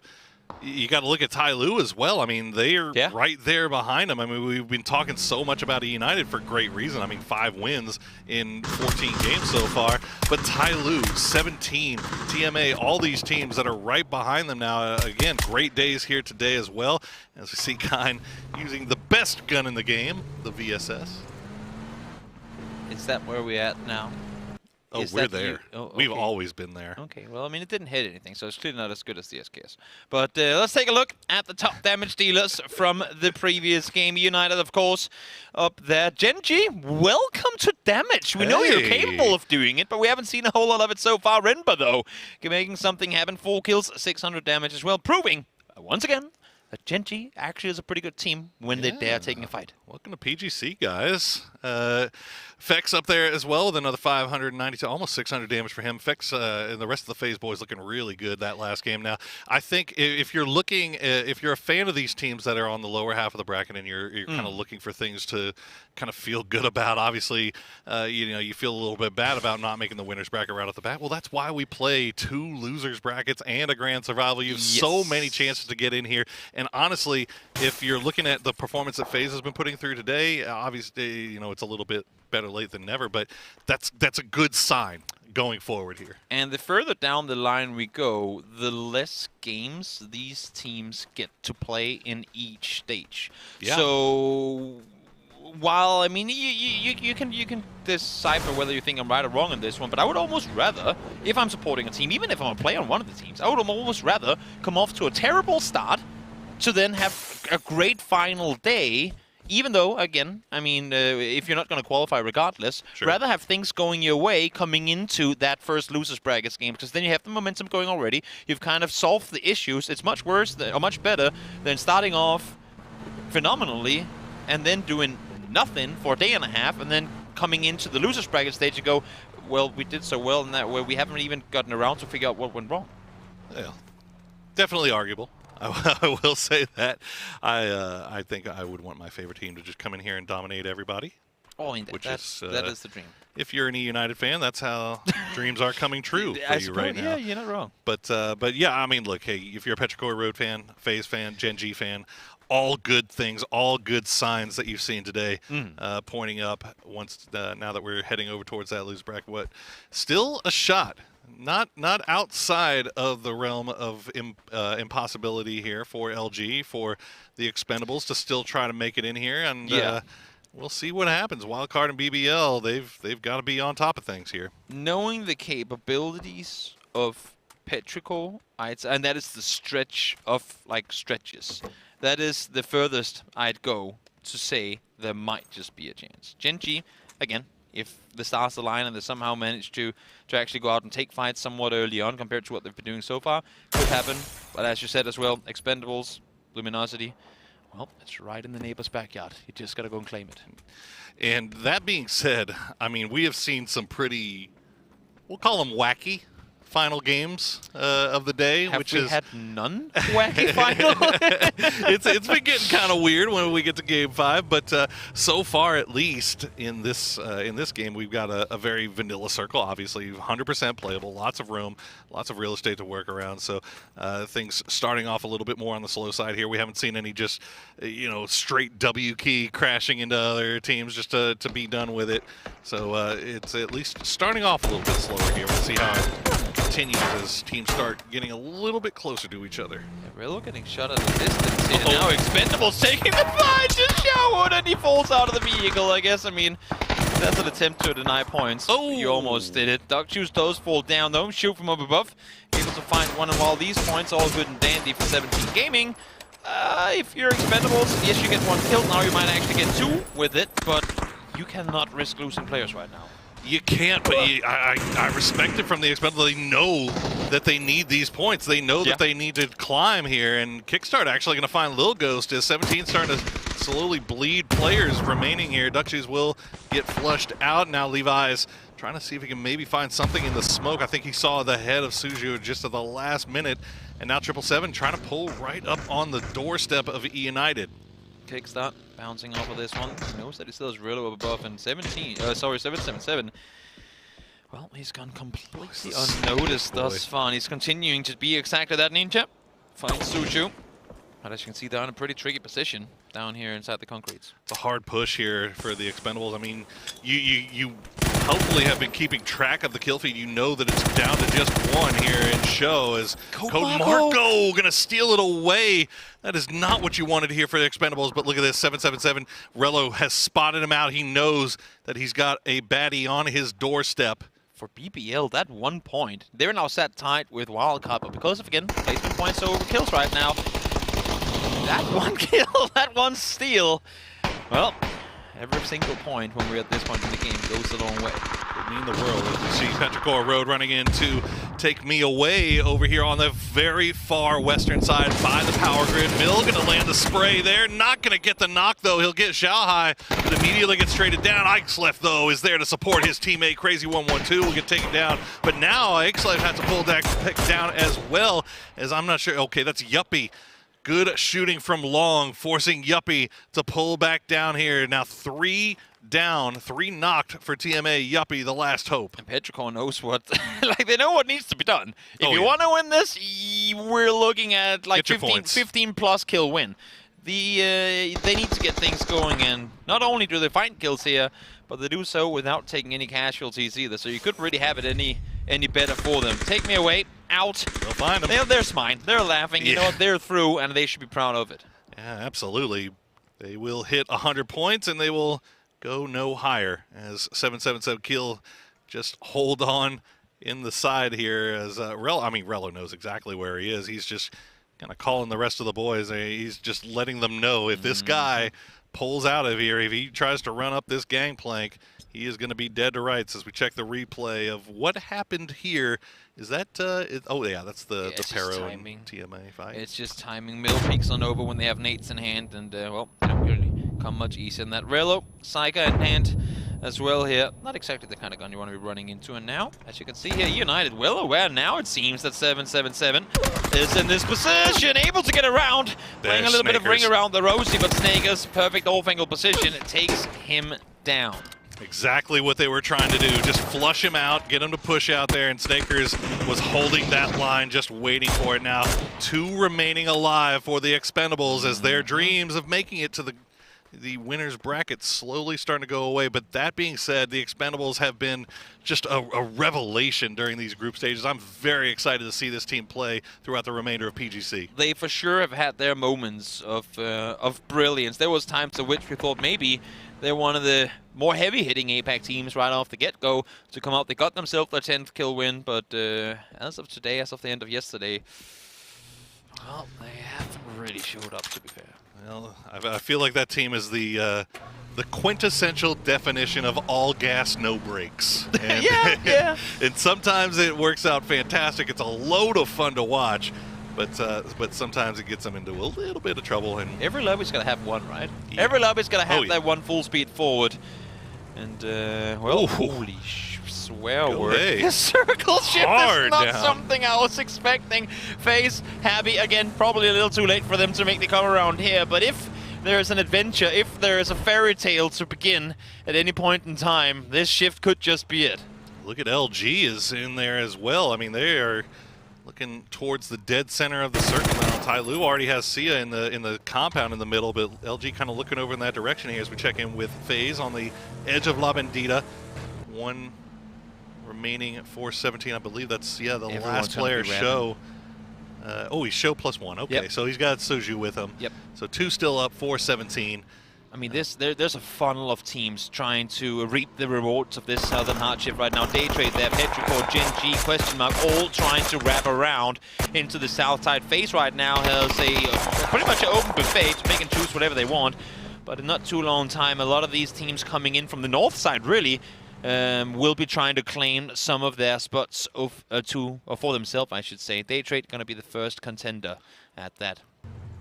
Worth noting that BBL still 4 strong. They've got a compound in the dead center of the circle now. Wildcard, they're still off to the north. They're leaving El Azahar, but Polish Power is kind of up there as well. We'll take a look at them here in a little bit. USG, they're tired of running into Wildcard, so this time they're going to run face first into Buriram. We'll see if Buriram is up to the challenge. They are holding the line here. Kind will find one as Godmeow gets taken down. Yep, Godmeow first of all. One more to go. Actually, no, that's going to be an drop coming up victorious in that battle there. It's quiet down for a little bit, but then once again, Edie spots Shiva out the corner, takes him down 2 for 1 so far. Battle at the bottom of the leaderboard. Corn and Americano still up. Americano gets knocked very low. Naraja will spot him out. Good spray from him. We'll clean that up. Godmeow the only player knocked for Buriram right now. Corn now last player alive for his squad. USG Donuts as he continues to work the top floor of this brick compound. Follow the leader.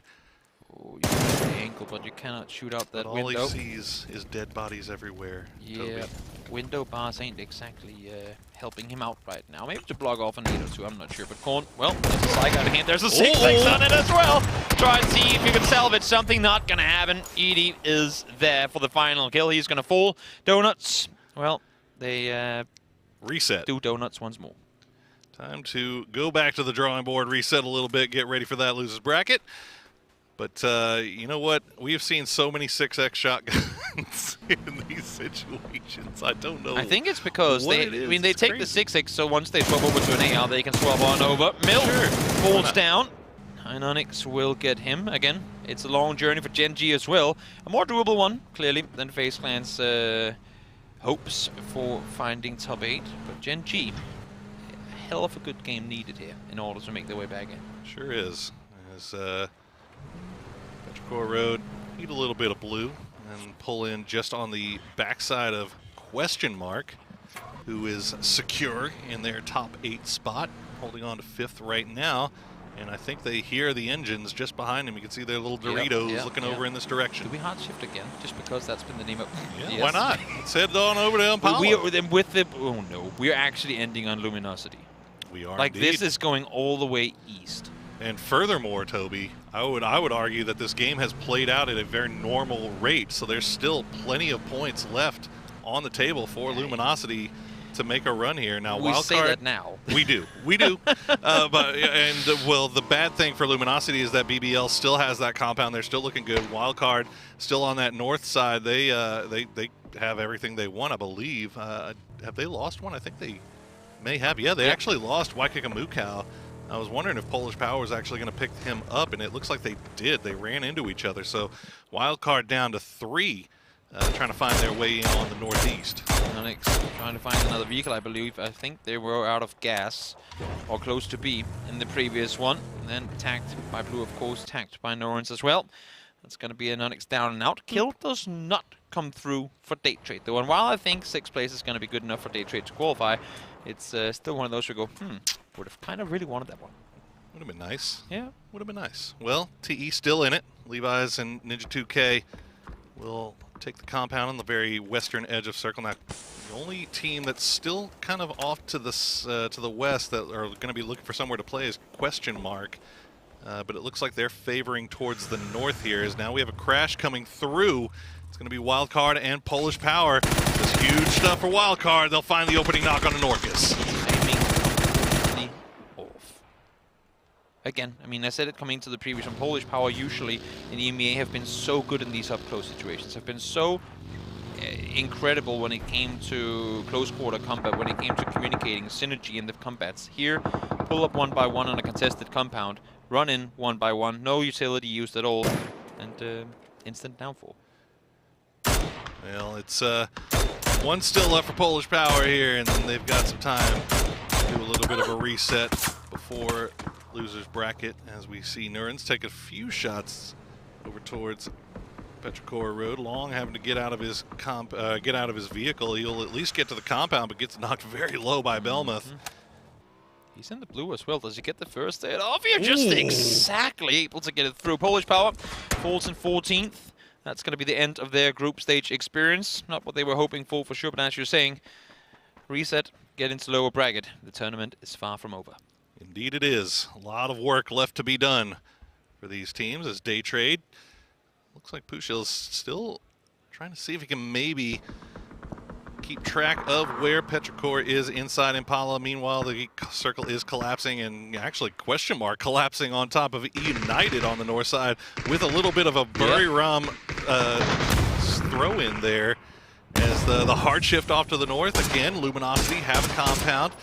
And all of our teams out to the south will have to find somewhere new. Looking good if you're up on the northern side. BBL starting to shoot in from the side. Tai Lu trying to third party, make that a fifth party really on this angle as well. I feel like if you're up here now, you go, where the hell did all of you guys come from? Yes, indeed. And look at Tai Lu. They want to get a little bit of piece of this, as they are very secure in their spot, as United's just kind of hanging out in shacks, but the grenades aren't falling for Godmeow, unfortunately. That one will, though, and that should be 2 down. Whoa. 1 will go down. Rella will stay alive, but there's another one coming. Flood actually just going to, yeah, we're done. That's fine. United eliminated, but you know what? Job done. Yeah. Toby, they are feeling like very comfortable. You're pretty satisfied. Stage looking very promising for sure. See, yep, those find one final bullet in the spray. Doesn't get the second. First one confirmed though. Phil first. It goes down, question mark. They would normally say questionable rotation, but they really had limited to no options in this one. Try and full speed set it towards the middle. See where you can get. Unfortunately, all they find here is opponents. Indeed, is QM next to no HP left. Code Marco will find Levi's, so that's another knock coming through on the Expendables as they are down to just 2, remember. Now, the problem for LG, they're in a great spot here, but BBL still alive, Wildcard still alive, so they have not been able to catch up with their, they have not been able to pursue you guys. Okay, I was like, did he hit himself? No, okay, it was a shot from somewhere else. Yeah, Luke, it looks like LG actually leaving their compound, trying to see if they can find something. Unfortunately, Luke gonna go down to Flash. It looks like the knock has not been flushed out just yet. There it is, okay. There you go. Now LG down to 3. Nice timing on BBL to wrap up now as well. They heard that Tai Lu was occupied with trying to deal with question marks. They go, well, this is our 5 seconds of Tai Lu looking the other direction. We gotta make a move now. And they are inside the circle while it's still very far out on the edge. In the meantime now, Luminosity from the comfort of the compound doing damage to the teams up the hillside. A little bit of revenge coming in there as they turn it into a 1-for-1 trade, and DAY3 will have to leave that location in vehicles. As we see Petrichor Road have finally left Impala. They still have 3 alive, and they are pushing right into phase. As Diggory should hear all of this going on. He's going to hop out of the vehicle, take some shots there. 8C still waiting in the hard cover as Ming, Ike's left, Long, all pulling right up on, and now 8C in a little bit of trouble. There's no stopping Petrichor. Again, they know what's at stake. They have the recipe. They just need to do everything to get those kills, and they need a hell of a lot of them if they want to make top 8 here. So every chance you get to take a fight, well, you're going to pounce at it. Got to do it. This is the only way for Petrichor and for FaZe. Keep eyes on that fight, and unfortunately for them, they're going to have to figure it out pretty quick because the circle does pull back off to the north, and they are going to have to get back on the move. You see BBL still 4 alive on that western edge. Keep an eye on that as Ixler comes through the smoke. He's going to find 8C, and the AUG will win that fight.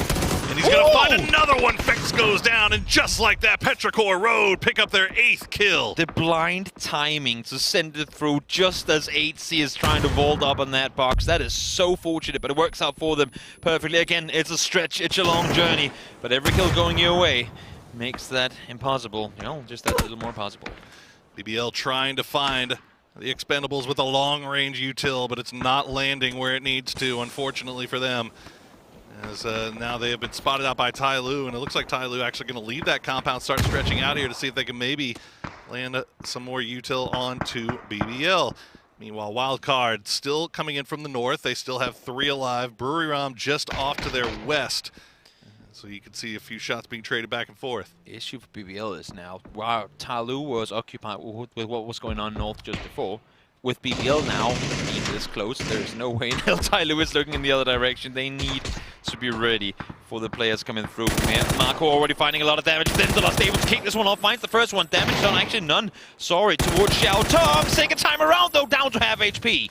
Nice little spray there. Xiao Tong will get taken down by Thenderloss. Nicely done by him on the push. And now the rest of BBL crashing on. Quepa going to get spotted out by Sia though. And Sia, can he get 2? Ooh, gets him down to half HP. Doesn't get the knock, and now shots coming in from behind as Canaxi has left the rest of his squad to keep an eye on this. Little do BBL know, but they're currently being saved by 17 Gaming. Expendables are trying to set up a perfect ambush, but right as they start running, 17 Gaming deny them that entry point.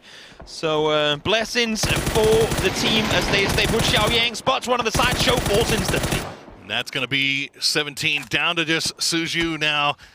Show was trying to make a push, see if he can maybe get another point off of this, but 17, they're okay, obviously, happy in 3rd place. We'll see what Soju does from here on. BBL still 4 strong.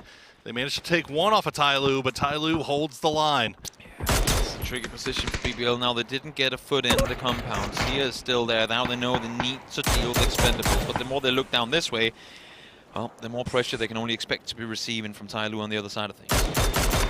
Expendables trying to do the most with what they've got left, as Levi's will get knocked low, go down to the zone, and Thenderloss will finish it. So the Expendables run is ended.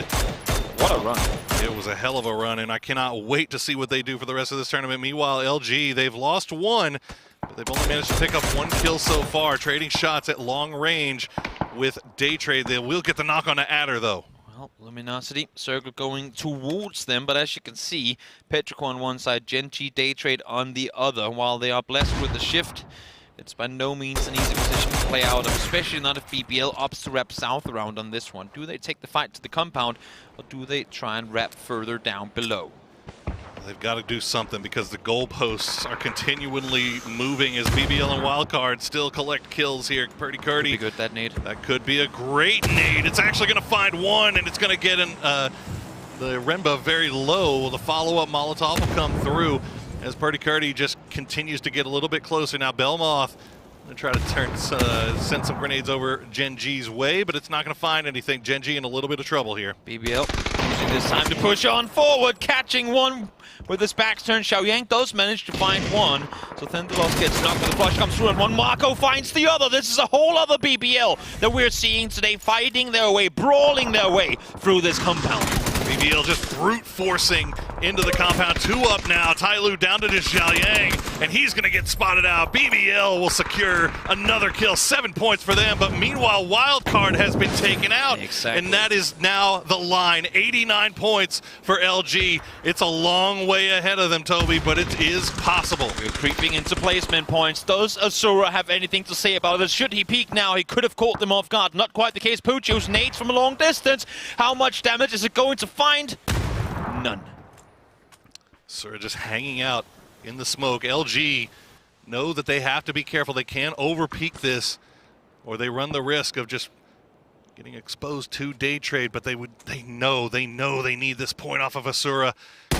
Desperately want to get him But Asura has that hard cover. He's got that shack. He's got that shed. And LG, I think, might pull off at this point. Luminosity right now desperately needs Burram to start taking the fight to DAY3. Like, they need somebody to fend them off. They know they can't wrap south because Petrichor is containing them. They know they can't go north because it's a perfect angle for DAY3 to hold down below. They need one of these two teams to start getting attacked. Or if not, well, Halo, this is your chance to get that one headshot in that's going to allow you to make the push on through. A little bit of help does come through as Asura goes down. But again, similar position. They are being hard contained from both sides here. And it's a point out of their pocket. True. They definitely could have used here. Penta working the Car 98. As the 4X in hand. LG still 3 strong. It's not an ideal position by any means, but they still have a shot here. 18 alive, 6 teams remaining. Burram as well, 10-kill game for them. Look at Petrichor. Yep. We said that Burram wasn't quite the Apex team we thought they were going to be out of this one, but 10 kills, 0 casualties so far. We saw it during the last PGC event. They know how to play this game. We just haven't seen them deliver up until this point. A lot of action on this north side. And the biggest problem for Luminosity is Petrichor, isn't it? I mean, Petrichor 10 kills now. They don't have to move. Then they don't really have to. I mean, well, they have to move a little bit farther to the north, but they hold on to that same terrain that they currently have. BBL, meanwhile, starting to stretch off to the north. They're coming up behind Buriram. See if they can maybe clear them out. Need the knock here. BBL, though, perfect position. They see BBL and they see Burram over on the other side. Issue a smash. While you have all the opponents right ahead of you, we can't find anything. Big performance so far from Buriram and from BBL here in this final game of Group B. 10 kills versus those 7 kills. BBL securing their spot in the top 8 in this final game. Buriram trying to build something going forward. Noadra rejoining his team over on the other side. Penta finds one. Damage done. Space given at least for a couple of seconds for them to maneuver further through. Now DAY3 forced to look the other way as Burram starts taking casualties. This is the space that Luminosity needed in order to push further forward. Buriram, I mean, the BBL just forced Buriram's hand. They had to push face first into DAY3. And now Belmoth will find Purdy Curdy. They should be able to get that res. DAY3, I believe, it gets finished off here. Yep, Belmont, the last one up. Buriram somehow, some way, still have 2 alive, 3 alive, making their way across the road. But BBL is just dominating on that north side, Toby. Sure are. They're forcing them into the other team. Marco on his 5th kill already. Buriram being slaughtered by the 2nd. They fall in 5th, but a great game for them to finish off the group stage. BBL continuing to skyrocket their way up the leaderboard, now finding themselves in 4th. 11 kills and no casualties thus far. LG find themselves in the top 4. Purdy Curdy is knocked. Suju will find Thunderlost as the solo snake from 17 will strike. 8 points. Luminosity. 8 points. But casualties are coming through. Alo, sitting solo player left alive. Now spotted as well, down to just 1 HP, and there you have it. No! The dreams of winner's bracket for Luminosity shattered by BBL and Petrichor. You hate to see it for LG, but they put forth one hell of an effort here in the final day. Let's see what they can produce in that loser's bracket here. Ming gonna pull up on the smash, and he's gonna find 2. Ming collecting points for Toby's fantasy squad. What a hell of a spray coming through. Finds the first. Fortunate that Code Margo is caught midair, but able to get the headshot through on that one too. Can Petrichor Road catch wildcard? I'm not going to do the math. I'm not either. I'm not going to do the math. I'm not either, but you know what? 13 kills. They have a shot at a victory here. If they can get this res onto long, Suju's still alive. It's just 2 solo snakes left here as Petrichor Road might be able to pull it off. I think it's 7 points at most. Maybe. I'm doing the math now, you know what? Even though I shouldn't. I will leave it up to the analyst desk, but I'm going to produce I'm excited. I'm hyped up. I'm thinking Petrichor Road might be able to pull this off. Let's see what they can do. 13 kills, 1-8. Insane performance here in the final game for Petro. No doubt about it. Again, I mean, if you're gonna do it, even if you won't, you might as well go out doing absolutely everything you can, and they sure as hell have delivered. They have made us realize that Petrichor ain't the sleeper that we've seen them be in the bottom of the leaderboard up until this point. a lot of teams really coming together here in the final game. Well, they absolutely need both of these kills here at the end if they're going to have any shot. Quetpa, nice spray coming through, but doesn't get the knock. Ixlef will return the favor with a nicely placed grenade. Falls just off to the side, unfortunately, but Ming, you can see they are just crashing onto this. They know they want this kill, and Quetpa, I don't know if he just blinded himself, but he's going to find one and immediately gets traded back. But saw him. Be fine, but there you go. Yeah, Long has his eyes on. He will find Suju. Ooh, nice headshot to come through. It is a 1v2. Far from impossible. Nades available for Suju here as well. Again, a story to be told about Suju. Wasn't meant to play this. He's seeding in for probably arguably the biggest shoes to fill on the Asian side of things here. If not for Ixlef, then for sure Xiao Bei. And he is doing a hell of a job at impressing the 17 gaming fans. Long, nice off angle. Nade is short, but they know exactly where they have him. And they are collapsing right on top of him here. Long has the grenade in hand, will send the spray in, and Ixlef will be the one that does it. And that might be enough. We'll have to see. I'm not going to be the one to call it, but what a performance here from Petrichor Road in the final game of Group B. What a performance indeed. Regardless of whether or not they make winner's bracket, they can be satisfied with finally having turned that ship around. They know what's needed. They know what they have to do, even if loser's bracket is where they're headed. And even coming into that, they are a team, off of what we've seen today, Poro, that I could only imagine are going to come up victorious there. I mean, we've been waiting for that team to show up for a while now. Things got it started a little bit slow because they started off with AZ instead, benching Mill, thinking that they were going to be hot dropped, and the hot drop never came, so they come back. And unfortunately for Mill, he just gets thrust into the middle of things on day number 2, and it took a little bit of time for them to kind of get things back together, but they find it here in day number 3. Well, that is going to do it for us today, Toby. I've been Porosaurus. Let's throw it over to the analyst desk to see what they have to say about this final game.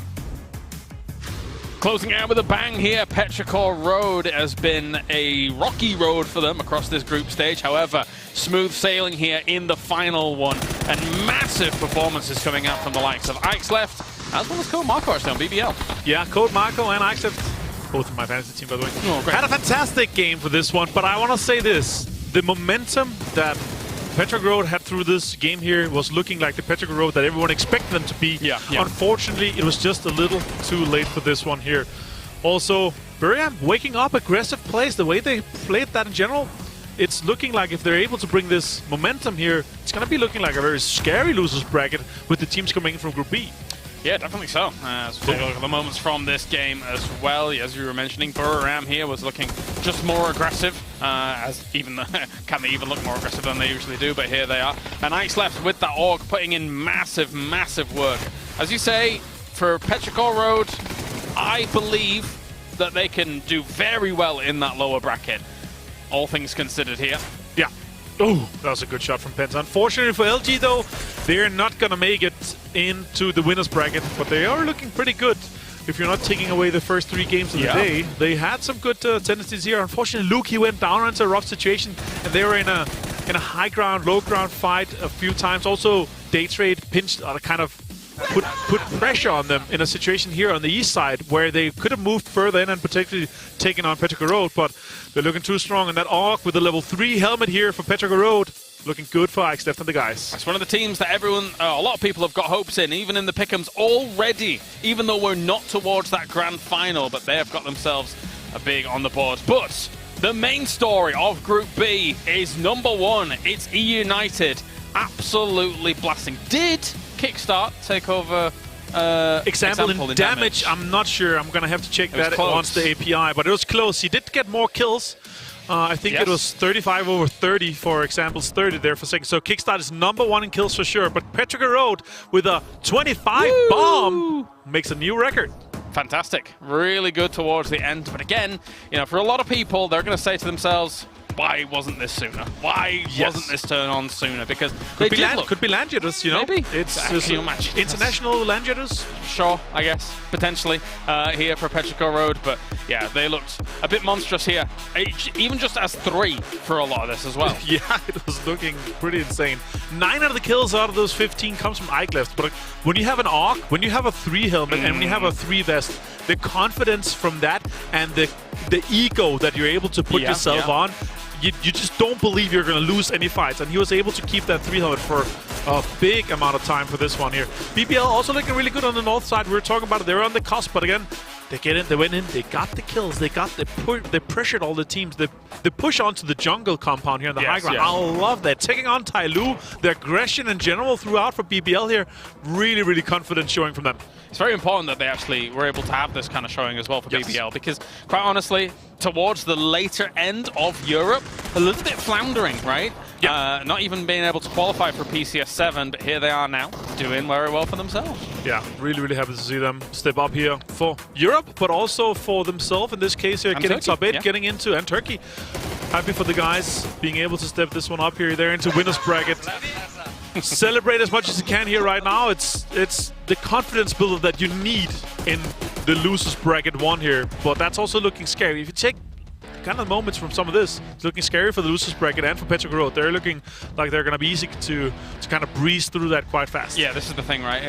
It's the World Championship, and even though the winners bracket is looking stacked, there is a reason the teams are here for the World Championship, even if they are falling down into the lower. So it is by no means easy.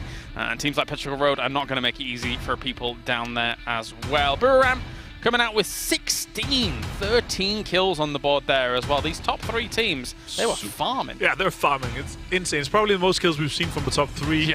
With 43 from the top 4 before, but this one here popping off with a total of... What? How much was that even? That was what, 15, 12, 6, 13? Yeah, that was... How much was that total? I mean, was it 30? No. 40. What? No. 15, 13, 12. Yes. 40. That's... Okay, yeah, you're right. I'm not feeling well today. No, it's fine. 43 from 4 teams, 40 from 3 teams. Days. Insane. No, 1100, 1K club from Ike's left. A new record, 9 kills with that. Obviously Ming tying Ming in this case here, but Ming didn't have 1K club. So now the best game from a single individual here from Ike's left. A lot of trust was in him, both for the pick'ems and for the fantasy team. Here is where our divide is. Wow. Congratulations to Wildcard as well as Question Mark, DAY3, Take Me Away, BBL, Tyloo, 17 and EU United. There has been quite some shifts going on in this top 8 though throughout the day. It's all kind of got topsy-turvy. We saw some of those teams down towards the bottom of the top 8 being very high, but it's been a bit wild today. Yeah, Luminosity and Expendables have both been in the top 8 multiple times around, but unfortunate for them, a rough day. 11 points total today for Luminosity Gaming in 5 games. That is just so unfortunate. Total kills in total is Tyloo.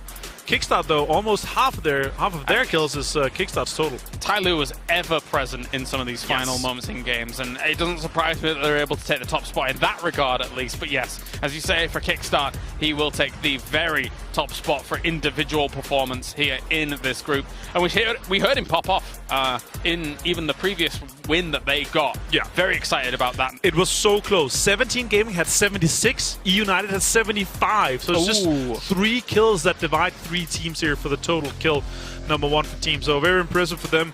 But in the very, very top, United, 138 points, the best team in the group stage so far. Also impressive with Xiaobei not being here for 17 Gaming as they're able to take the top spot. Okay, this is the winners bracket. It's so stacked. It is very stacked. Oh my god. It's kind of crazy. This is going to be hard to get top 8 from. 138 points, though 9 more than Na'Vi. As I was saying, E United here to be able to have the best performance, but it's looking very stacked. This is going to be a very, very hard group to get out top 8 from. You know the brilliant thing as well? So much cross-regional representation. Yes. There is nobody has missed, basically. It has beautiful. And the great thing about that is, it's truly what we've said in the past couple of days, we feel like any region can take this World Championship. For sure. It's definitely the most competitive when you look at all the regions across. And definitely any team in that could end up being our winner. And 8 of those teams are going to be going to our grand final. And we're going to be starting tomorrow already. All right, well, thank you very much, ladies and gentlemen, for tuning in around the world once again. That is the group stages concluded. And in fact, tomorrow, there is no rest for the wicked. Tomorrow, we will have that winners group begin. So tune in tomorrow, same time, same place, for more PGC action.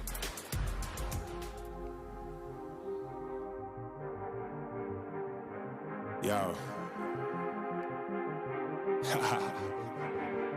I don't think they're ready for it. On the loose, on the loose, on the loose, on the loose. With the beast, on the loose, say the truth, on the loose. Off the chain, it's all the gauge. Yeah, getting dry, shot me out the cage. It's getting wild out here. One by one, we watch them all falling. It's getting wild out here.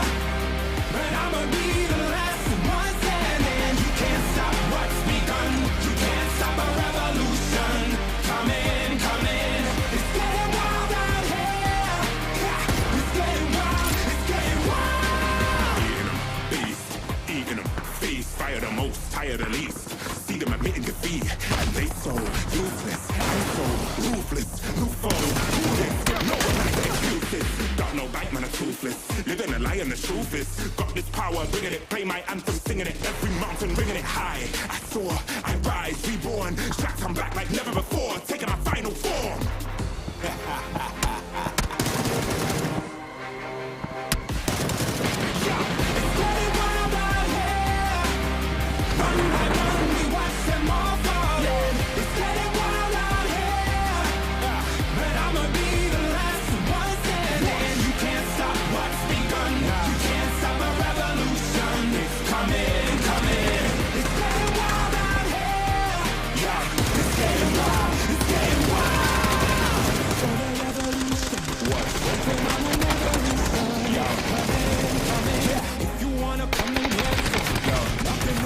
Overcome, run in, you're every rise with the sun. We wanna rise and become stunning, stunning.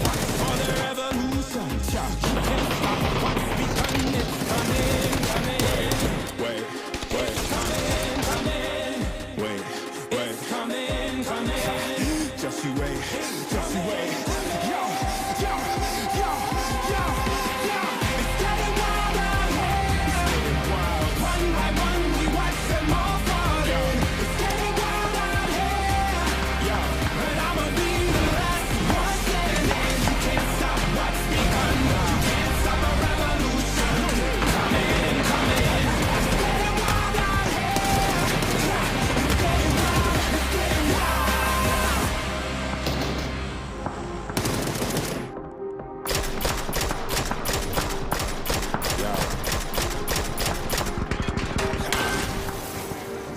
I don't think they're ready for it.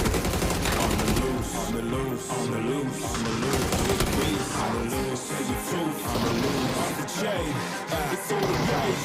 Yeah, getting dry, shot me out the cage.